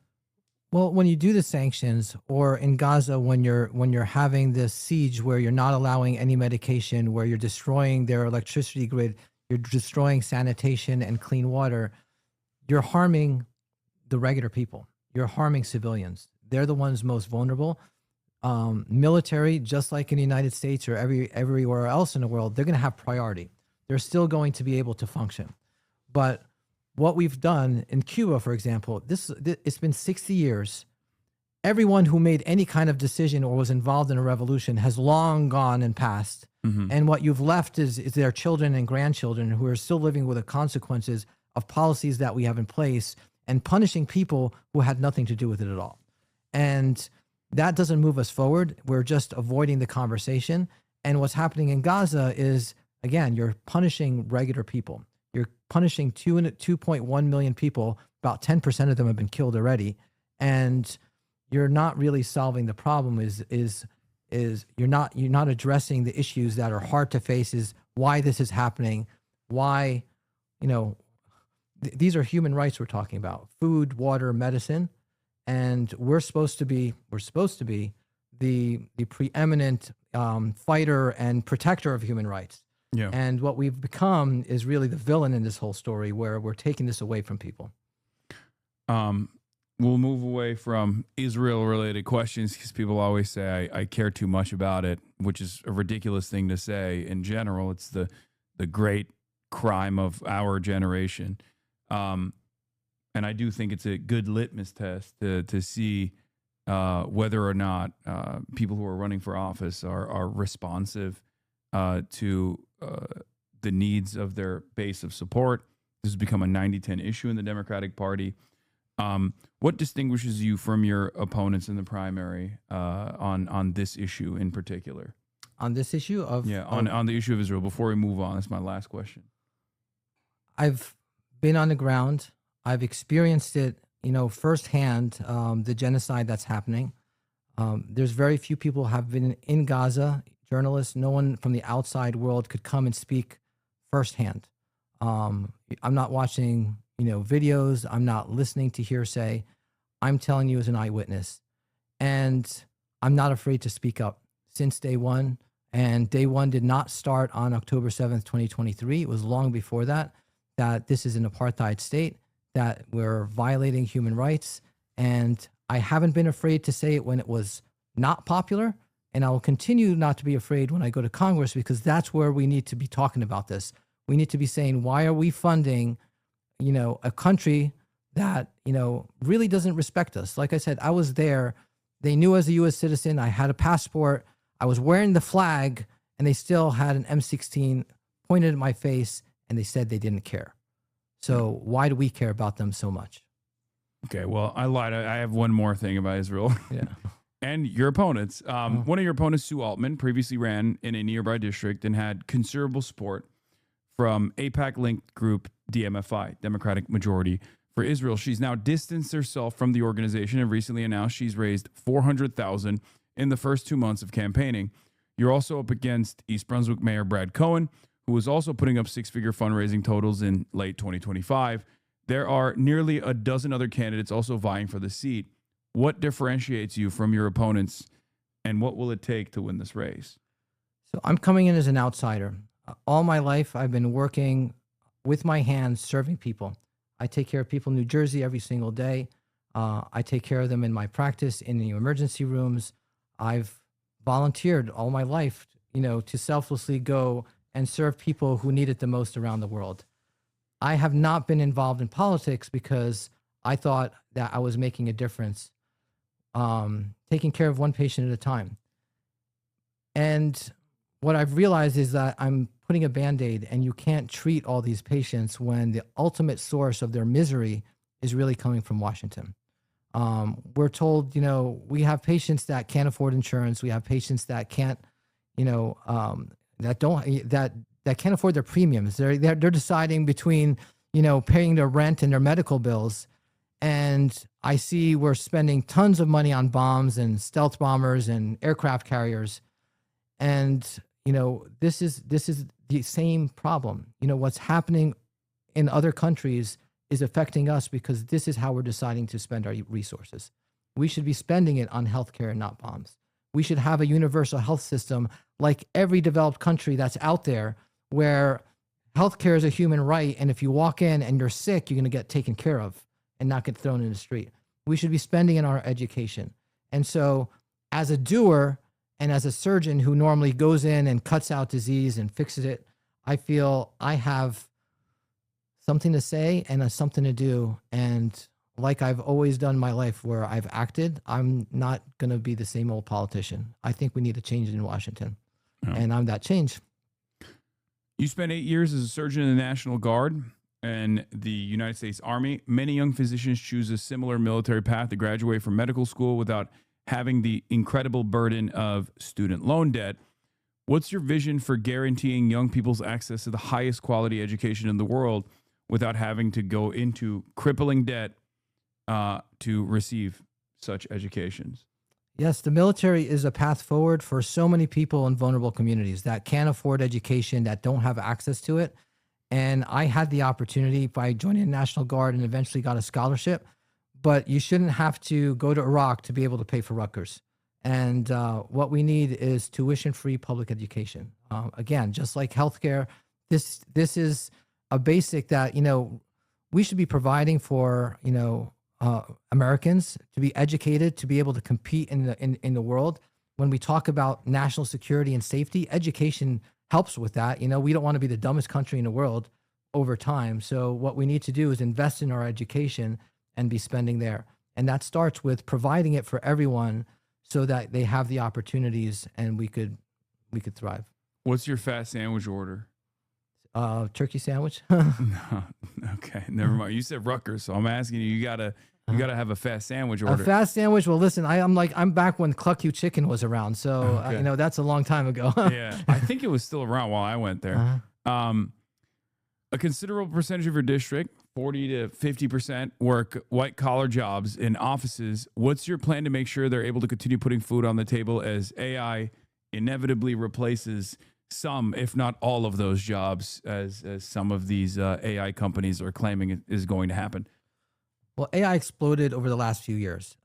Everyone thought it was science fiction just 5 years ago, and it's clearly going to make a difference. It's going to make things more efficient, but we need to completely understand its implications. And so we need to slow down. We need to stop, figure out how it's impacting education. What's it doing to our children's minds? What's it doing to the workforce? What's it doing to our climate? Our electricity bills are skyrocketing because of the data centers.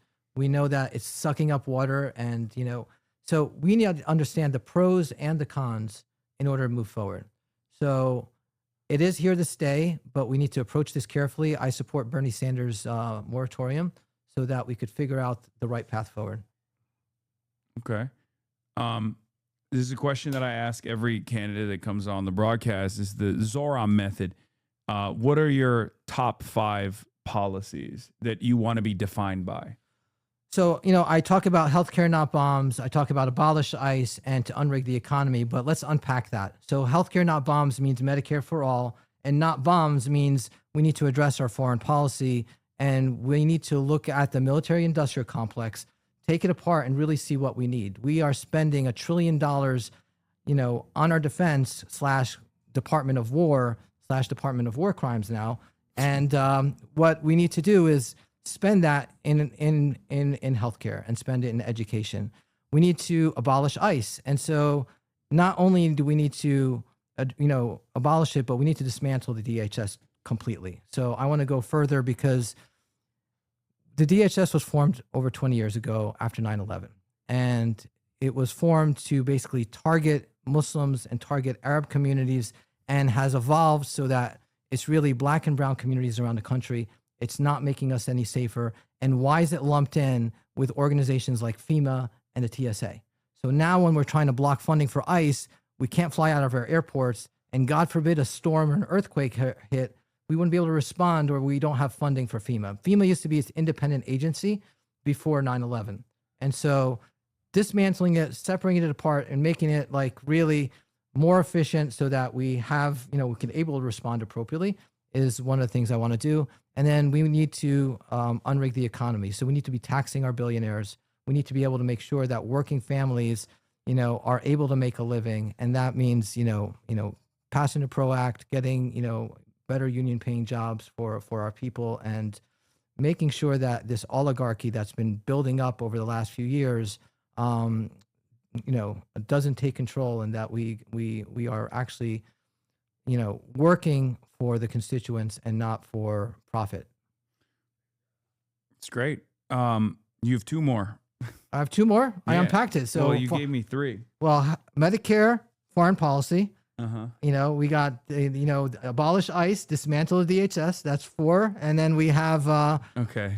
so let's say Fine, I'll let you universal have it. daycare. Universal Okay. is part of affordability, and, tuition-free public college. Okay. Fair.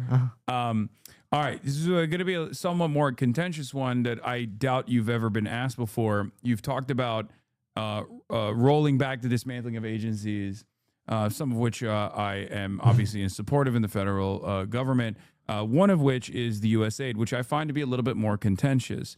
I think it does a lot of good, but also USAID functions in certain instances as a way to destabilize countries. Sometimes it's for soft power initiatives, which is largely good. Sometimes it's for undermining the domestic economy of the country that that we have some sort of foreign policy interest in. How do you plan on ensuring that the organization, USAID, will be rebuilt in a manner that does not push for a regime change around the world like it has in the past in places like Afghanistan, Cuba, Venezuela, and Nicaragua? Well, I was actually in Gaza last year, and in February when USAID was stopped and dismantled, and I saw the impacts of it in 24 hours. We had field hospitals that were being funded that had to discharge patients and let the physicians that they were hiring go, and so it had a real impact on people's lives. Yeah. Now, whether we should be using it as a tool to destabilize countries really goes against the spirit of the organization altogether. We need to have oversight on why we're actually doing it. USAID should be to aid and to create friends and, promote relations for the United States. It has done more for U.S. security than I think our Department of War has done over, the last, 70 years, because it's created friends. People look up to the United States and said, they're the ones bringing the food. I remember being in Sudan and seeing bags of, rice and flour that were labeled USAID. So that had an impact for security, for friendliness, and creating a stable order. So how do we ensure it? I mean, we just have to have oversight. And in the end, I think we just have to overhaul how we look at foreign policy altogether, whether we're carrying a stick or we want to, carry a carrot. And I think the carrot is the way to go. Okay. I like that. All right. Rapid fire. I'm going to do a rapid round. All right. Do you support Medicare for all? Yes. Banning congressional stock trading? Yes. Abolishing and prosecuting ICE? Absolutely. Taxing billionaires? Yes. Canceling student loan debt? Yes. Canceling medical debt via the Medical Debt Cancellation Act? I think that's very important. Yes. Universal child care? Yes. Implementing the Green New Deal? Yes. Ending aid to Israel? Yes. Ending America's war on Iran? Yes. Ending America's blockade on Cuba? Yes. Okay. That was easy. Yeah. nothing crazy I didn't have to there. think about any of these. Yeah. All right. Well, last question I have for you is this. There's a lot of people who are tuning in for the first time and hearing what you have to say. What do you want them to understand about your convictions, and how can people contribute to your campaign? My convictions have not changed. I treat people as human beings every single day. I don't look at their skin color, their race, their religion. When someone is sick, I want to help them. And I think that our country is really sick right now. And I want to go in, never been in politics before other than voting and, supporting my candidates. And so I don't answer it to anyone except people. I'm not taking any corporate PACs. I'm not getting any APAC money. I don't think they're going to, volunteer it, but I am raising it from individuals because that's who we should be answering to. And when I go to Congress, I'm going to be answering to the people because I believe that we answer to a higher power. And at one point of time, I'm going to be asked if I did the right thing. And I need to be able to answer that with a straight face.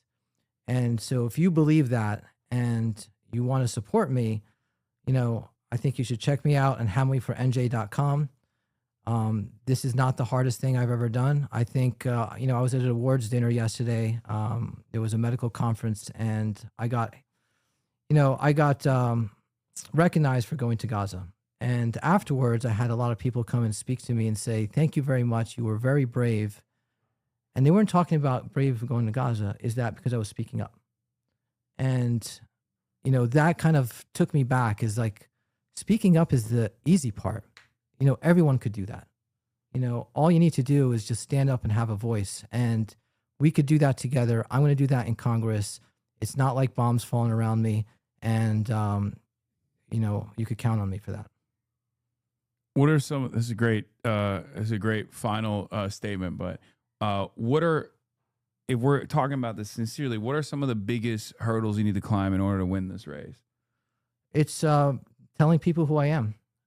Everyone's used to the same old politics and politicians. I'm not that. I need people to know that I'm sincere. What I've done in the past and understanding my convictions, that I'm not answering to party lines. I'm not answering to, any interests other than I really want to make this world better. And I believe in this country and I want to make this country better. What do you need? Like door knockers, phone bankers? What are some areas of need for your campaign right now? So we have a good grassroots campaigns, but we need more people to knock on doors. If you're in New Jersey or close by, we have canvassing like every weekend and now doing some weeknights. Phone bankers all over the country, and donations. So, $5, $10 or more if you could donate. Again, go to hamawyfornj.com. This is how we get our message out. We have a donation link in the chat that people have been spamming and a volunteer link as well. So if you guys want to get active, if you don't need to be in Dr. Hamawy's district to participate. You can volunteer for the campaign and phone bank from anywhere, and you can donate from anywhere, unless you're outside of the United States of America, in which case you can't donate. That's not legal. But yep. Yeah. Well, Dr. Hamawy, thank you so much for coming on. This was a wonderful conversation. Thank you very much for all of the work that you've done all around the world, and hopefully we'll see you in Congress. I hope so too. June 2nd, if you're in the district, please vote. And I'll talk to you after that, hopefully, and we'll talk about the next steps. Perfect. Thank you. All right. Dr. Adam Hamawy, everybody. Damn, this guy's good.